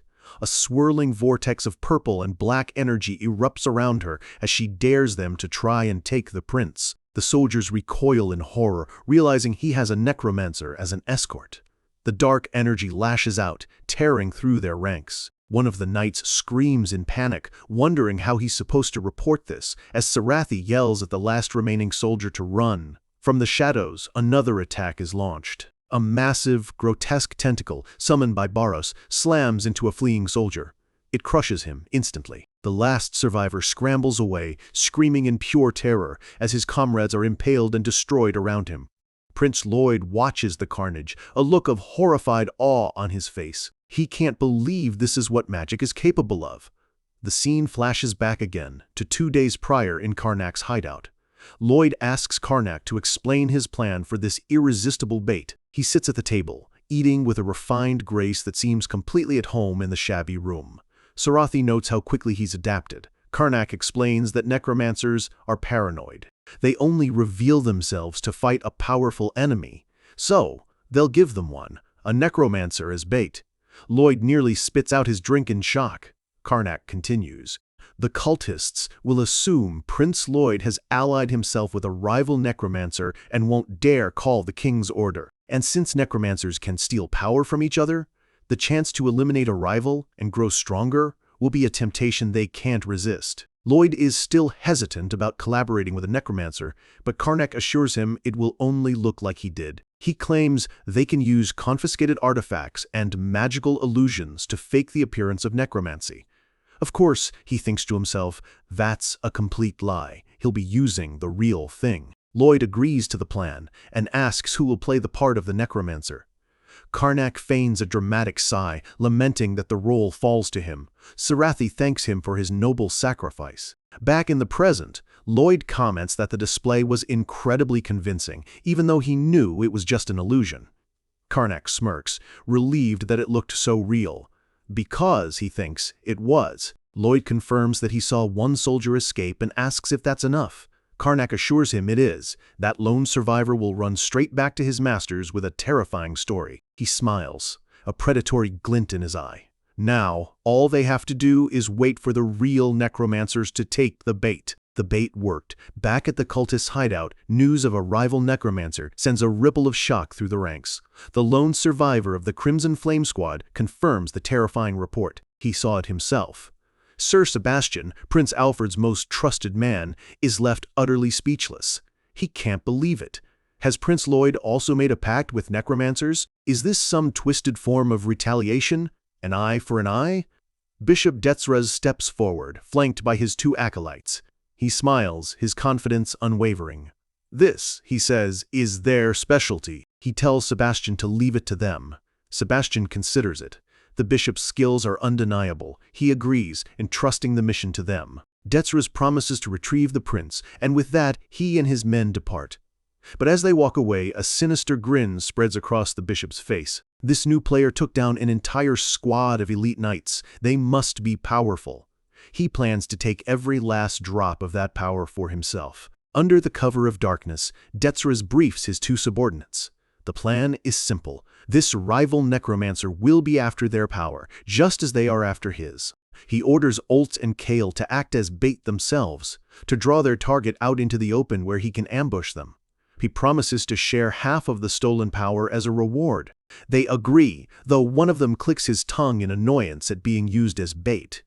As the moon hangs high in the sky, Detzraz gives the signal to begin. Kale begins his incantation, and in the name of his dark god, armored spirits rise from the ground, their forms coalescing from swirling blue energy. He commands his undead soldiers to find their master's enemies, and they begin to patrol the silent, empty streets. But from a nearby ruin, Karnak is watching everything. Through a magical scrying portal, he observes the patrol. Just as he expected, they sent a necromancer, and his own surveillance magic is tracking their every move. Prince Lloyd peers into the portal, asking if all those spirits are really coming for them. Karnak notes how quickly the enemy took the bait. It's time to move. Karnak gets to his feet, telling his team to get armed. Barros and Sarathi nod in agreement. Karnak informs Lloyd that his team will handle this part alone. The prince is surprised, asking if he isn't needed this time. Karnak explains it would be too dangerous for him to get caught in an ambush. They will capture the cultists, get the information they need, and return. Lloyd gratefully accepts. But as the team turns to leave, the prince has one last, very confused question. He asks them why exactly they are bringing those things with them, gesturing to the weapons in their hands, a mop and a frying pan. Karnak just flashes a charming smile and calls it their optimal anti-cultist armament. Back on the street, the ghostly patrol continues its search. One of the spirits phases through a wall, searching an abandoned building. It spots two figures and immediately attacks, but its blade passes harmlessly through them. They were just illusions. The real trap springs, and the spirit is instantly vaporized in a flash of light. From a nearby rooftop, Barros and Sarathi watch the scene unfold. Sarathi grips her frying pan, muttering about the cultists roping innocent spirits into their dirty work. Barros reassures her that the spirits aren't exactly being harmed, and besides, they're quite nice. Sarathi is confused. With an air of childlike innocence, Barros explains that, for a necromancer, more corpses just mean more servants. Sarathi recoils, wondering if that's how all necromancers think. Barros blushes, realizing his mistake as one of the spirits seems to drift a little too close to Sarathi for comfort. Down below, the two cultists are growing impatient. One holds up a lantern containing a captured soul. Kale reports that one of their spirits has been destroyed. He scans the darkness, trying to pinpoint the location. Suddenly, he senses a spike of dark energy down the street, followed by a flash of green light. He commands his minions forward, and the two of them charge toward the disturbance. They arrive to find Barros and Sarathi battling their summoned soldiers. This must be them. But they stop dead in their tracks, completely baffled by what they are seeing. Barros swings a simple mop with devastating force, shattering an undead knight into dust. And Sarathi deflects an attack with a frying pan, smashing another spirit to pieces. The cultists can only stare. Why are they fighting with cleaning supplies? Is this some strange form of necromancy they've never seen before? Barros looks up, his expression grim. The real targets have arrived. It's time to begin the real plan. He and Sarathi charge, their bizarre weapons glowing with an intense green energy. The cultists cry out in alarm. The pair weaves through the remaining spirits with perfect synchronicity. Olt decides he's seen enough and takes matters into his own hands. He plunges his hands into the cobblestones, and a pool of blood spreads across the street. Shadowy hands erupt from the ground, grasping at Barros and Sarathi. Barros dodges them with ease, remarking that their opponents have some skill this time. A dark hand lunges for him. He muses that it's been a while since he's seen a necromantic field like this. He dances through the grasping limbs, his movements too fluid and unpredictable to be caught. The cultist growls in frustration as he dodges every single attack. A hand bursts from the ground right at his feet, but he sidesteps it effortlessly. Sarathi is just as effective, using her frying pan to bat away the shadowy appendages. The cultists can't believe how tough she is. Barros calls out to Sarathi, telling her it's time to do that. The cultists wonder what they could possibly be planning now. They throw their weapons. The mop and frying pan spin through the air like twin chakrams, glowing with a powerful green light. The cultists are stunned, wondering what new sorcery this is. Barros and Sarathi roar, pouring their energy into the attack. A massive wave of green energy washes over the street, completely obliterating the necromantic field. The cultists gasp as their dark magic is simply swept away. Barros and Sarathi catch their weapons, standing ready. He tells them their cheap tricks won't work on them. The cultists are in a panic, unable to comprehend what kind of spells their opponents are using. Olt decides he's had enough. He'll handle this himself. He snarls, calling on the power of hell as his body begins to twist and contort. He commands the chaos to become his strength. His clothes tear as his muscles bulge, and wicked horns sprout from his head. With a guttural roar, he completes his transformation into a hulking demon. Barros recognizes the spell immediately. He's demonized. From the shadows, Karnak's voice rings out, telling Sarathi he's leaving this one to her. As the demon charges, she calmly accepts. She meets his powerful strike head-on, her own aura flaring to life. The demon roars that he's no match for her in this form. Sarathi just smirks, unimpressed by his grotesque transformation. The demon snarls, his eyes glowing red with fury. He promises to end this now. He inhales deeply, preparing to unleash a devastating attack. But before he can, his partner Kale casts a spell of his own, surrounding the demon with a shield of dark energy. Sarathi's counterattack slams into the shield. The barrier shatters, but it absorbed the full force of her blow. The demon stands completely unharmed, protected by his partner's magic. He growls in frustration. Every time they swing those strange things, all of his attacks are uselessly blocked. Watching from a rooftop above, Karnak begins to chuckle to himself. Of course they're clueless. He can't help but laugh. They have no idea that the powerful spells they're facing are just mundane cleaning supplies, completely immune to their pathetic dark magic. His plan is working perfectly. The mop and frying pan are just a clever feint, a way to hide the true nature of his power while he manipulates the battlefield from the shadows. He'd assumed they would have seen through his little trick by now, but they're still completely fooled. But something feels off.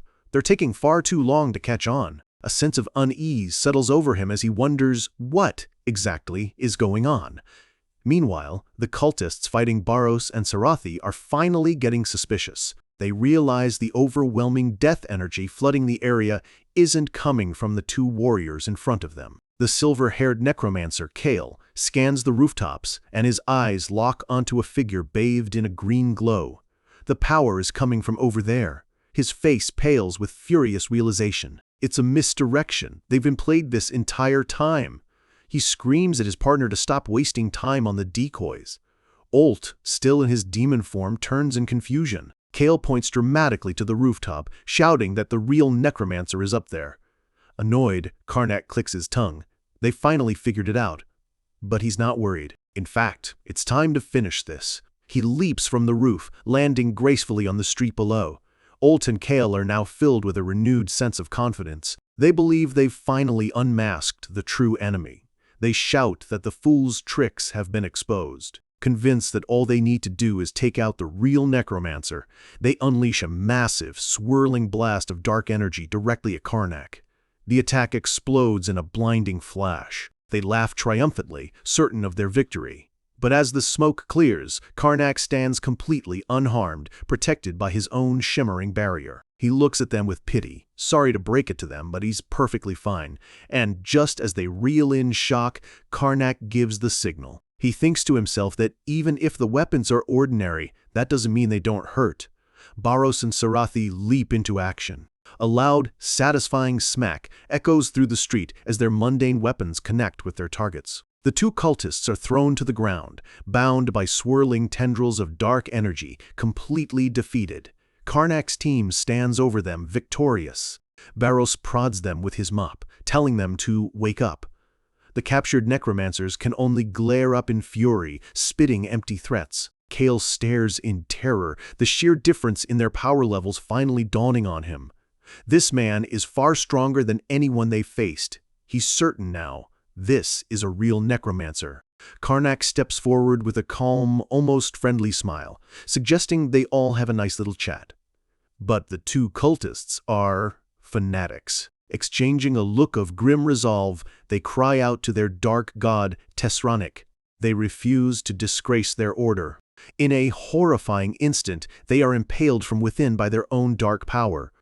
Karnak sighs as they fall. A pointless gesture, he thinks. What kind of necromancers were they to not know this wouldn't work?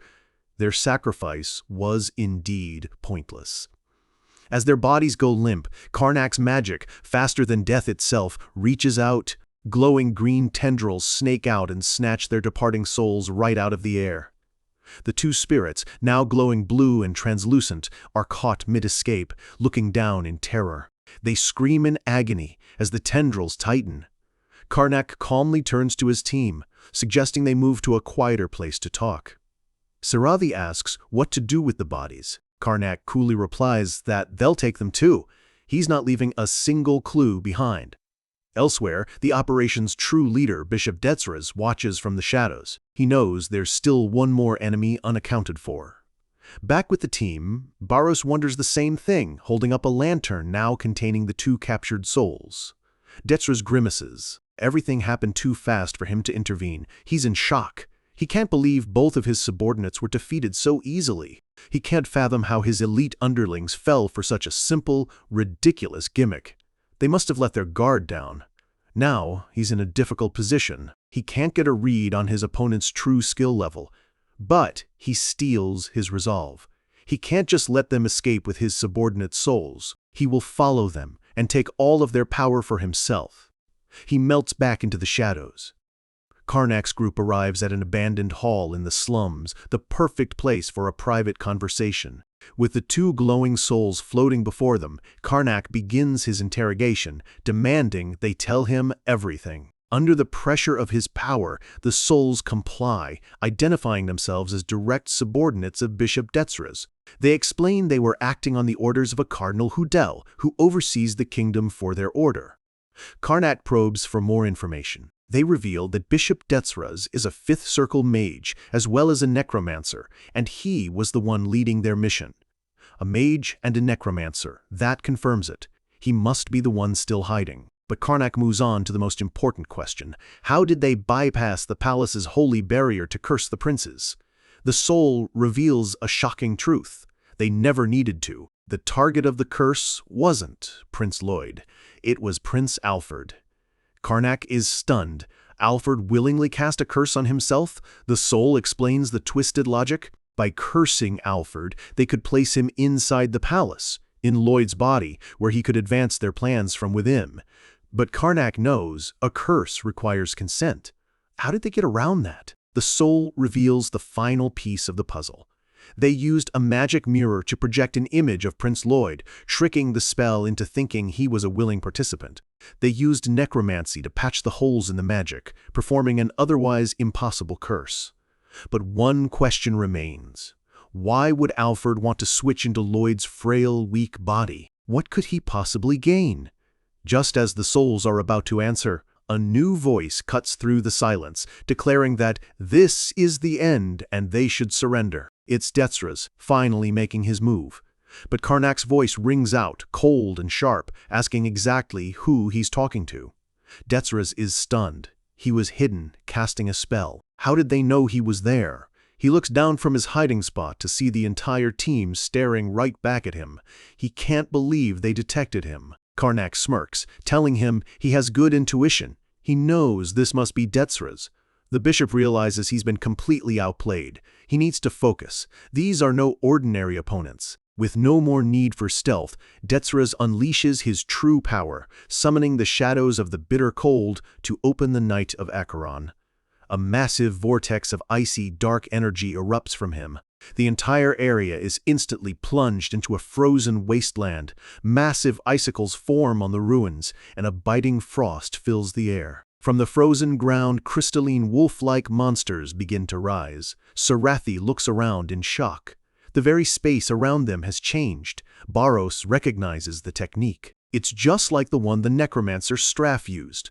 Karnak agrees, noting they're of a similar status. He analyzes the spell, a fusion of magic and necromancy, a powerful domain that should be impossible to counter from within. Sarathi grows worried, but Karnak remains perfectly calm. It wasn't much of an issue last time, and it won't be one now. All they need to do, he says with utter confidence, is apply their own barrier, just like before. He raises his hand, and a wave of pure purple chaos mana surges forward. The dark energy washes over the frozen landscape, consuming everything. Detsras stares in horror as his ultimate spell unravels before his very eyes. His ice monsters dissolve into nothing, melting away under the overwhelming force of Karnak's power. In an instant, the entire frozen domain collapses. Detsras stands amidst the rubble of his failed magic, completely dumbfounded. His barrier is gone. He looks at Karnak with a mixture of fear and awe, realizing he has severely underestimated this boy. But Detsraz isn't finished yet. He declares that this isn't the end of the power granted to him by his lord. He gathers his remaining energy, chanting once more, summoning a new legion of wandering spirits. Shadowy, spectral monsters rise from the ground. Karnak observes them coolly, noting the similarities in their techniques. Barros asks if they should run, like last time, but Karnak just smiles, a predatory glint in his eyes. Run? Why would they run? All they need to do is defeat him. He raises his hand, and dozens of glowing red magic circles materialize in the air, each one pulsing with immense power. He commands a volley of scorching magic bullets. The fiery projectiles tear through the enemy ranks, obliterating the shadowy monsters. As his attack devastates the enemy, Karnak says with absolute certainty, "We're not the same as before." A storm of scorching magic rains down from the sky, tearing through Detsraz's shadowy minions in a series of fiery explosions. Detsraz can only stare in disbelief. Scorching magic bullets. A sixth circle destructive spell. It should be impossible for a mere necromancer to wield such power. This boy defies all logic. Karnak turns to Sarathi, a calm smile on his face. "The charade is over. It's time to stop pretending." Sarathi's own lips curl into a sharp, eager smile. With the pretense dropped, she unleashes her true power.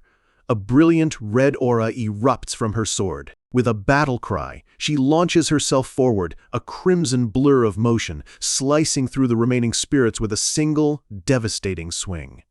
Detsraz flinches back. A sixth circle mage, and now an aura user on the level of a red knight?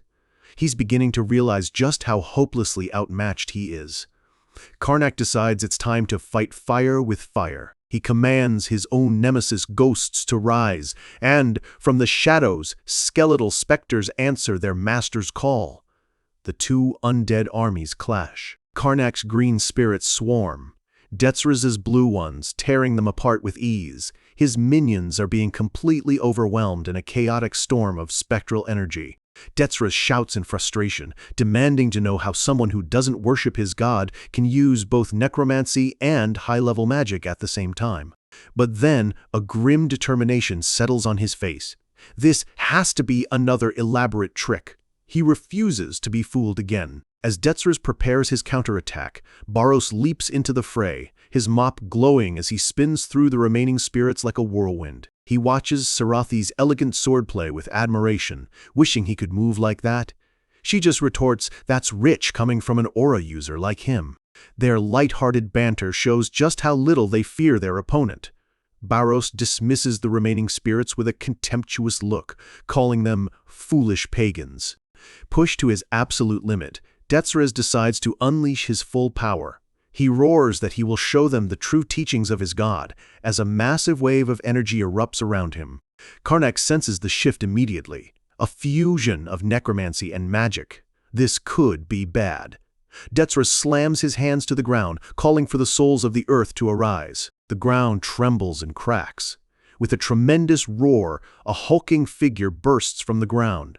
A massive golem of solid rock, its eyes glowing with a menacing red light. Karnak looks on, slightly underwhelmed. Just a golem? He'd expected something more impressive. Still, he knows its toughness will make it annoying to deal with. Sarathi steps forward, her sword ready, confident she can take it down. Karnak calmly agrees to leave it to her.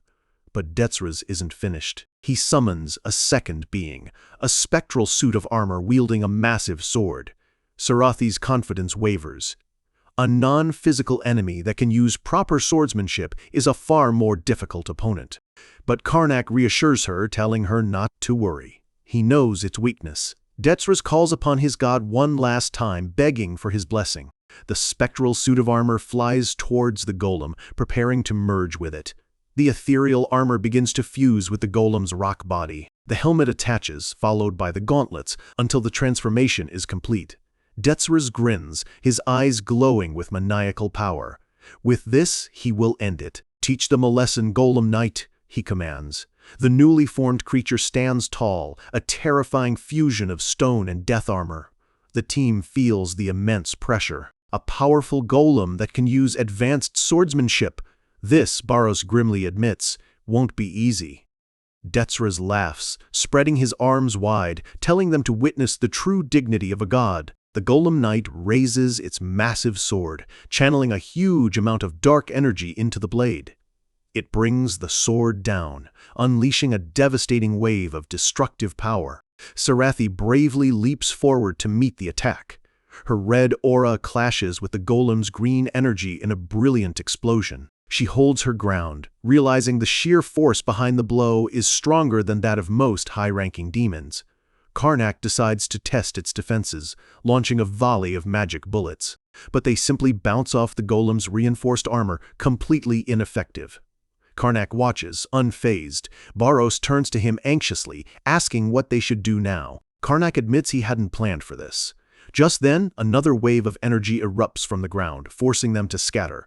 Barros takes the lead, telling Sarathi he will take on the Golem Knight. Detsras orders his creation to stop him, and the massive golem charges after the much smaller warrior. It brings its fist down with crushing force, but Barros is too quick, dodging just out of reach. The golem swings its massive sword, and though Barros manages to parry, the force sends him stumbling back. Seizing the opening, Sarathi leaps into the air, yelling that she is its opponent, and brings her glowing sword down on the golem's shoulder. Her attack lands with a loud crash, sending a spiderweb of cracks across the armor. But it's not enough. She barely scratched it. The golem recovers instantly, swinging its sword in a wide, devastating arc. Detsras gloats from the sidelines, proclaiming this to be the authority of a true god. The team is clearly struggling. Sarathi lands, breathing heavily, admitting she can't find a way to damage it. They both turn to Karnak. Barros points out that he's been calm this whole time. He must have a trump card. Sarathi impatiently tells him to stop watching and use it. She screams that they're all going to die at this rate. Karnak just sighs, a look of mild annoyance on his face, and finally relents. He places his hand on the ground, green energy pooling around it, telling them they can ask questions later. He stands up and states plainly that, to fight a Golem Knight, you need to be strong. Barros is bewildered, asking why he's saying something so obvious. Karnak smirks. He's not talking about that kind of strength. He prepared something just in case. Dark tendrils of his chaos mana snake across the ground, reaching for the corpses of the two necromancers they defeated earlier. The bodies of Olt and Kale twitch and begin to rise, enveloped in a swirling green aura. He's reanimating them. They stand before him, their eyes glowing with green fire, and pledge their loyalty to their new master. Detsras recognizes them instantly.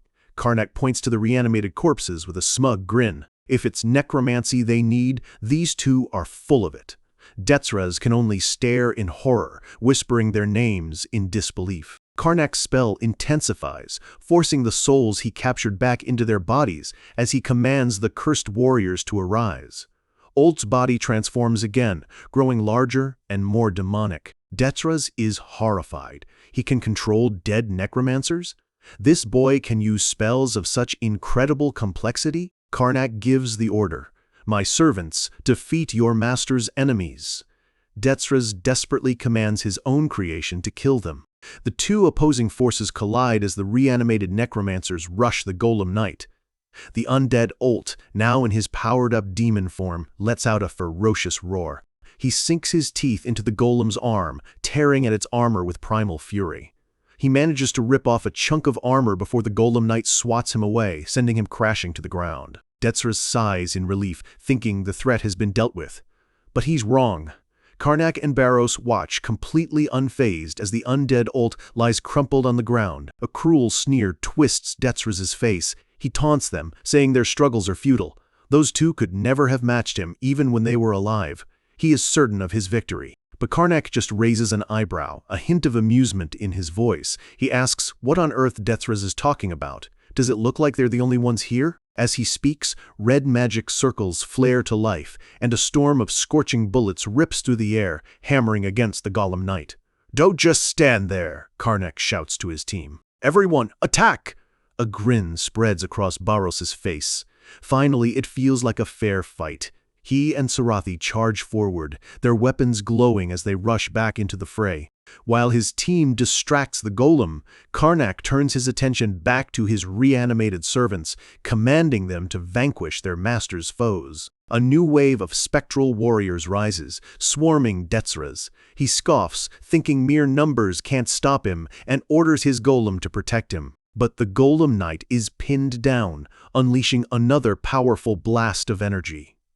Sarathi and the undead Kale move in to intercept, their attacks clashing against the golem's defenses. Sarathi lands a direct hit with her glowing red sword. The armor cracks, but the damage is still superficial. She grits her teeth, frustrated that it wasn't enough. Just then, the undead ult lets out a deafening roar and hurls himself at the golem once more. He smashes into its chest with the force of a battering ram. Sarathi sees the opening. The relentless, combined assault is finally starting to wear the golem down. Detsras watches in horror, sweat beading on his forehead as his ultimate creation begins to crumble before his eyes. As his spectral guards are overwhelmed, the undead Kale slips past them, charging directly at Detsras. Panicked, Detsras screams for his golem to stop him. The golem turns to intercept, but it's too slow. Barros and Sarathi press their attack, keeping it pinned down. They hammer away at its defenses, refusing to give it a moment's rest. The undead ult joins in, landing another powerful, cracking blow against the golem's weakening armor. Detsras watches helplessly as his impenetrable death armor shatters under the continuous assault. In a last, desperate act of fanaticism, he screams that this isn't enough to shatter the power of his god and begins chanting for more strength. A massive surge of green energy erupts from him, flowing into the golem knight, repairing its armor and bolstering its power. The powered-up golem roars and attacks. Karnak shouts for his team to dodge as they scatter, narrowly avoiding the devastating blow. Barros lands, his expression grim. Their attacks are working, but it's not enough to take the creature down. Karnak agrees. They need something bigger. A shadow falls over Karnak's face. He mutters to himself, a hint of reluctance in his voice, as he contemplates his final option. Believing he's regained control, Detsras orders his golem to take out his former subordinates first. The golem charges, brutally impaling the undead Kale. It then turns on the undead ult. Karnak shouts a warning. Sarathi readies her sword to help, but Karnak stops her with a single, cold command. No need. The golem knight's attack lands, piercing ult's body with a sickening crunch. Karnak watches with a chillingly calm expression, and then he snaps his fingers. How nice of the golem, he thinks, to jump right into a bomb. A bright red light glows from within the bodies of his two undead servants. It was a trap all along. A massive explosion rips through the battlefield. The force of the blast sends debris flying everywhere, scorching the ground black. Detsras is thrown back, landing hard. He screams in rage and disbelief, calling Karnak a demon for making their corpses explode. Karnak looks down at him, his expression cold and mocking. He doesn't think a necromancer has any room to talk. He coolly asks if Detsras is out of tricks yet. Panic sets in. Detsras knows he's beaten. These cruel bastards will torture him for information about the cult. He makes his final choice. He will end it here.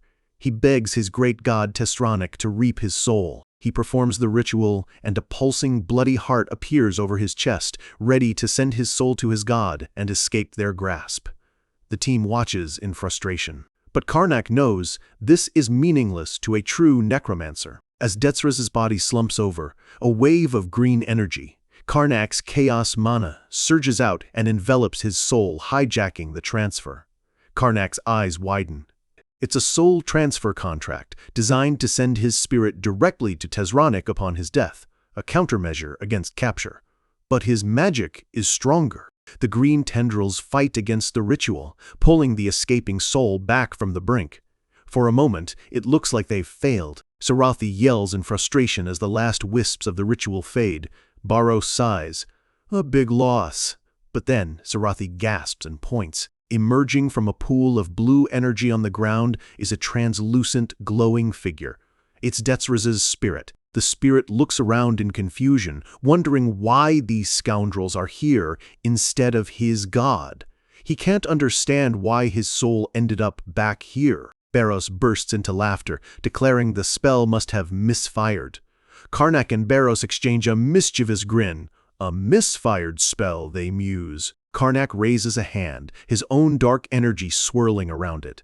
This, he says, is why you master the basics first. Detzraz's spirit can only gasp in horror. Karnak smiles, his eyes gleaming. It's time to finish their discussion. Later, the team has relocated to a secure, remote safe house. Barros confirms the location is safe, telling Karnak he can begin. Karnak nods. The prince has been waiting long enough. He summons Detzraz's spirit. Sarathi asks if he can't just interrogate him with normal spiritmancy. Karnak explains that a high-ranking cultist like this is bound to have protections on his soul. As he commands the spirit to heed his call, dark, shadowy tendrils erupt from Detzraz's soul, lashing out violently. A monstrous, twisted being emerges. Barros observes that, as expected, a maddening evil spirit was protecting him. Karnak recites an old saying, "If you gaze long into an abyss, the abyss also gazes into you." He explains that the spirit is a psychic trap designed to drive any interrogator to insanity. But as the evil spirit fully manifests, it suddenly recoils in terror. Barros wonders why the spirit itself looks like it's being consumed by madness. Karnak just smirks. Like he said, the abyss gazes back. His companions stare at him, stunned, and he gets flustered, asking if they think he's more rotten than that thing. Overwhelmed by the sheer darkness of Karnak's soul, the maddening spirit simply dissipates into nothing. Barros cheers that it was easy. Karnak slumps down, muttering about how awful his soul must be. Detzraz's spirit can only state the obvious. They may have new bodies, but their souls are still the same.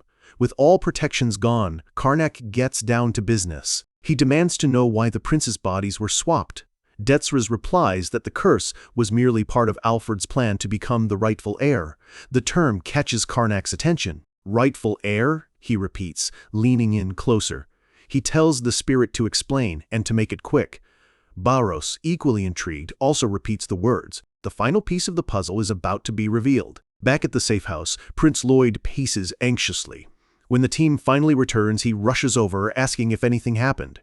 Relieved to see them, he asks about the necromancers. Karnak calmly replies that they've all been taken care of. He continues, explaining that they've also discovered how to undo the soul swap, and, more importantly, they now know Alfred's entire plan. Impressed, the prince urges him to share what he's learned. Karnak explains that, thankfully, the swap is temporary. Prince Alfred intended to return to his own body all along. He holds up a jeweled pendant. To reverse the curse, this item must be placed under the light of a full moon. And then, a single drop of fresh blood from Alfred must be added. Karnak adds that the ritual is surprisingly simple. It doesn't even need a necromancer to perform it. The pieces fall into place for Prince Lloyd. Fresh blood, he muses. So that's why he needed to capture my body so badly. Karnak confirms it, and then moves on to why Alfred swapped bodies in the first place. It was all for a plan he intended to execute on the night of the full moon. The prince looks up, alarmed. Karnak delivers the shocking truth. Alfred planned to assassinate their father, King Wiscott. Lloyd is horrified. His brother was going to murder the king while wearing his face. The plot was devious. Alfred would visit the king, who, seeing his beloved son Lloyd, would let his guard down. After the attack, Alfred would swap back.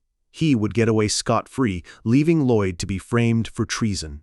The prince considers the terrible logic. Even with his frail body, the plan was terrifyingly effective. Karnak explains that success didn't even matter. Even a failed attempt would see Lloyd imprisoned for life or executed. The grim reality sinks in. Alfred would be the only heir left. Lloyd shudders, realizing just how close he came to absolute disaster. He reasons that with his body missing, Alfred can't make a move. They just need to stay vigilant until the full moon. But his relief quickly turns to rage. He seethes, tempted to poison his own body before they swap back. How dare his brother do this? Karnak calmly advises against it. If his original body is harmed, it could interfere with lifting the curse.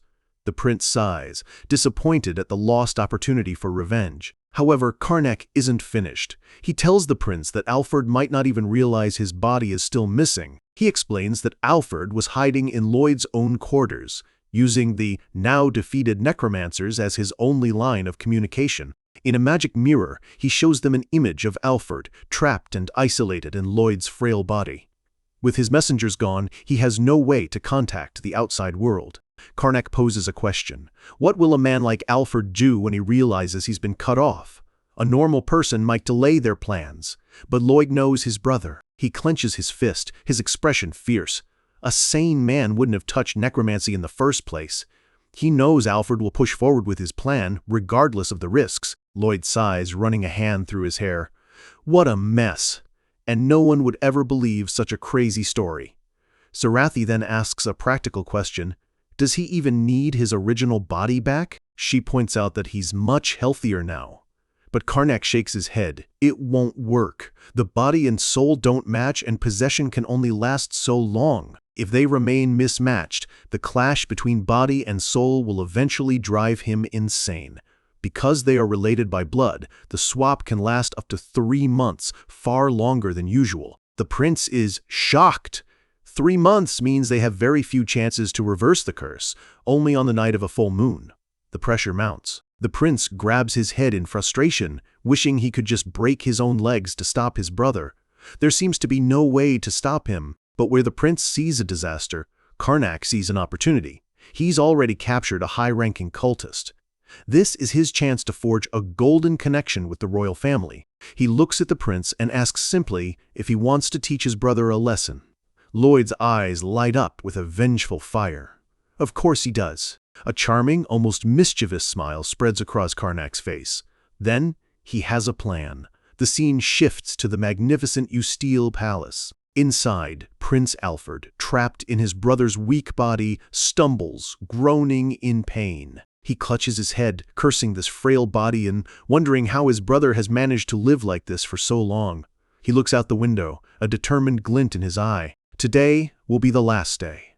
The day has finally come. He knows he's lost contact with his allies, but he can't delay. He refuses to spend another month trapped in this pathetic body. Suddenly, his door bursts open and a maid screams for him to evacuate. A group of guards rushes in, grabbing him and telling him they have to move. Confused, he's scooped into a guard's arms as they tell him they'll assist him. The maid explains that his brother, Prince Alfred, is on a rampage, swinging his sword and intending to harm him. Alfred can only stare in disbelief. He's completely bewildered. He knows his brother Lloyd would never act so rashly. A dreadful suspicion begins to form in his mind. What is Lloyd plotting? Meanwhile, Prince Lloyd, in Alfred's body, is putting on the performance of a lifetime. He swings his sword at the palace guards, roaring for them to kneel before their future king. The guards stand their ground, confused by his sudden, uncharacteristic aggression. The captain of the guard, Zeliad, steps forward, but Lloyd just shouts that his target is his brother, and only his brother. He continues the charade, declaring he doesn't wish to shed unnecessary blood. He's playing the part of his arrogant brother perfectly, privately thinking that Alfred should have known he could ruin his reputation just as easily. Captain Zeliad, believing the prince has lost his mind, orders his men to suppress him without causing harm. But Lloyd, using his superior swordsmanship, easily holds them at bay. He moves with a grace and precision the guards have never seen from Prince Alfred, effortlessly deflecting their attacks. He unleashes a wave of aura, knocking them back. Captain Zeliad watches in amazement. He can't believe how much Prince Alfred's swordsmanship has improved. It's going to be nearly impossible to subdue him without someone getting hurt. Just then, the full moon rises, bathing the courtyard in a bright, eerie light. A massive explosion of blue energy erupts nearby, sending a shockwave through the courtyard. The guards are stunned, wondering if these are more of Prince Alfred's supporters. But it's Karnak, Barros, and Sarathi walking calmly through the chaos. Karnak calls out to the captain. Zeliad doesn't recognize them. Karnak presents the crest of the king's order, introducing himself and explaining he was sent by Prince Lloyd. Zeliad is taken aback. The king's order? Here? Karnak hands him a letter, explaining they are direct subordinates of the royal family. Zeliad inspects the letter and the royal seal. It's genuine. He realizes with a start that Prince Lloyd must have planned for this. A look of relief crosses his face. Now, no matter what happens, he can pass the blame on to them. Prince Lloyd continues his rampage, shouting that no one can stop him. Zeliad turns to Karnak, saying he will restrain the prince, but warns them not to draw a single drop of blood. Karnak nods. He turns to Sarathi, who steps forward, ready. A brilliant red aura erupts from her sword. The guards gasp in awe. "An aura user!" Sarathi leaps into the air, her glowing sword poised to strike the rampaging prince. She brings the flat of her blade against his, the force of the blow sending him stumbling back. She looks at him with cold, determined eyes. He meets her gaze, his own eyes filled with a fiery resolve. The act is perfectly convincing. The guards are lost in the chaos, unable to follow their high-speed movements. Karnak instructs Sarathi to use larger, showier swings. Sarathi unleashes another powerful, sweeping strike. The blow sends Lloyd flying back with a pained grunt. The guards watch, stunned, as Zeliad's men marvel that she managed to restrain him without drawing blood. But the show isn't over. Karnak steps forward, and with a single command, shadowy blue tendrils wrap around the defeated prince. Lloyd struggles against the bonds, screaming for them to release him. Karnak turns to Captain Zeliad, thanking him for his cooperation and saying they'll take it from here. Zeliad nods, relieved to hand over responsibility, and orders his men to imprison the prince. As the situation is brought under control, Karnak approaches the captain. He has something he needs to tell him. Inside the palace, a maid confirms the news. Prince Alfred has been captured and is being held in the palace jail. The scene shifts to Prince Lloyd's bedroom, where Alfred, still in his brother's body, is being attended to. He wonders how his reclusive brother could possibly know someone from the secretive king's order. He tries to push forward with his assassination plan, asking about his dinner with the king. But the maid shuts him down. Due to the security situation, the dinner has been cancelled. Alfred is floored, his spirit raging with frustration. His entire plan is falling apart. The maid informs him that his dinner will be served in his room, where it's safe. Alfred looks out at the rising full moon, his rage boiling over. How is he supposed to lift the curse if his body is locked away in a prison cell? Suddenly, a strange, warm sensation washes over him. Across the palace, in a dark jail cell, Lloyd feels the exact same thing. The curse is reversing.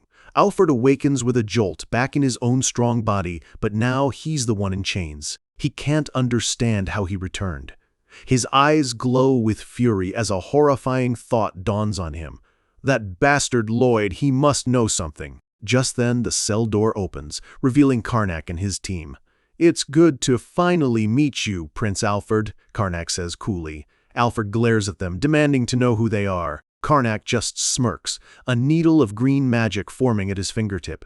He leans in close, his voice low and menacing, telling the prince he doesn't need to know who he is, because he won't remember any of this.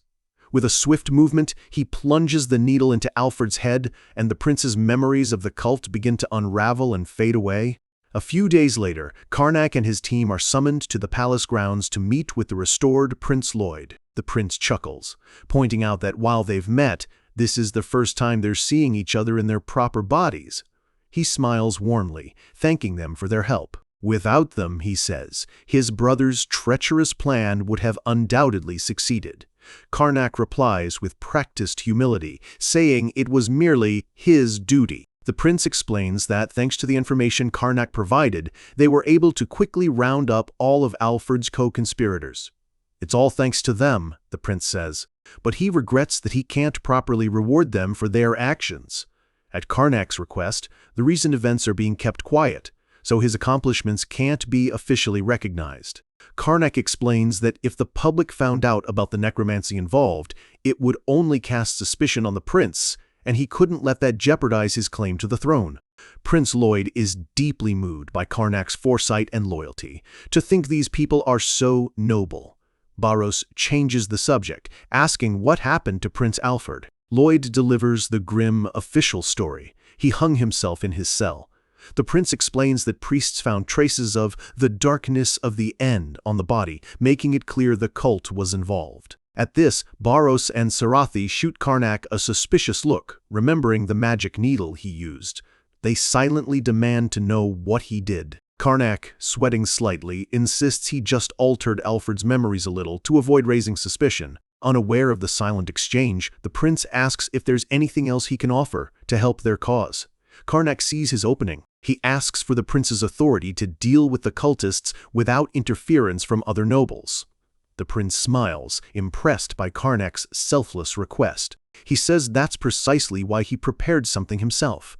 He offers Karnak a beautiful, ornate, golden seal. He declares that Karnak is now his official representative. The seal signifies that he acts under the prince's direct orders, which should help in his hunt for the cultists. Karnak takes the seal. This is it, the key to his plans. His team can only look on in awe. The prince smiles, placing his full trust in Karnak, certain he will put the new authority to good use. He asks Karnak to please be of help to their world. Elsewhere, in a dark, lavish office, a man reports to his master. Their plans in the Usteel Kingdom have failed. He informs Dark Cardinal Hudal Gredenthal that Prince Lloyd has regained his body and their agent, Bishop Detsras, has been martyred. Hudal calmly asks if the loose ends have been taken care of. The subordinate confirms that all of Alfred's co-conspirators have been dealt with.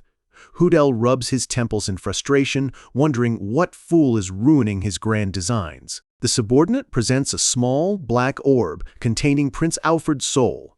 Hudal nods. At least that part of the job was done well. He muses on what to do next. He can't simply abandon the Usteel Kingdom, not after the mysterious Lord Elazar specifically told him to keep an eye on it. He recalls a conversation from months ago with a beautiful and powerful woman. She is Elazar de Replacion, the priestess of destruction. She had warned him to watch the region, saying she had a bad feeling about it. When he'd asked for specifics, she was maddeningly vague. She had simply smiled, telling him to look out for events that they didn't do, but looked like they did. "Back in the present," Hudal groans, finally understanding her cryptic warning. His subordinate reports another problem. While they have the prince's soul, Bishop Detsras's soul is nowhere to be found. Hudal is shocked. That should be impossible. A soul branded by their god, Tesranik, simply lost? He wonders if the goddess's followers have somehow gained that kind of power. He stands, his decision made. He will see to this himself. He orders a necromantic ritual prepared. His subordinate hurries to obey. Hudal begins the ritual, gathering ingredients from a dusty shelf. He calls out to the missing soul, "Follower Detsras, answer your master's call." A complex magic circle glows on the floor, but there is no response. Hudal grows anxious. Is the soul truly gone? Or did those dogs of the goddess do something unimaginable? He dismisses the idea. A spell that powerful is unheard of. He considers another possibility, a powerful necromancer operating outside of their order. Even so, to think someone is strong enough to erase the dark god's branding, it's hard to believe. He picks up the orb containing Alfred's soul. The prince might have seen something. He begins another ritual, awakening the heretic Alfred's spirit. Hudal begins his interrogation, asking if anyone outside the Order of the Dark God had approached him. Alfred's spirit just looks at him, confused. Order of the Dark God? Hudal presses him, asking about the support the order gave him. But Alfred's expression is blank. He has no idea what Hudal is talking about. What? Hudal is stunned. He doesn't remember? Not even that the order was helping him? Did they alter the prince's memories? But that should be impossible for any ordinary necromancer. He remembers Elazar's words again. Look out for events that we didn't do, but look like we did it. The truth hits him like a bolt of lightning. This is it. They need to investigate the Usteel Kingdom personally. Hudal considers his options. To buy enough time to investigate, they'll need to cause a major scene. He comes to a decision.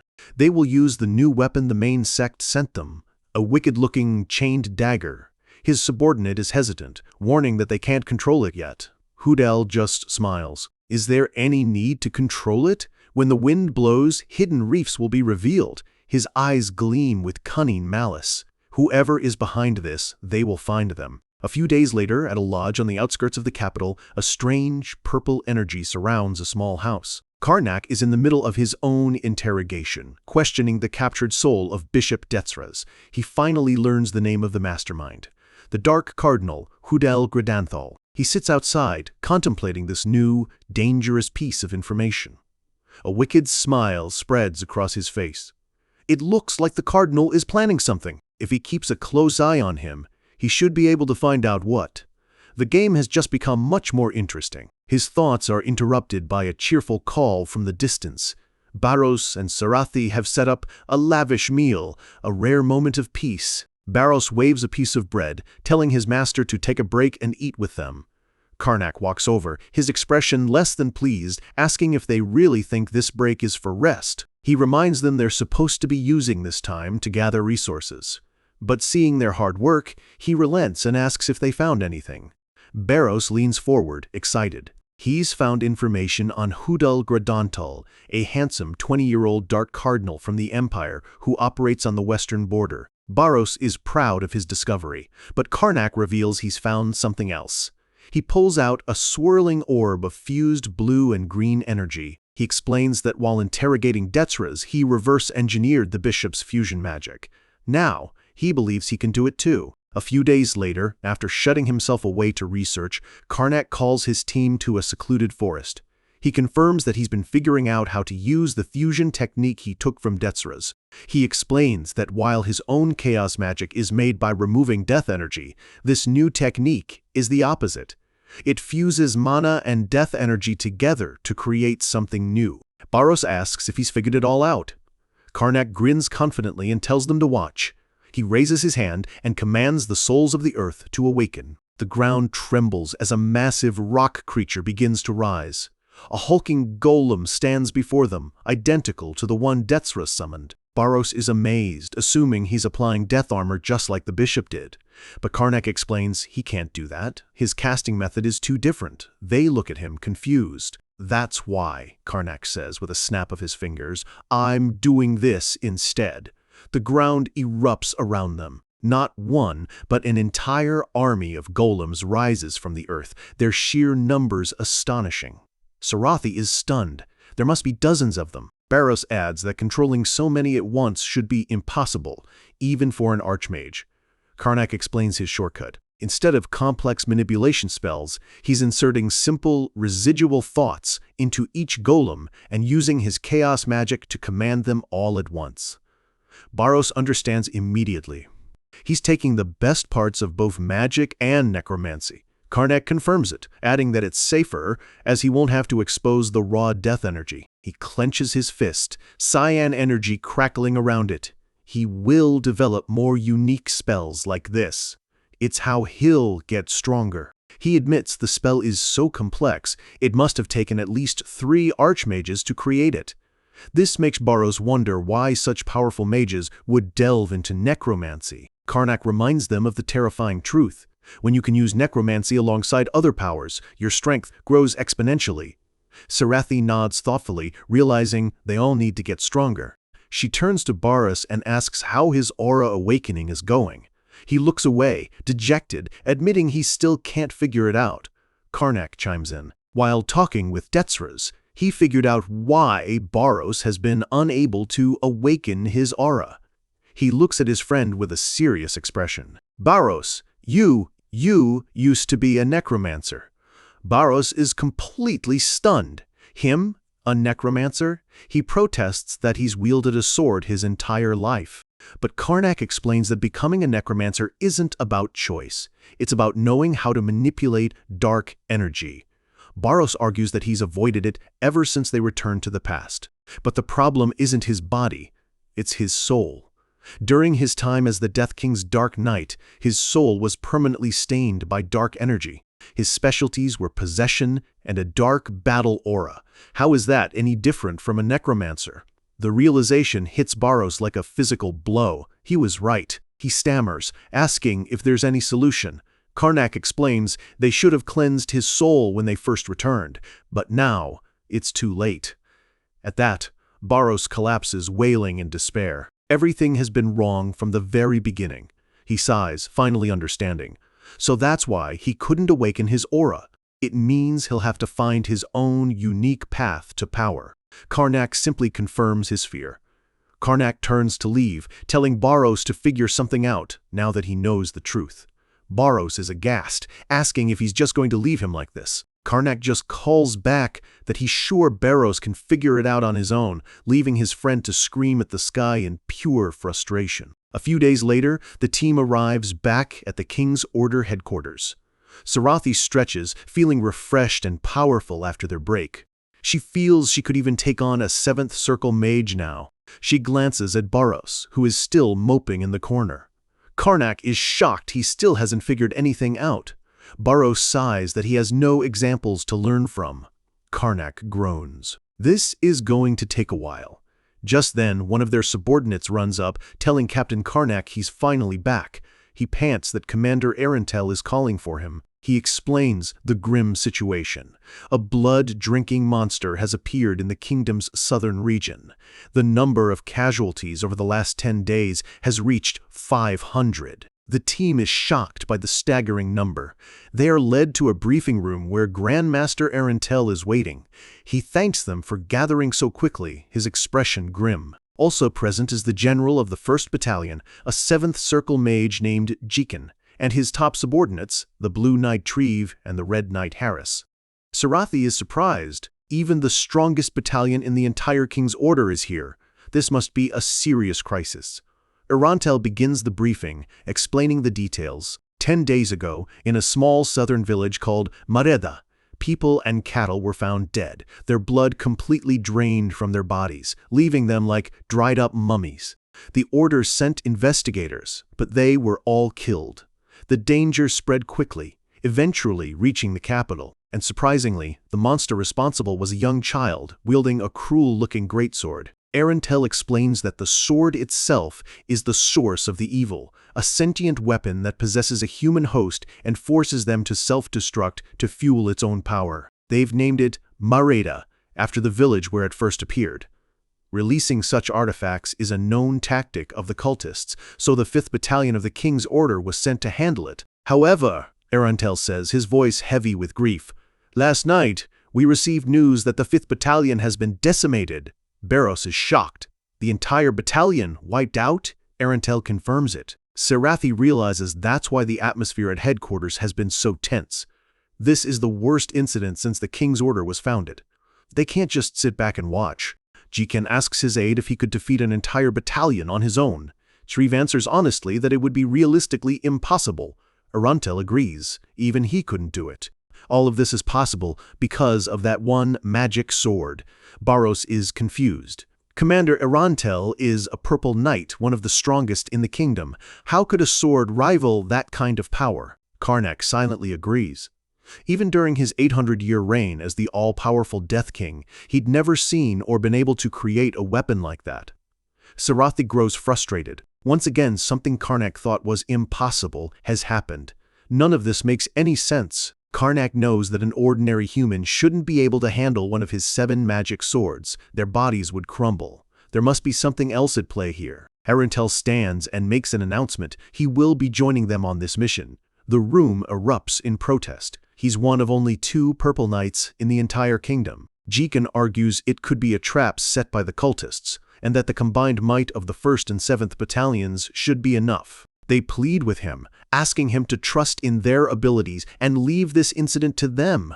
Arantel hesitates, then relents, a bead of sweat rolling down his face. He agrees to trust them with this mission. He appoints his commanders. Jikan will be commander-in-chief, and Karnak will be vice-commander. Karnak simply nods, accepting the position.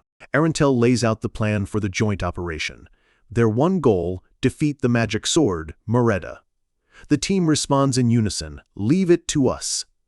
The scene fades, reopening on a fiery sunset. Birds fly across the blood-orange sky. In a small village, a young girl, her eyes glowing red and her body enveloped in a crimson aura, stands before a terrified couple. The magic sword Mareda has claimed another victim. In the southern region of Jatelva, the aftermath of the demonic sword's rampage is a brutal sight. A once peaceful village now lies in ruins, the air thick with the silence of death. The bodies of the villagers are scattered everywhere, a horrific testament to the sheer power and cruelty of the weapon they're hunting. Jikan, the commander of the operation, looks over the devastation with a grim expression. He asks if the sword, Mareda, killed everyone. One of his men reports that a few survivors are now under protection at a nearby temple. Jikan finds a small measure of relief in the news. It means even a weapon this powerful isn't perfect. It couldn't catch everyone. Just then, his scouts approach. He asks if they've successfully traced the magic sword. The scout confirms they have found its precise location. The two inspectors, Miri from the 1st Battalion and Milia from the 7th, report that the trail of dark energy leads deep into the forest. With a target in sight, Yikin gives the order to move out. As the group heads into the forest, Barros wonders how they found her so easily. Karnak confirms that they're on the right trail. He explains that because the host is completely under the sword's influence, she isn't thinking clearly. She's leaving a trail of death energy everywhere, making her easy to follow. Finding her, Karnak says, is the easy part. The real problem is what comes next. Barros brings up the rumor that the sword's power rivals that of a purple knight and asks Sarathi if she can handle it. Sarathi's expression is serious. She admits she won't know for certain until she faces it head-on. Following the trail, they soon find her. In a clearing deep in the woods, a small figure sits by a tree stump, surrounded by a menacing red and black aura. Peeking through the bushes, a soldier whispers that he's found the target. The commander confirms it. The stench of death energy is intense, radiating from the child possessed by the demonic sword, Mereda. Jikin gathers his team and lays out the plan. The sword grows stronger with every drop of blood it consumes, so the top priority is to ensure no one gets hurt. He orders Barros' team to cast a wide net and overwhelm the target. The teams begin to move out, spreading through the forest to take their positions. Karnak's group is told they will head to the front line, but Jikin stops them, ordering them to remain on standby. They are to do recon and only step in if there's a gap in the net. He claims it's the safest approach since it's their first time working together. Karnak glances at Sarathi, then agrees. Jikin walks away, leaving Karnak's team to watch from the sidelines. The soldiers move quietly through the trees, slowly encircling the clearing. They close in from all sides, swords drawn, ready to spring the trap. The child remains seated, seemingly unaware. Two soldiers step into the clearing. The child, Mereda, sits hunched over, the demonic sword pulsing with dark power in front of her. Watching from the tree line, Jikin decides it's time to begin. His staff erupts in fire, and he unleashes his spell, shouting, "Flame strike!" A colossal pillar of fire crashes down from the sky, engulfing the clearing in a roaring inferno. From a distance, Sarathi is stunned by the raw power of a 7th Circle mage. But as the flames rage, something is wrong. A piercing, maniacal laugh cuts through the fire. A wave of dark energy erupts from the center, easily overpowering the spell. The smoke clears to reveal Mereda, completely unharmed. She looks up, a twisted, evil grin on her face, her eyes glowing a terrifying red. Jikin stares in disbelief. His powerful attack was completely negated.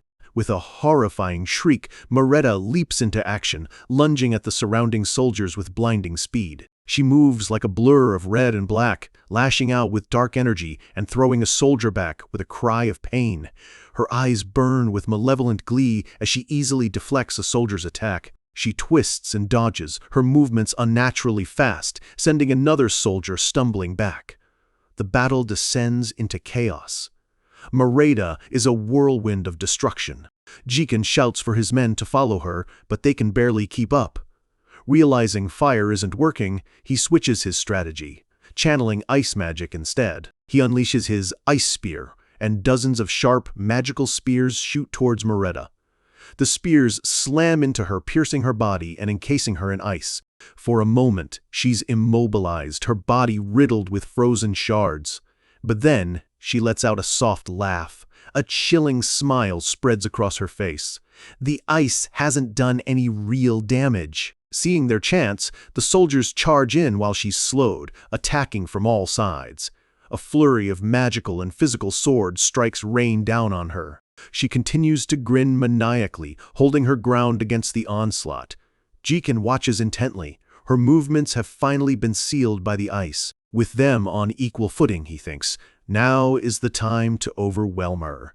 He decides it's time to bring in the heavy hitters and calls for Sir Karnak to join the fight. Karnak tells Sarathi it's time to go. She ignites her aura, her sword glowing with red energy, ready for battle. With a battle cry, they leap into the fight. Their arrival adds a new level of pressure.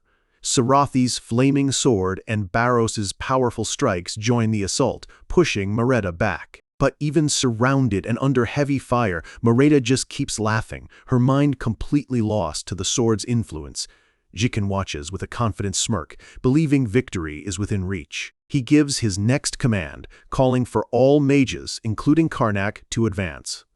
As the mages move forward, Mereta's expression finally shifts from glee to a cold, blank stare. Karnak steps to the front, a sphere of swirling turquoise energy forming in his hand as he begins to chant a spell. Suddenly, Mereta cries out in pain, clutching her head as if in agony. She lets out a blood-curdling scream as the dark energy around her explodes outwards, throwing the soldiers back. She continues to scream, stumbling backward as if fighting an unseen force inside her own mind. The soldiers look on, stunned, realizing she started acting strangely the moment Karnak began his spell. Then, to everyone's absolute shock, Mereta turns and flees into the forest with incredible speed. She vanishes into the trees, leaving the entire task force standing in stunned silence. Jiken is completely baffled. The demonic sword is running away? He can't understand what just happened. He immediately turns on Karnak, his eyes narrowed with suspicion, demanding to know what he did. Karnak feigns innocence, looking just as shocked as everyone else, insisting he did nothing. Miri suggests that the timing was likely just a coincidence. Another soldier wonders if she ran because she was at a disadvantage, but Jiken dismisses the idea. He's never seen anything like it. He explains that the host of a demonic sword shouldn't be able to strategize. They are puppets, driven only by instinct. Putting the mystery aside, he knows they need to chase her before she gets away. He orders his inspectors to track her again, but Miri tells him there's a problem. The demonic sword's pattern has changed. While running, Mereta didn't leave a single trace behind. Jiken is floored. Does that mean they've lost her? The situation has become far more complicated. As the sun begins to set, the soldiers grow worried. They know Mereta becomes stronger at night, making a fight far too dangerous. Jiken grits his teeth in frustration. He makes the call to retreat to a safer place and come up with a new plan. The task force withdraws to a nearby city, setting up at an inn for the night. Inside, Jiken addresses the exhausted troops, telling them to rest while they figure out their next move. He reassures them that Mereta is active on the outskirts, so she's unlikely to approach the city center. He dismisses them for the night. Later, behind the closed door of a private room, Karnak, Barros, and Sarathi are gathered. Barros asks about Milia, and Sarathi confirms she fell asleep, exhausted. With just the three of them, the friendly atmosphere vanishes. Sarathi looks directly at Karnak, stating she doesn't think it was a coincidence that Mereta ran. Barros leans forward, his expression dead serious. "Please be honest," he says. "What is going on?" Karnak leans back, his face unreadable, as his two most loyal companions press him for the truth, pointedly asking what he did behind their backs. Leaning back with a cool expression, Karnak listens as Barros asks him directly if he did something behind their backs. Karnak sighs, a slight smile on his face as he begins his explanation. He puts on his most convincing, innocent face, claiming he's just as confused as they are. Barros and Sarathi can only stare, completely dumbfounded by his non-answer. Barros leans in with a joke, asking if the evil spirit in the sword simply freaked out at the sight of Karnak's wicked soul. Karnak just looks annoyed and tells him to stop talking nonsense. They sit in silence for a moment, the tension still hanging in the air. Barros breaks the silence, thinking out loud, even if the sword doesn't know about Karnak's past as the Monarch of Death, there's no reason it should be scared of him now. Karnak agrees. It's not like Mereta could have leaped through time. Sarathi quietly asks if he's really saying it was all just a coincidence. She leans forward, insisting that it just doesn't feel right as her stomach lets out a loud, embarrassing gurgle. The serious mood is completely shattered. Sarathi freezes, her face turning beet red. Barros bursts out laughing, declaring he's hungry and they should just get some food. Karnak agrees, joking that they're doing all this to put food on the table anyway. At the mention of food, Sarathi's hunger takes over completely, and she leaps up, ready to go eat. Later that night, Karnak and Sarathi walk back through the quiet streets of the city. Sarathi lets out a satisfied sigh, proclaiming she's full. Elsewhere, two other soldiers from the king's order are also heading back to their quarters. As they walk, they discuss the strange events of the day, unable to get over the fact that the demon sword simply ran away. One of them remarks that their new captain, Karnak, is an exception to every rule, always handling things in some unusual way. But the strangest thing, his partner agrees, is how the three of them, Karnak, Baros, and Sarathi, sometimes go completely quiet, as if they're having a silent argument with each other through magic. They can only wonder what on earth they could be doing. Suddenly, a menacing red and black aura fills the alley in front of them. They freeze, sensing the immense danger. One of them looks up, his voice trembling as he sees the figure in the shadows. From the darkness, Merida emerges, her eyes glowing with malevolence. Before they can react, she attacks. One soldier wonders why she's so deep in the city, while the other curses that he's unarmed. A horrifying scream echoes through the empty street as Merida lunges. The next morning, the task force gathers. Jiken is horrified. 2 of his men were attacked during the night. Myri and Milia kneel beside the bodies, confirming their blood has been completely drained. It's definitely the work of Merida. Jiken is furious. How could Merida wander the city without anyone noticing? He didn't sense any dark energy at all. He asks his priests if they sensed anything, but they both shake their heads. Baros turns to Karnak, who calmly replies that he sensed nothing either. Baros is internally freaking out. This is a matter of necromancy. How could the former monarch of death not sense a thing? Karnak, meanwhile, pretends to be completely shocked. Jiken asks Miri if her detection spells picked up anything. She confirms the area is clean, there's no trace of dark power. Jiken wonders how this could have happened right under their noses. Miri explains that if she feasted on their blood, the magic would have been contained internally, leaving no trace. Milia adds that the bodies could have been killed elsewhere and moved here. Either way, both options lead to the same chilling conclusion. Someone is helping Merida. A third party is either assisting or directly controlling the sword, because it couldn't have managed this level of deception on its own. Jiken immediately suspects the Order of the Black God. But Karnak points out that if it were the cult, he should have been able to tell.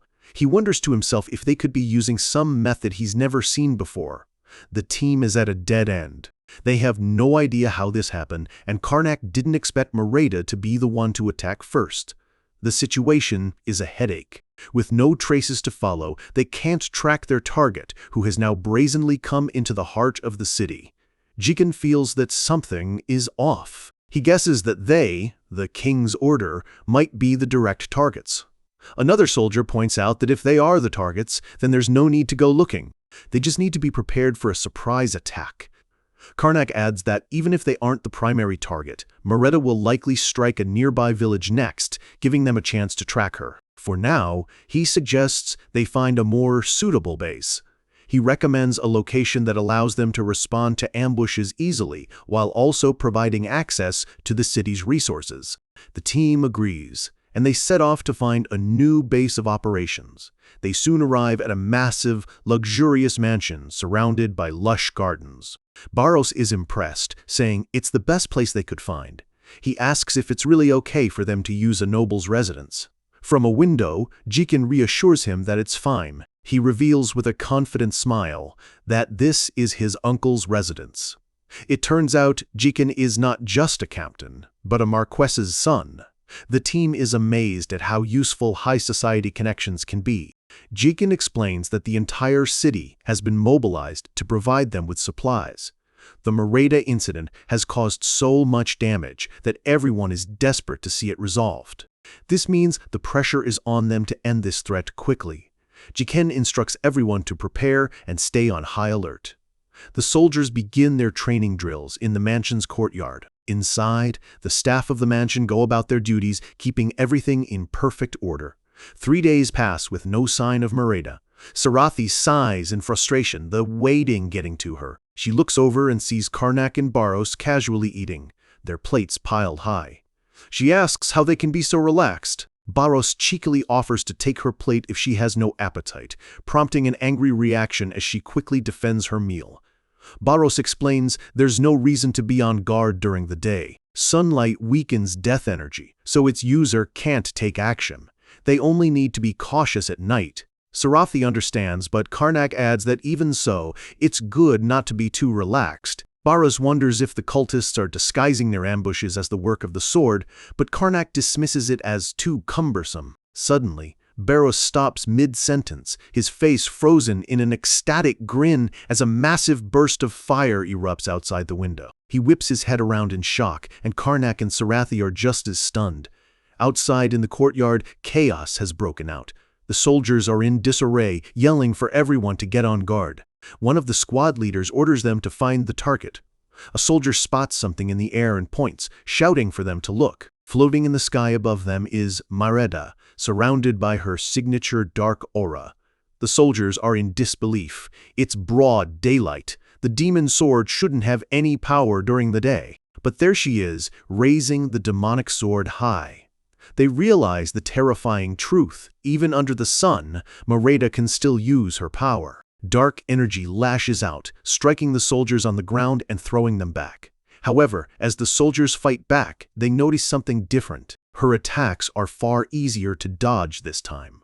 Mareda has gotten noticeably weaker. They realize that in her current state, even a single aura user should be enough to take her on. The squad leader calls for reinforcements, and one of his men replies that Lady Sarathi is on her way. The leader tells them to just hold out until she arrives. Mareda looks down at them, a cold, empty expression on her face. With a scream, one of the soldiers is caught by her dark energy. Karnak, watching from the window, calmly says, "It's coming." The dark tendril snakes through the air, narrowly missing one soldier who ducks just in time. The soldiers are confused. The attack weaves past them, not striking anyone. They can't understand why it's just passing them by. It quickly becomes clear that the attack has a single, intended destination, and they watch in horror as it homes in on one of their own. A soldier yells a warning to a man named Rifan, but it's too late. The dark energy slams into him, sending him and his comrades flying. Rifan cries out in agony as the demonic power tears at him. The other soldiers are stunned, one of them realizing the demon sword seems to be aiming only for Rifan, a member of Unit 7. He shouts in confusion as Mareda continues its relentless assault on the terrified soldier. Just then, Sarathi bursts onto the scene, her aura flaring. The soldiers cry out her name in relief. She looks up at Mareda, her eyes wide with disbelief. The demon sword really is fighting in broad daylight. Mareda lashes out again, sending another wave of dark energy ripping through the courtyard. But this time, Sarathi is there to meet it. With a battle cry, she swings her glowing sword, clashing with the demonic attack in a brilliant explosion. The force of the blow pushes Mareda back, and for a split second, its blank expression flickers with something almost like surprise. Sarathi lands, taunting it, asking what kind of place it thinks this is. She dodges as Mareda tries to retaliate. With a grunt of effort, Mareda brings its sword down with immense force. The ground shatters where Sarathi was standing a moment before, but she's already moved, crying out as she evades the attack. Mareda immediately changes tactics and tries to flee. Sarathi looks up, her expression grim.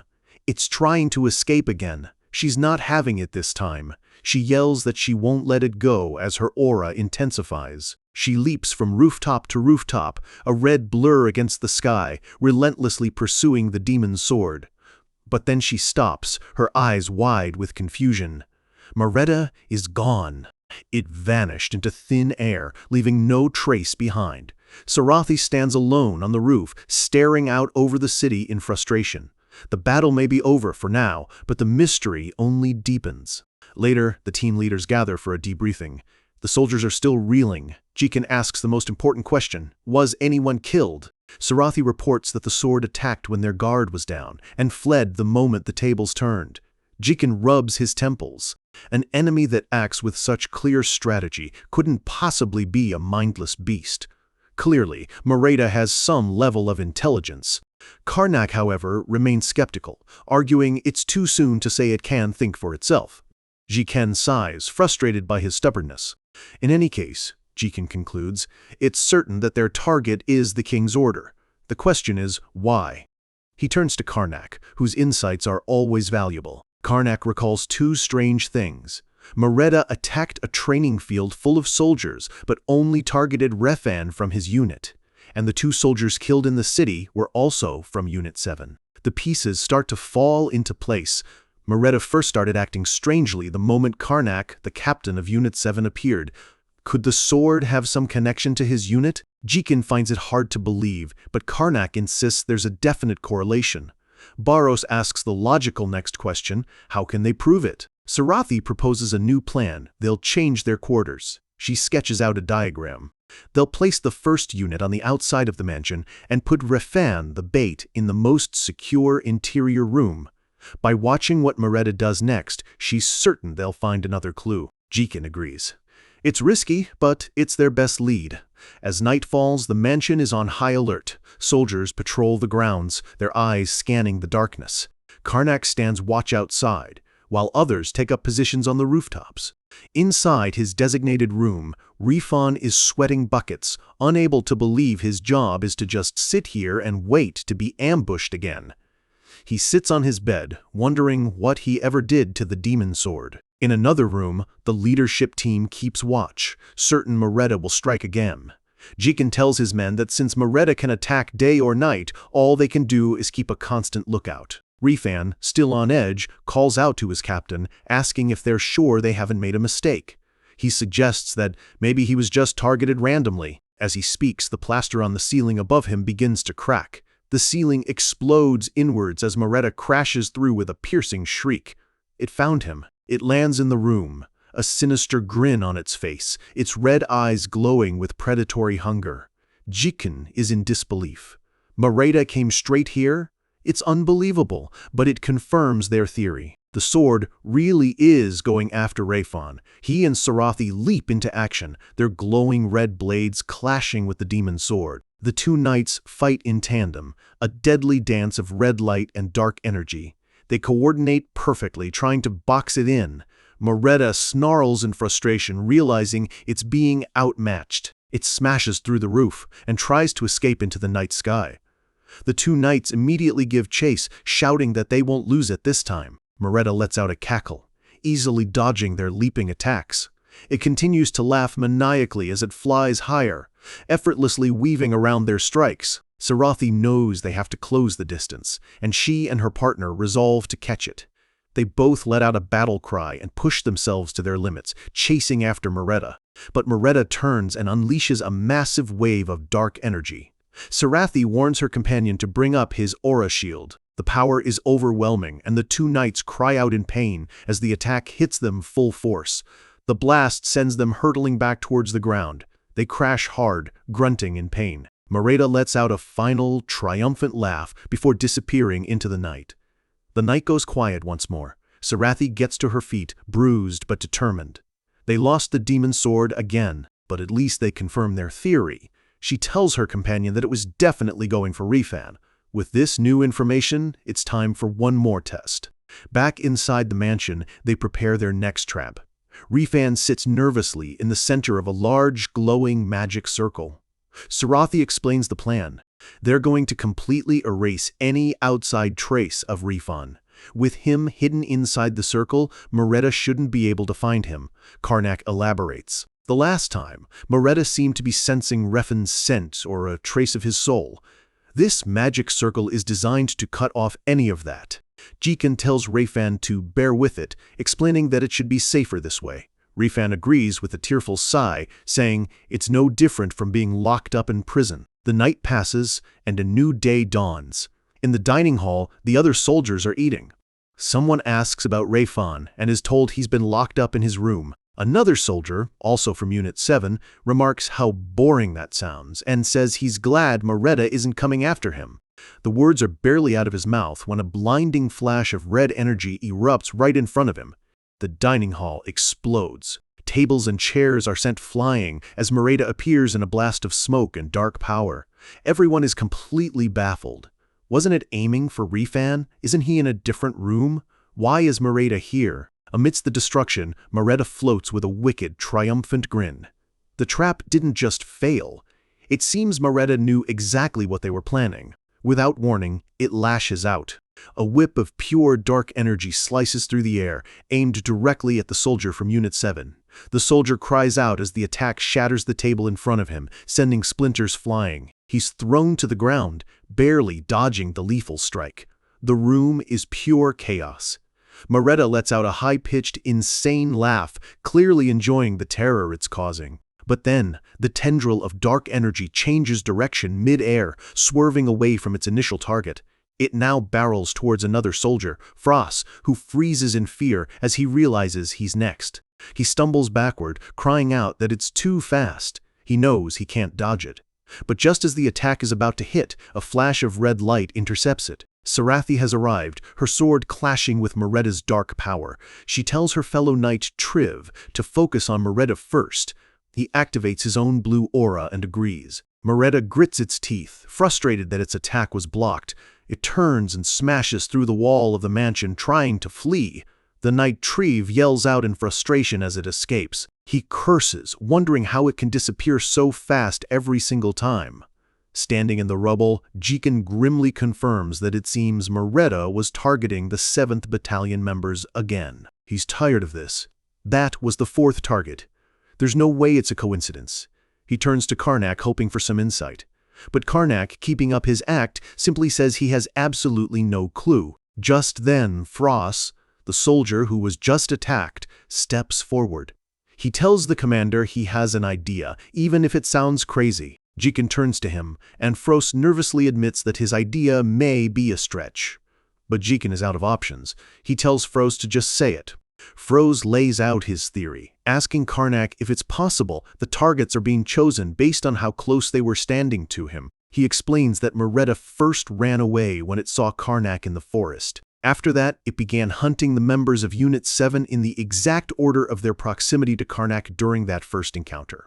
The other team members are stunned into silence. Barros thinks back and realizes Frost is right.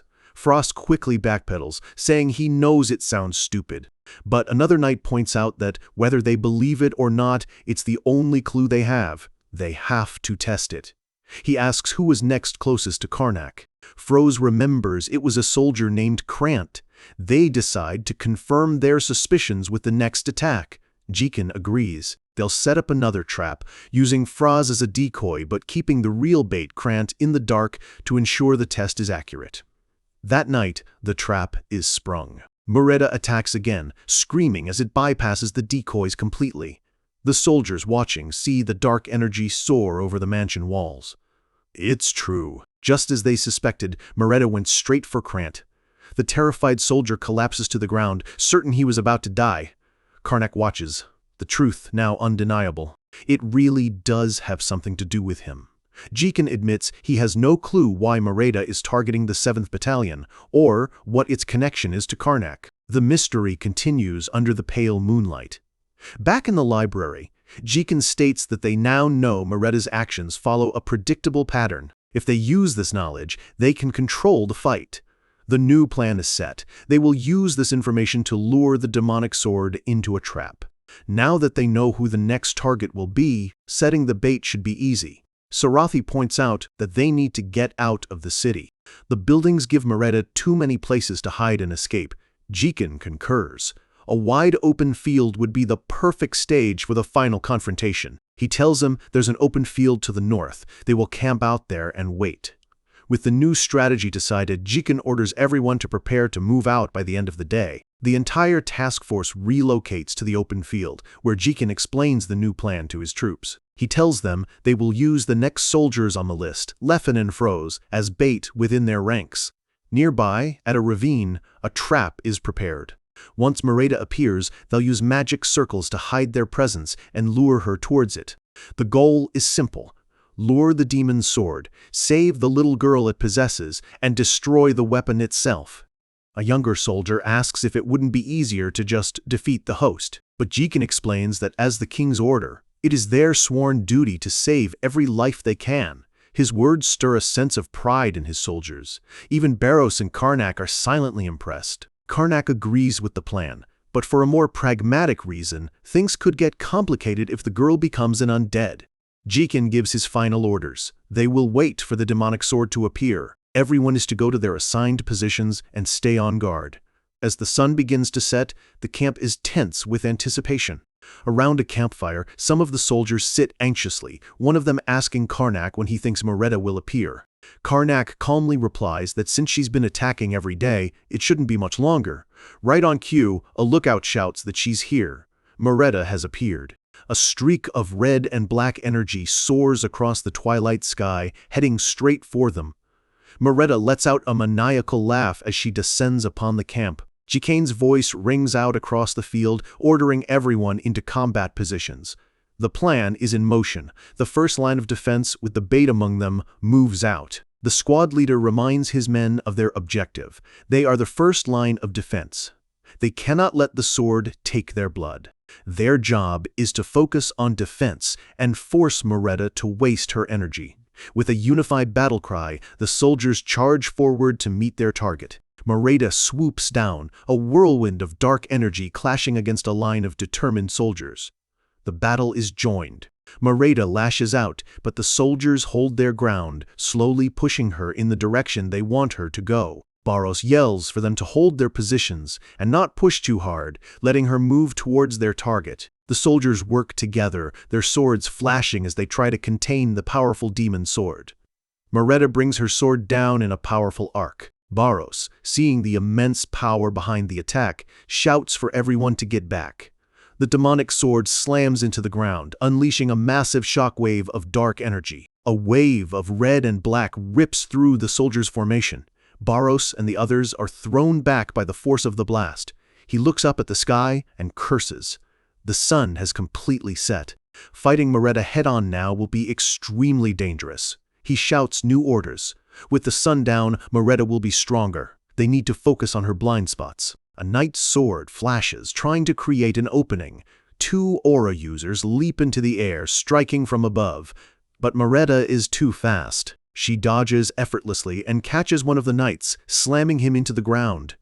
She turns on the other soldiers, her attacks becoming more frantic and powerful. Another knight clashes with her, but the force of the blow is immense. Mereta unleashes a burst of energy, pushing everyone back. A lone soldier is left vulnerable. Mereta turns on him, the demonic sword raised for a final deadly strike. The attack swirls into a vortex of pure destruction. It hurtles towards the ravine, the location of the trap. The soldiers watch in horror. She's approaching the target, and they have to stop her now. Barros watches with a confident grin. The plan is working. He calls out to the mages, telling them to make her pay. They acknowledge the order. Mereta flies right into their range, completely unaware she's being led into the next phase of the trap. The 2 mages raise their staffs, which crackle violently with yellow electricity, calling for a thunderbolt to answer their command. A massive magic circle ignites in the sky above Mereta, arcs of lightning dancing within it. With a deafening crash, a colossal pillar of pure lightning slams down from the heavens, engulfing the demonic sword completely. Mereta cries out in pain, caught in the electrical storm, her dark aura flaring up to shield her from the immense power. The mages see that their attack landed, leaving Mereta stunned. Their part of the plan is complete. They immediately turn and run, a calculated move to draw their enraged target forward. Weakened and furious, Mereta lets out a guttural scream and gives chase, falling right into their trap. The next line of defense, led by Barros, moves in to intercept, charging forward as they yell that she's weakened from the last attack. Mereta snarls, parrying a soldier's strike with a brutal counter. Even weakened, she is still a formidable foe. The chaotic battle rages on. From a cliff overlooking the battlefield, a group of elite knights watch the fight unfold. One of them, Triv, is stunned by Barros's skill, marveling at his sharp timing and fluid movements. He knows no one else in the 7th Battalion can rival him. Another knight asks if he's really that impressed, but Triv tells him to look closer. Barros isn't just fighting. He's attacking Mereta's weak spots without a single wasted motion. It's as if he knows exactly how his opponent will move before she even does. Triv admits that seeing it in person is far more impressive than the rumors. A smirk plays on his lips. A swordsman this powerful, struggling to use his aura? Very interesting. Down on the field, Barros and his team continue to harry Mereta, their coordinated attacks forcing her back. Barros sees his chance. They've successfully lured her to the target location. He notes that Mereta looks tired from the constant fighting and decides it's time to pass her to the next line of defense. "All right, stop!" he yells to his men. His soldiers acknowledge the order and break off their attack. Barros raises his sword and gives the command for his unit to retreat. They all turn and run. Mereta, seeing her opponents flee, falls for the feint completely. She watches them go, a smug, contemptuous look on her face. A sinister smile spreads across her lips as she prepares to give chase, thinking victory is hers. She lets out a triumphant laugh and shoots after them. But as she rounds a large rock formation, she stops. A lone soldier is standing there, waiting for her. She's finally here. The trap has been sprung.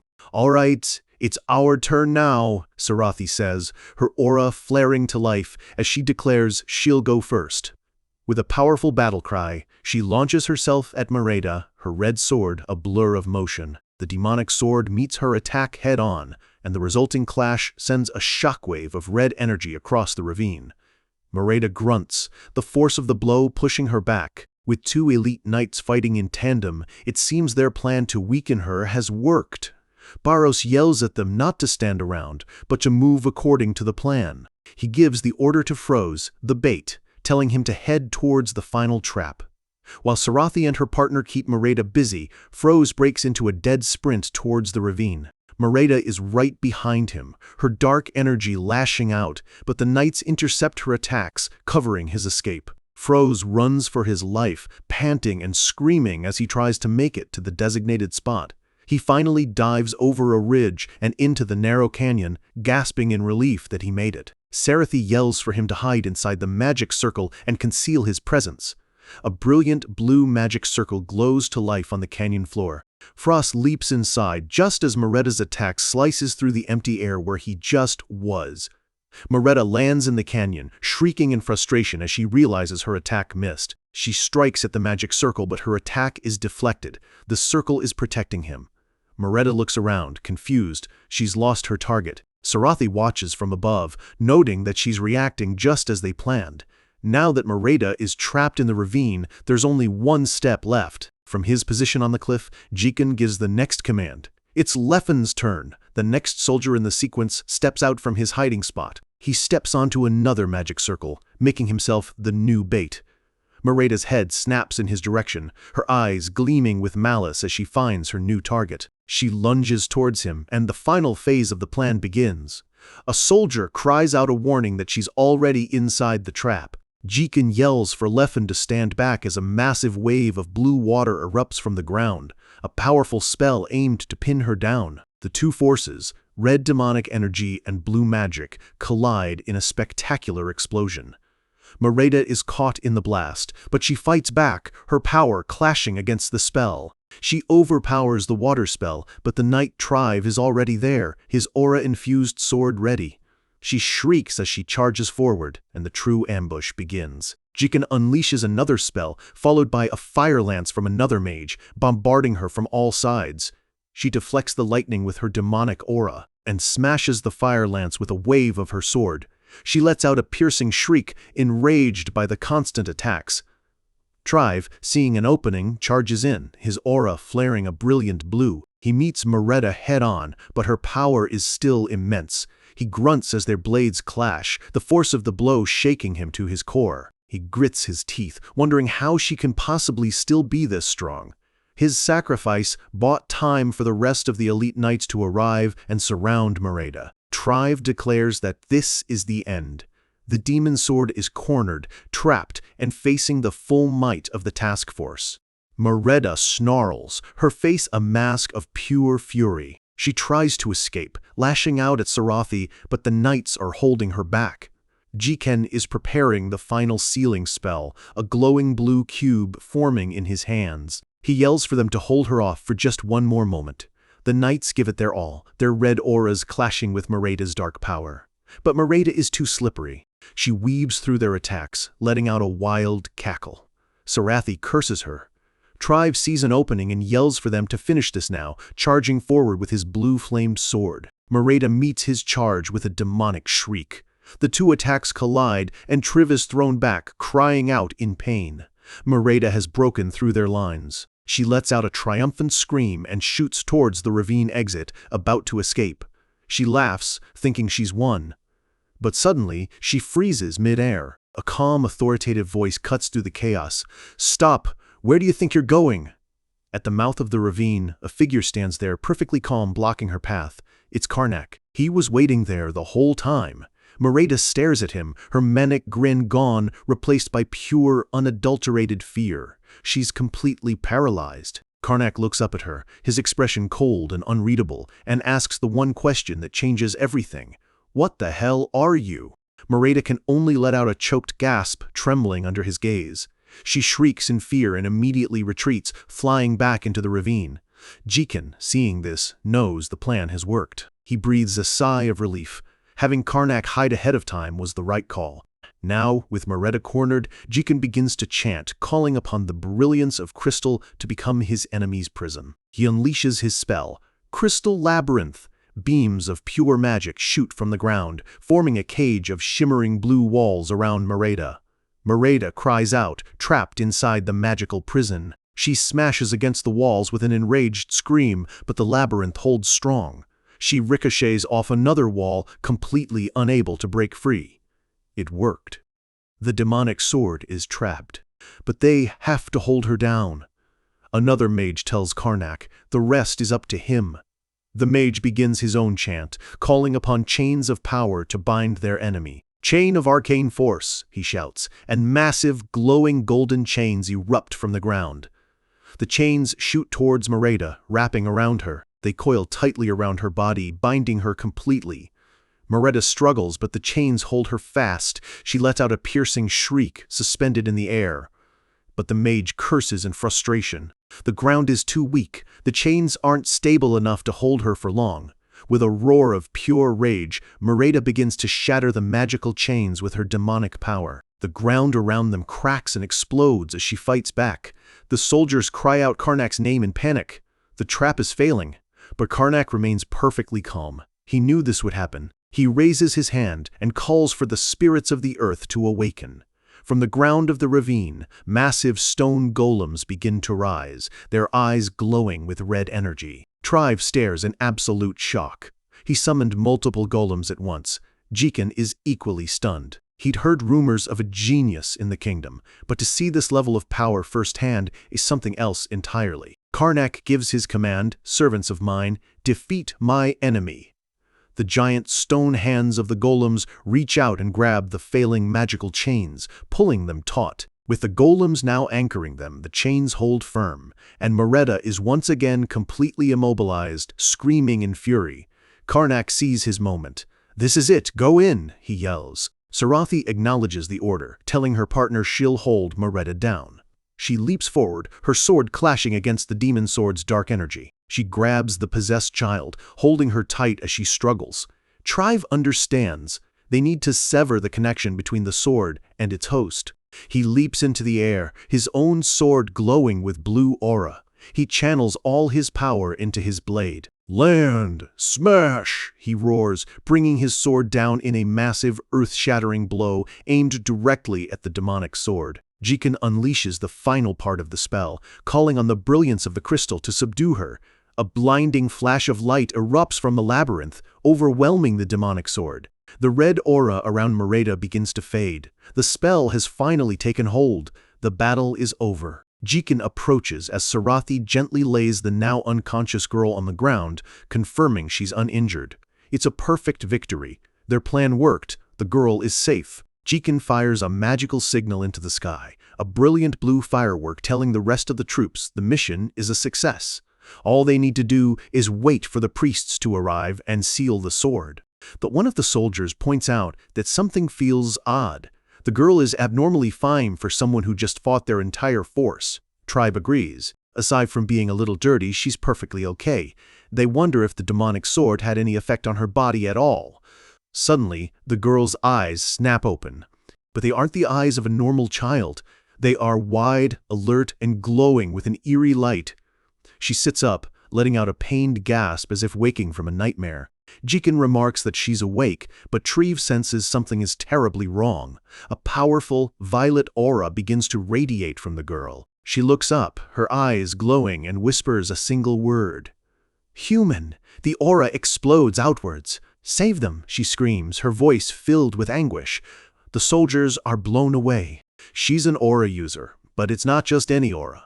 The color, the intensity, they look on in pure terror. She's a purple knight. The girl stands, her small frame crackling with an unbelievable amount of power. And then, in a flash of purple light, she vanishes.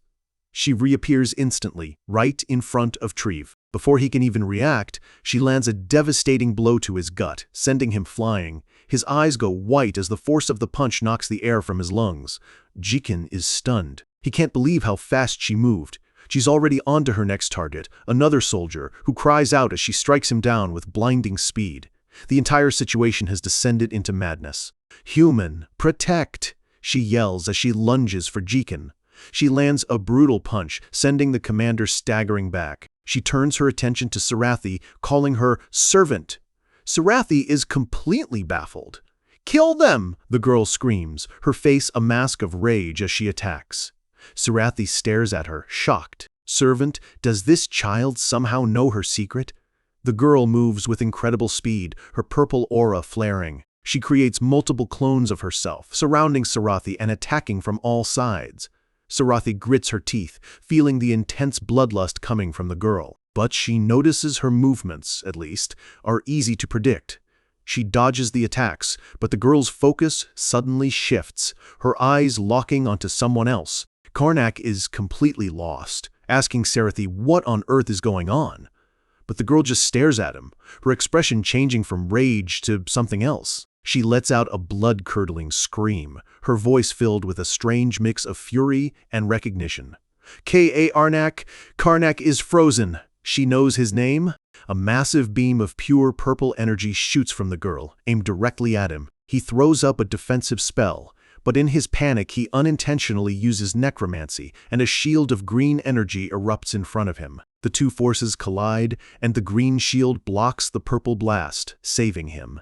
The mages launch a volley of lightning arrows to support him, but the girl simply raises a hand, creating a purple barrier that effortlessly blocks the spells. She protected him. Barrows shouts a warning, telling everyone the girl is using necromancy. The battlefield is a mess. Treve and Jikin are down. The demon sword is separated from its host, and the host herself is now on a rampage. No one has any idea what's going on. Barrows runs to Karnak's side to check if he's okay. But the girl is already there. She appears right in front of Barrows, her fist crackling with purple energy. The attack sends him stumbling back, the force of it shaking him to his core. As she stands over him, she says something that makes his blood run cold. The soldiers think Merida is targeting Barrows now, but he isn't listening. The girl called him Lord Barrows. How, he wonders in utter disbelief, does this child know his title from before he regressed? The girl lands gracefully, her purple aura flaring. She looks at him not like a child, but like a seasoned warrior checking on a comrade. Barrows can only groan, his mind reeling from the shock of it all. Then, her expression hardens. Her eyes narrow with grim determination as she whispers to herself a single, chilling promise. She will save the humans. With impossible speed, she turns on the other knights. Her fists, glowing with that same purple energy, become deadly weapons, deflecting swords and landing devastating blows that send grown men flying. A knight yells a desperate warning that the demonic sword isn't the only threat here. Two more knights try a pincer attack from above, leaping through the air with swords raised. But the girl just stands her ground, calm and composed, her eyes tracking their every move. With a flick of her hands, she meets their blades. Steel clangs against her fingers as she effortlessly stops their full-force attacks with impossible strength. She moves like a phantom, twisting between them in a blur of motion, leaving the two powerful knights completely defenseless and crying out in pain. Two brutal punches land, one to each of their faces, the impact sending small shockwaves through the air. The knights crumple to the ground, out cold. Watching from the sidelines, a knight shouts in disbelief. A squad of elite warriors being taken down by a little girl with her bare hands. The fight is a whirlwind of purple light and steel. One of the knights notices something strange. She's holding back, her strikes lacking any killing intent. She isn't trying to kill them, just knock them unconscious. From a safe distance, Karnak, Sarathi, and Barros watch the chaos unfold. Sarathi is baffled, wondering how this child could possibly know about their lives before the regression. But Karnak cuts her off, his voice grim. They can figure it out later. Right now, she's a monster. As more knights fall, Commander Jikan admits her skills are impressive. He turns to Karnak for a plan, but Karnak just stares at the girl, a strange sense of familiarity washing over him. He feels like he's seen her somewhere before. Her expression twists into a mask of pure fury. Her eyes blaze, her teeth grit, and she lets out a raw, guttural scream, a name filled with absolute hatred. Karnak. She launches herself at Commander Jikan, her fist colliding with his sword in a thunderous crack that sends the powerful knight stumbling backward.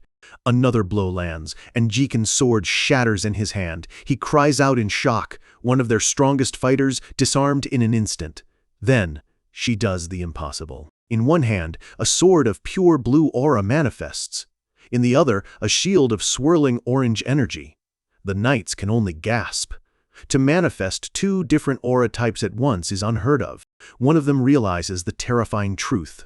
To do something like that, she would need to be a silver aura user, a level of mastery reserved for the greatest warriors in the world. Wielding her new weapons, the girl unleashes a wave of blue energy, sweeping through the remaining knights as they desperately try to block her overwhelming power. The order goes out: keep her away from Barros and Karnak at all costs. Sarathi turns to Karnak amazed. Karnak calmly asks Barros if he was able to do that when he took over his body. He explains that it's possible because he, Karnak, can do it. It's a feat that normally requires reaching the 4th stage of aura mastery, the level of a silver knight. Sarathi processes the information. This child's aura control is on the same level as Barros in his prime. But Karnak is lost in thought, a nagging familiarity in the girl's energy. He knows he's felt this soul wave before. The girl's voice rings out again, filled with pure, unadulterated hatred as she screams, "Karnak!" and unleashes another massive blade of aura aimed right at him. Her face is a mask of fury. But for a split second, an image flashes in her mind, a ghostly figure in golden armor, the version of Karnak from his past life. She screams at the vision, her voice cracking with rage. "You cursed Death King!" And suddenly, it all makes sense. Lord Barros, Death King. She knows exactly who they are. Karnak's eyes widen in utter shock. A single word escapes his lips. "I." And just like that, the pieces click into place. "I remember," he thinks, the realization hitting him like a thunderbolt. The shock is so profound that he, Barros, and even Sarathi are left completely speechless, their jaws hitting the floor in perfect comedic unison. The other knights, completely oblivious, are just confused by her strange insults. They assume the demonic sword has simply driven the poor girl mad. While they're distracted, Karnak snaps into action. He gives an order to stay focused, extending his hand as dozens of red magic circles fire crimson beams of energy at the girl. The attack is just a diversion. The beams create a thick smokescreen of dust and light, hiding them from sight. The girl braces against the magical onslaught, her purple aura flaring to protect her from the blasts.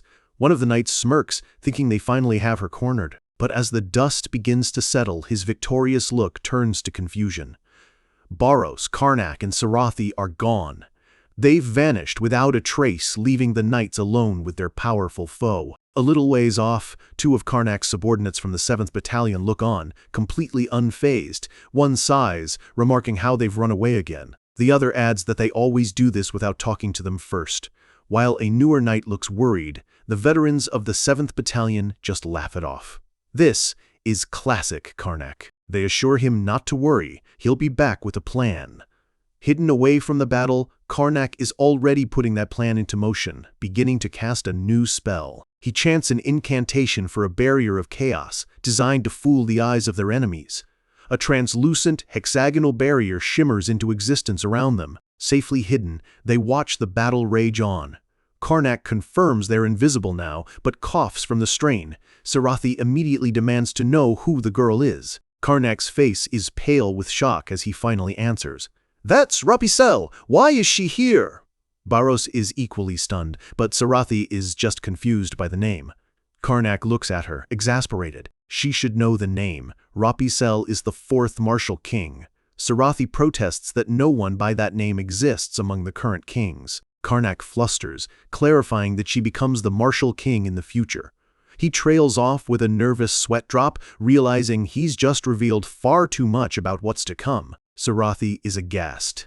That child becomes a martial king in the future? Now her incredible strength makes sense.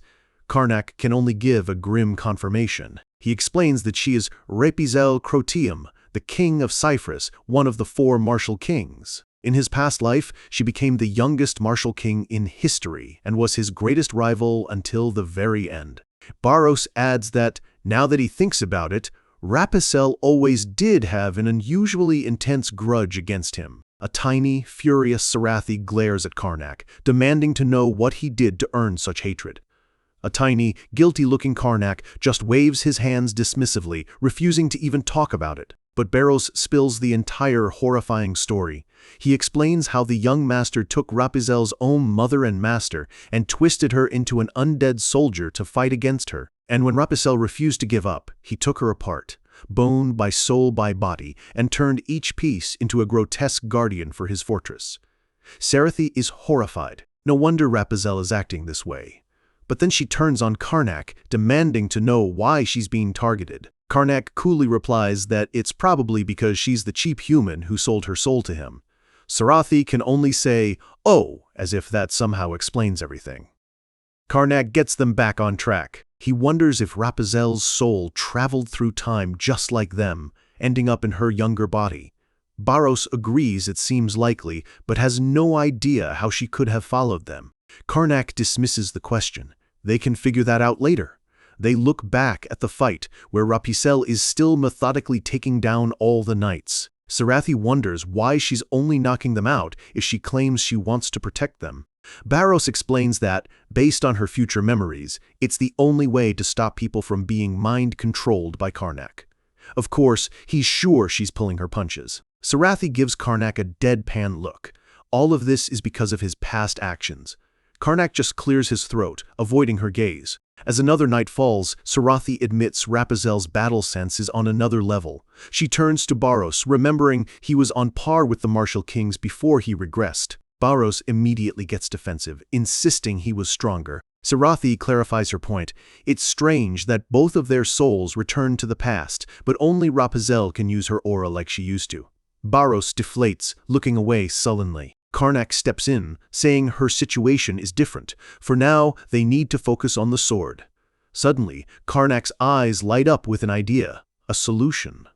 Barros and Sarathi look at him, confused. With a confident smirk, Karnak announces he knows how Rapicel regained her aura.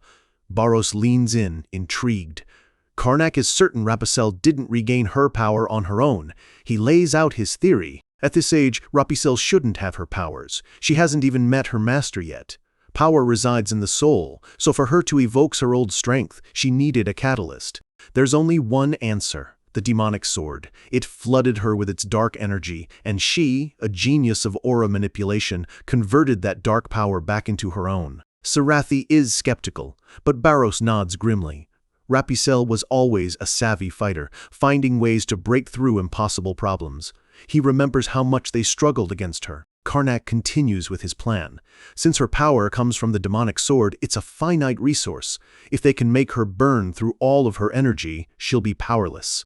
Sarathi adds that to stand a chance, they'd need Barros to be able to use his aura as well. Karnak turns to Barros with a sly grin. He's suggesting Barros use the demonic sword Moretta for himself. Barros is shocked, but Karnak assures him he'll cast a stealth spell to make it easier. Back on the battlefield, the last standing knight is struck down with a blast of blue energy, letting out a final, pained cry. Rapicel stands alone amidst the field of unconscious knights. With a sense of grim accomplishment, she murmurs to herself that she saved. A small, satisfied smile touches her lips as she finishes her thought. She saved the humans. In her mind, she's the hero of this story. Her moment of peace is cut short as a figure steps out from behind the rocks. It's Karnak. Rapicel's eyes narrow, her smile vanishing as she growls his hated title, "Cursed Death King!" Barros, still hidden, watches with dread, praying she doesn't come for him next. But she heads straight for him. Sarathi panics, yelling for the young master as Karnak mutters in frustration. He can't let her get to Barros. Karnak acts fast. He raises a finger, his eyes glowing with power as he commands the very soul of the earth to awaken. The ground trembles and cracks, and from the earth rise massive golems of stone and crystal, their eyes burning with red light. Karnak orders them to defeat the enemy before him. A towering golem raises its fist, ready to crush the small girl, but Rapicel is completely unfazed. She leaps into the air, a trail of purple energy behind her, easily dodging the golem's clumsy attack. She becomes a whirlwind of blue and purple light, tearing through the golems with her aura blade. Stone shatters and crystal fragments fly as she effortlessly dismantles Karnak's constructs. Watching this spectacle, Karnak grits his teeth. He can only buy a little time. He turns to Sarathi with a new command, a new plan already forming. Karnak's eyes glow with a menacing red light. He extends a hand cloaked in black energy towards Sarathi and gives a chilling command. "My servant, I order you." A torrent of necromantic power floods her body, and she cries out as it engulfs her. The dark energy swirls and solidifies, forming a suit of menacing blood-red armor around her. As the light fades, she stands transformed, and Karnak looks on with a grimly satisfied smile. This is the blood demonic armor, a power that might just give her a fighting chance. Sarathi looks down at her new form, worried. This is necromancy. She wonders if her soul will be okay. But Karnak, looking disturbingly like his old Death King self, simply tells her to use it to buy time for Barros. Barros, who had been watching this entire exchange, looks on with a sense of utter betrayal. "Excuse me?" Ignoring him, Karnak steps out from behind the rock, waving his arms to get Rapicel's attention. "Hey, over here!" Sarathi can only yell for him to wait, but Barros is still stuck on the fact that he's being set up to be the main event. "Karnak!" Rapicel, seeing her true target, ignores everything else. She channels all of her remaining power into her aura sword, making it grow to an immense size, crackling with violent energy. With one final, hate-filled scream, she unleashes her ultimate attack. "Death King, I'll kill you." A massive beam of destructive power erupts from her sword, hurtling straight for Karnak. Letting out a fierce battle cry, Sarathi meets the attack head-on. Her sword clashes with the raw energy, creating a massive explosion of light that sends shockwaves tearing through the ravine. Rapicel's eyes widen in fury. Her full-power attack was blocked. She recognizes the demonic energy clinging to Sarathi's armor and screams, "Hellish kin!" Sarathi grits her teeth, straining against the immense pressure. This armor feels foul, but she can't deny its power. The impact sends both fighters reeling. Sarathi is thrown high into the air while Rapicel skids across the ground, kicking up a cloud of dust and rock. But Rapicel gives her no time to recover. She unleashes another wave of pure purple energy, a massive crescent of power that slices through the air toward the airborne Sarathi.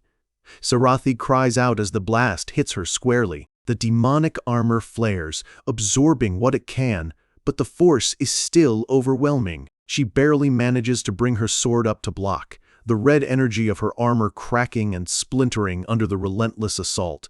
She grunts in pain. The power she's been given is immense, but it's struggling to hold against an opponent on an entirely different level.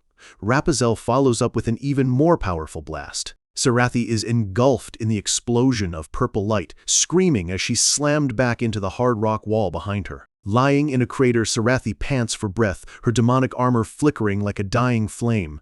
It saved her, but it won't last much longer. She can only hope Barros gets here soon. Meanwhile, in another part of the ravine, Barros is racing towards the demonic sword, Marida.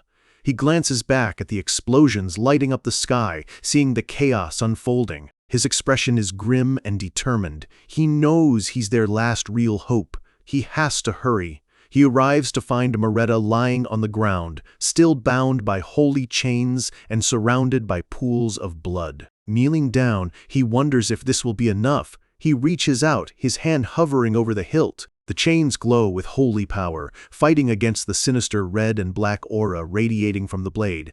The moment his fingers touch the hilt, a torrent of dark energy surges into him. He cries out as the sword's malevolent spirit invades his body, hissing a single, contemptuous phrase into his mind, "You lowly human." The sword's power floods his senses, its voice demanding he accept the dark conquest. He's engulfed in a pillar of blood-red energy, fighting to keep his very soul from being devoured. Back at the main battle, Karnak stands calmly amidst the field of unconscious knights. He observes the scene with a cold, detached air. Every single one of them is knocked out. A small, confident smirk plays on his lips. With no witnesses, using necromancy just became a lot easier. He raises his hands, a dark green aura swirling around him as he calls forth his servants. Dark energy shoots out, striking the bodies of the fallen knights. From the shadows, cloaked figures armed with scythes begin to rise, their eyes glowing with an eerie green light. In the name of the Death King, Karnak summons them to fight against the light. The Reapers swarm Raphael, their ghostly forms lunging at her from all sides. She looks on, annoyed but not intimidated by the sudden undead army. Taking advantage of the distraction, Sarathi charges in, landing a solid blow against Raphael and making her grunt in surprise. Raphael glares at Sarathi before leaping into the air, her face a mask of pure frustration at being forced to fight on two fronts. She unleashes a massive 360-degree burst of purple energy, blasting away all the Reapers in an instant. But she immediately redirects her rage back to her true target, screaming, "Death King!"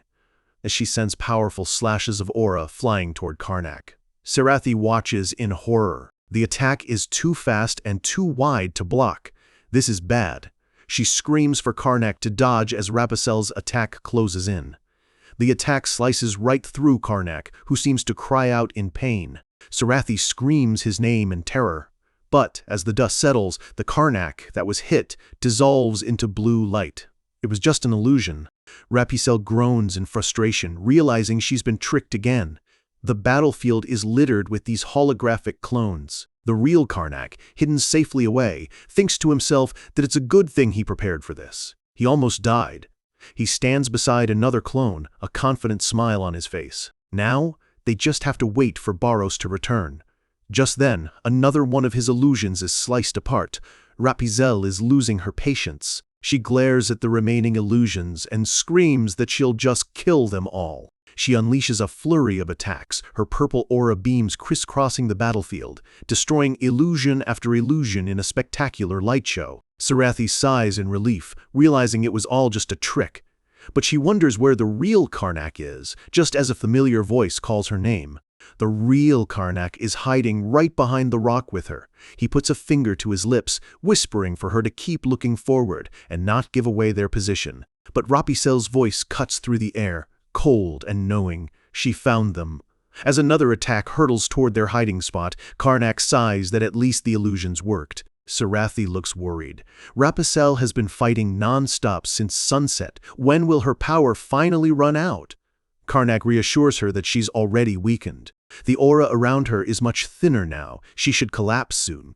But even as he says it, his own clones are being destroyed one by one. Karnak wipes sweat from his brow, looking exhausted. He's going to run out of mana soon, too. Sarathi panics, worried they'll lose before Baros can even get back. Karnak looks out at the unconscious knights. He considers a dark path, wondering if he has to go back to his old ways and take control of their souls for real. But just as he's about to make a grim choice, Raphael suddenly pauses. A look of surprise crosses her face as she senses a new, immense power entering the battlefield. From the ground, countless swords made of dark green energy erupt, forming a dense forest of blades. It's an aura technique of incredible scale. Karnak and Sarathi look on in shock. Karnak instantly recognizes the technique. Arc projection. A figure steps through the field of projected swords, his boots touching the ground with a quiet thud. A familiar voice calls out, asking if they're still alive. It's Baros. He stands tall, the demonic sword Mereta in hand, radiating a powerful, swirling green aura. With a smile, he says he's not too late. All Sarathi and Karnak can do is stare, relieved and amazed. Karnak shakes his fist in the air, yelling that he's late. Barros just turns back with a calm smile, saying he came as fast as he could. Rapunzel stares at him, her eyes narrowed. The childish facade is gone, replaced by the cold focus of a true warrior. Karnak calls out a warning, asking if he's all right. That sword is known to control its users. Barros reassures him that it's all fine, but as he says it, the grotesque red phantom of the sword spirit tries to writhe free. Barros grits his teeth, annoyed that it's doing that again. A shadowy tendril wraps around the spirit, crushing it back into the blade. A cold, possessive voice echoes from the shadow, asking where it thinks it's going. Barros explains with a strained look that the sword's dark spirit keeps trying to run away. Sarathi just sighs, relieved that he seems to be in control. Barros turns to them, now fully confident. Dark projection is his specialty, so he tells Sarathi to leave the fight to him and protect the young master. She gives a firm nod. Barros steps forward to face Rapunzel. The air crackles with tension. He says calmly, "It's been a while, Rapunzel." She looks back, her voice dripping with contempt. "Lord Barros," her face twists into a snarl, "the accursed dog of the Death King."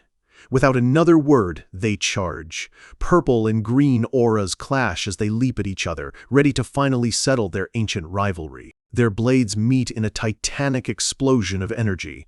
A shockwave of pure power erupts from the point of impact, shaking the entire ravine.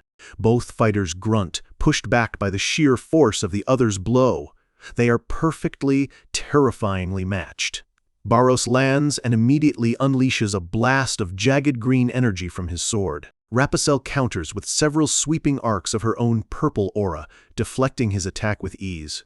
Barros holds his ground, batting away her attacks with his sword, the impacts exploding like fireworks around him. He finds an opening, his green aura flaring as he gathers his power for a special technique. "Projection!" he yells, pouring a massive amount of dark energy into his sword. He swings his sword upward, unleashing his ultimate attack. Shadow Crow. A colossal spectral crow made of swirling green and black energy erupts from his blade, its wings spanning the width of the ravine as it soars toward Rapunzel. The Shadow Crow looms over her, a terrifying manifestation of the Dark Knight's power. But Rapunzel is not intimidated. She lets out a defiant scream, swinging her own aura blade in a massive, rising arc. From her blade, an equally massive dragon made of pure purple aura emerges, flying up to meet the Shadow Crow head. The two spectral beasts, one of darkness and one of will, collide in a cataclysmic explosion that whites out the screen. When the light fades, Rapunzel is on her knees, panting heavily. The attack took a massive toll, and her aura is visibly weaker. Watching from the side, Karnak notes with satisfaction that Rapunzel is rapidly weakening. His expression turns serious, however, as he looks at his loyal friend. Barros is also breathing heavily, leaning on his sword for support. The green aura around him is flickering and fading. The sword is running out of power, too. They've fought each other to a complete standstill. Across the field, Rapunzel is in a similar state, her purple aura sputtering around her. She looks over at Karnak and Sarathi, a flicker of confusion on her face, as if she's forgetting why she's even fighting. And in that moment, it clicks. A look of sudden understanding dawns on Karnak's face. He now understands why Rapunzel has been acting so erratically. Sarathi sees the shift in his expression and asks, hopefully, if he's found a way to help them. Karnak begins to explain. He reminds her of the story he told, how, in the past, he split Rapunzel's soul into 3 parts to guard the gates of his fortress. Each piece of her soul was given a different command, and now that her soul is whole again, those orders are all mixed up. His face pales as he recalls the specifics. 3 completely different, contradictory orders, all clashing inside one mind. The cruel commands he gave as the Death King flashed through his memory. Protect some humans, kill others, kill everyone. It's no wonder her actions have been so chaotic and destructive. She's at war with herself. Sarathi is horrified, demanding to know what kind of orders he could have possibly given. But Karnak just sighs, looking utterly exhausted and weighed down by his past sins. That isn't important now. What's important is that he's the one paying the price for it. But a sliver of hope returns to his eyes. Now that he understands the problem, he might just have a solution. He explains that if he can heal each part of her fractured soul, they might be able to calm her down. As he speaks, Barros and Rapicelle are still clashing, their depleted energies creating small sparks where their blades meet. Karnak extends his hand, a gentle green aura forming around it. Healing isn't his specialty. He's a master of destruction and control, not mending. He's not confident, but he has to try. He steps forward, raising his voice to cast the spell. He calls out to the pained souls, offering them a path to peace. A vibrant green, magical circle expands from under his feet, its calming energy spreading across the battlefield. As the healing energy washes over the area, Barros continues to keep Rapicelle busy, their duel a desperate whirlwind of fading green and purple light. But something is wrong. Rapicelle seems to be getting stronger again, her attacks becoming more erratic. Barros is caught off guard, forced to block a surprisingly powerful blow. He calls out to Karnak, asking what he's doing. Deep in concentration, Karnak replies that he's sealing her memories and healing her soul, telling him to hold on just a little longer. Barros grunts in frustration. Healing her is fine, but he needs him to hurry up. Just then, Rapicelle lets out a furious scream and raises her sword for another attack. She unleashes a vicious crescent wave of purple aura. Barros brings his sword up to block, but the force of the blow sends him skidding back across the ground. The wave of energy is massive, a terrifying testament to her remaining power. Barros grits his teeth as he parries another strike. Her blade is moving in strange, unpredictable ways. He wonders if she's regained her old skills as a martial king. If only he had awakened his own aura, he wouldn't be struggling like this. Rapicelle finds an opening, her sword slashing across his back. Blood sprays into the air as Barros cries out in pain. He stumbles, looking down in disbelief as the green aura around him completely vanishes. The demonic sword's power is gone. Suddenly, the grotesque red spirit of Merida bursts out from the sword, letting out a horrific scream as it is finally exorcised. The spirit dissipates into a cloud of red mist. Barros can only mutter that it ran away the moment he let his guard down. Karnak sees this and panics. Without the demonic sword's power, Barros is defenseless, and he still needs more time. Rapicelle sees her opportunity. A cruel, triumphant grin spreads across her face. She lunges, her sword aimed straight for Barros. He manages to block, but the impact sends a shockwave through his arm, dislocating his shoulder. He stumbles back, clutching the searing pain in his shoulder, completely vulnerable. Rapicelle looms over him, her eyes wild with rage, and brings her sword down for the final blow. Barros can only cry out, bracing for the end. But just as her blade is about to strike, a massive figure lands between them. It's Serathi, her demonic armor flaring as she yells Barros's name.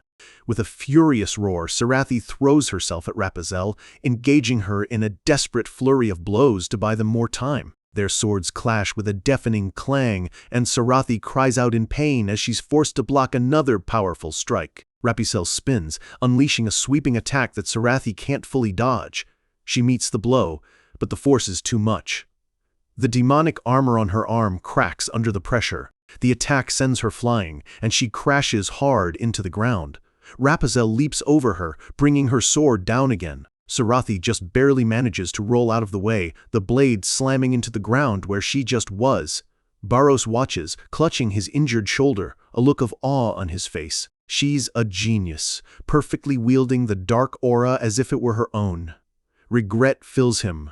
No one taught her that, she just figured it out. He realizes he could have awakened his own power a long time ago if he'd only had the same insight. He glances at his injured shoulder, then looks down at his hand. A flicker of understanding, an idea, begins to form in his mind. While he's lost in thought, Rapicelle overpowers Serathi, sending her to her knees with a powerful strike. Serathi strains to hold her ground, her body trembling. She's at her limit, she can't hold on much longer. Just as Rapicelle is about to land the finishing blow, a massive wave of blood-red energy erupts from behind her.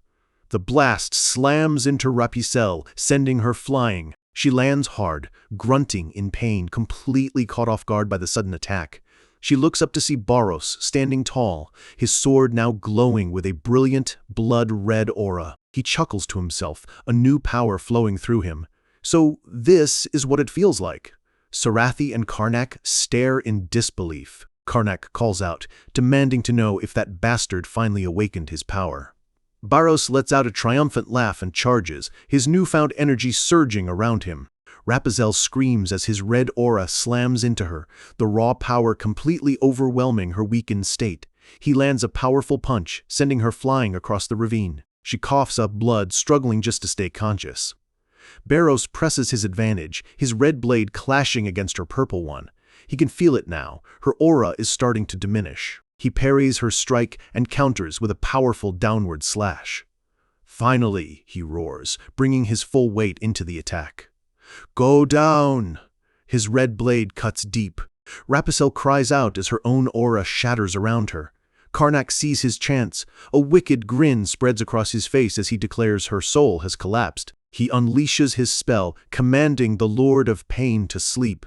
Tendrils of green, healing energy shoot out, wrapping around the now unconscious Rapunzel. The energy engulfs her in a pillar of gentle green light. She screams as her fractured soul is forcibly mended and her traumatic memories are sealed away deep inside her.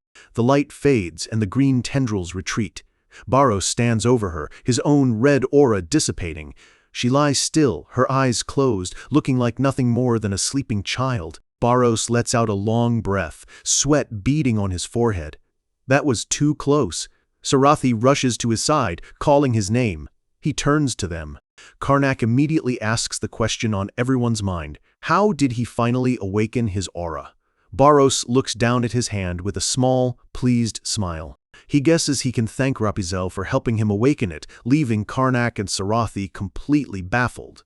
He grins sheepishly, explaining it was just like Karnak had said before. His soul is basically the same as a necromancer's, consumed by the powers of darkness. A flashback shows Karnak explaining how the dark aura he wielded as a Death Knight has permanently tainted his soul. The problem was never his body, it was his soul. Barros continues, saying that since the attribute of his soul had changed, he knew he'd need a different way to awaken his power. He knew how to use Battle Aura, he just couldn't figure out how to generate it. And that's when he saw a perfect example. He realized he could copy what Rapunzel had done, take an external power source, and instinctively convert it into his own. He never thought of it because he was always used to stealing others' power, not changing it. He chuckles, admitting that geniuses really are something else. He flexes his hand, a small ball of blue aura appearing at his fingertip.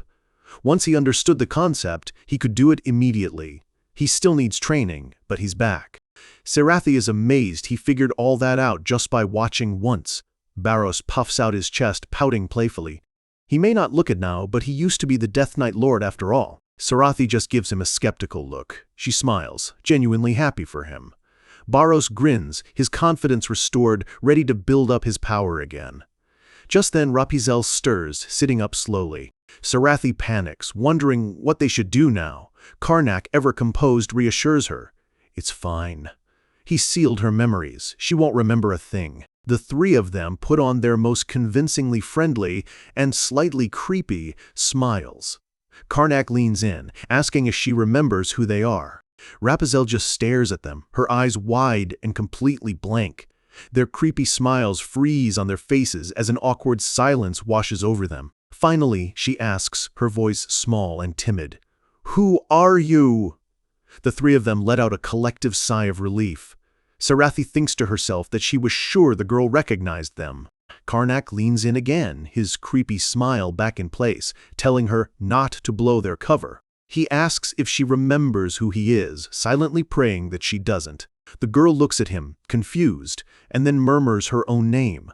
Rapunzel? She remembers being called that. Karnak's confident facade shatters, his eyes widen in panic. Her memory isn't completely sealed. He must have made a mistake in the incantation. Barros looks equally panicked, muttering that they might be in serious trouble. The situation is far from over. The battle is over, but the tension hangs heavy in the air. Karnak carefully approaches the now calm Rapunzel, his voice gentle.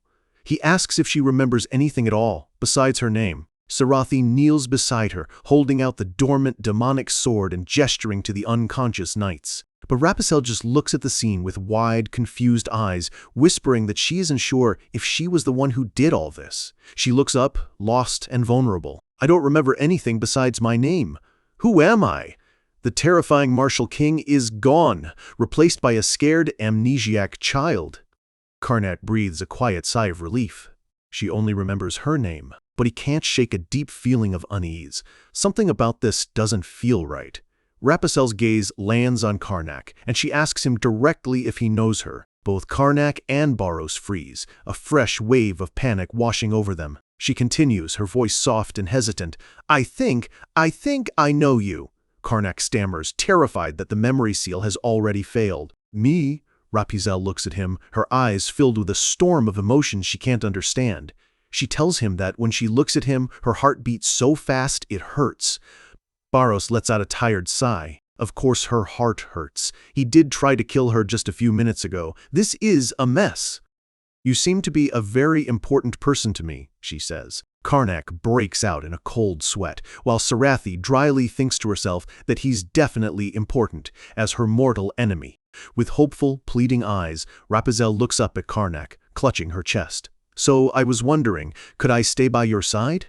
The request hits Karnak like a physical blow. He clutches his own chest, overwhelmed by a sudden, crushing wave of guilt.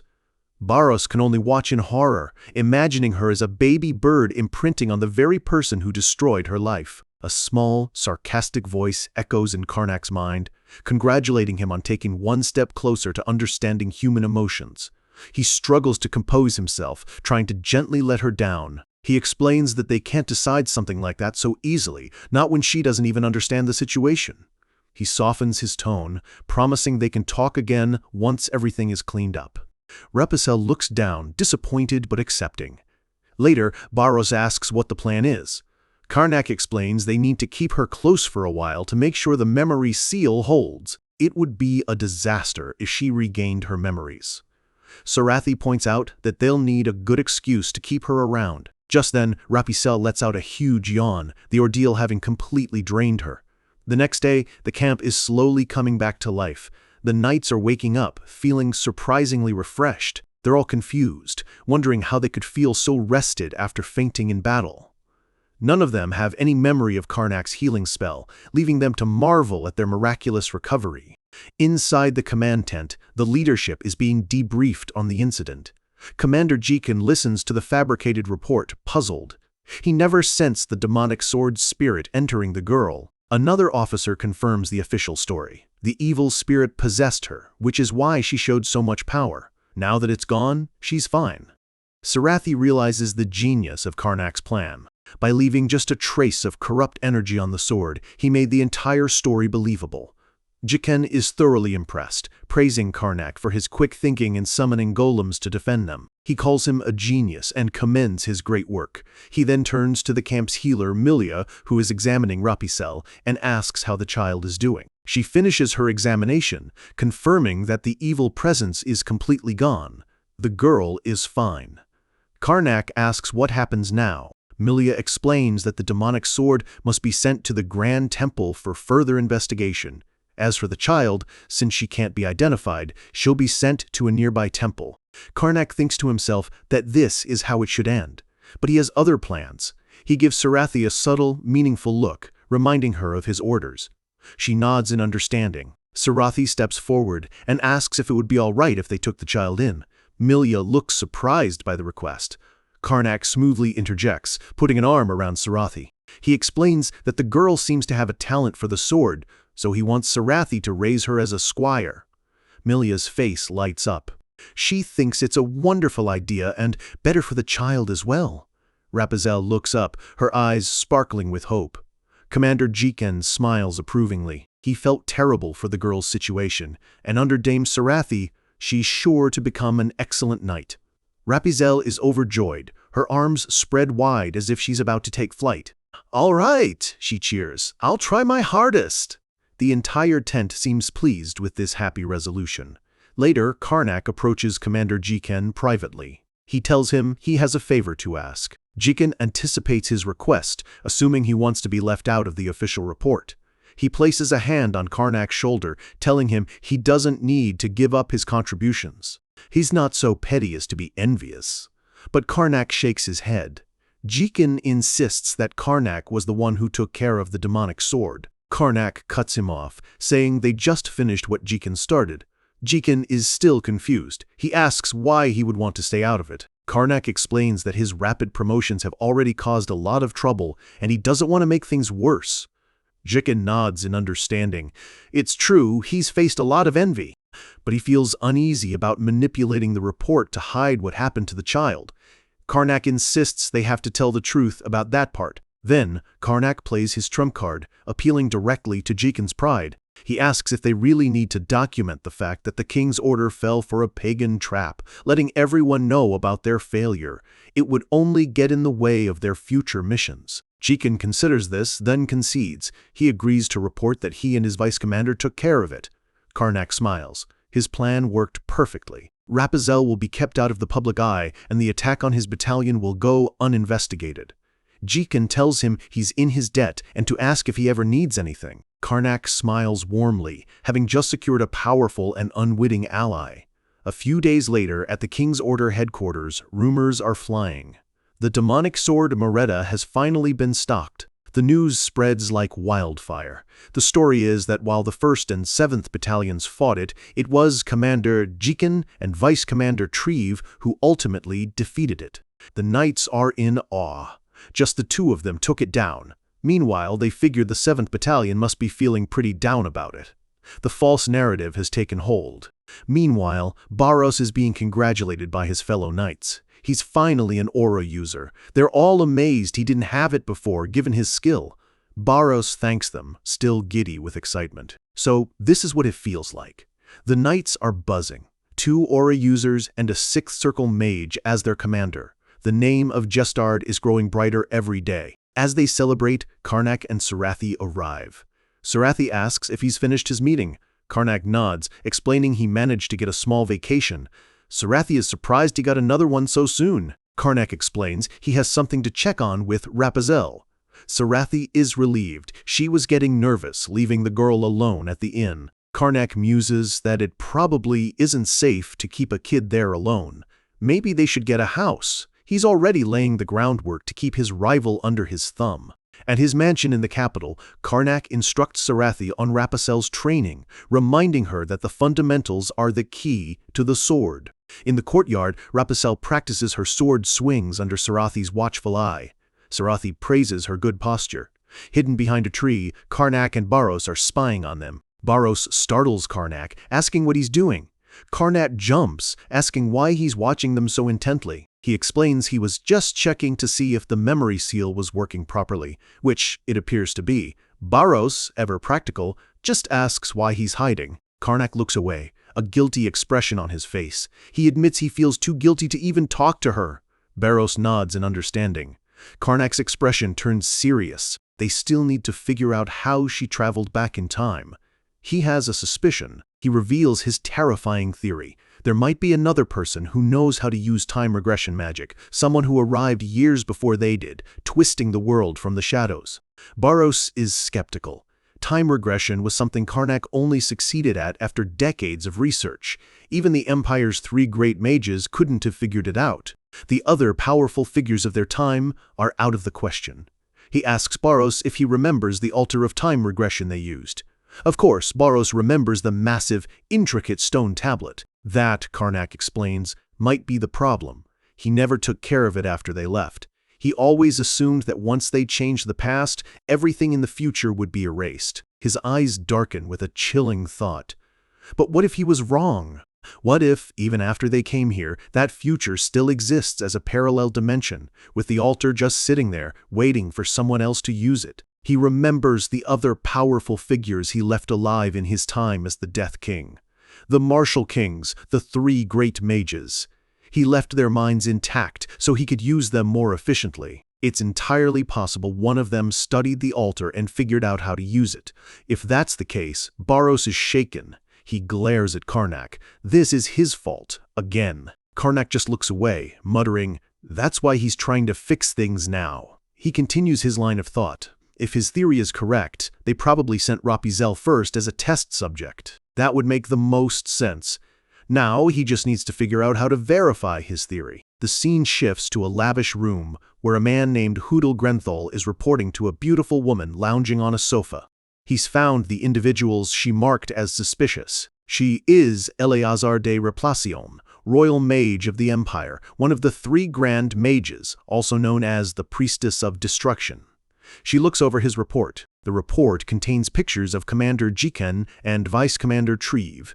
Hoodle identifies them as the 2 people who defeated the demonic sword. He continues, his expression grim. They defeated the sword without any witnesses, and no trace of corrupt or death energy was found at the site.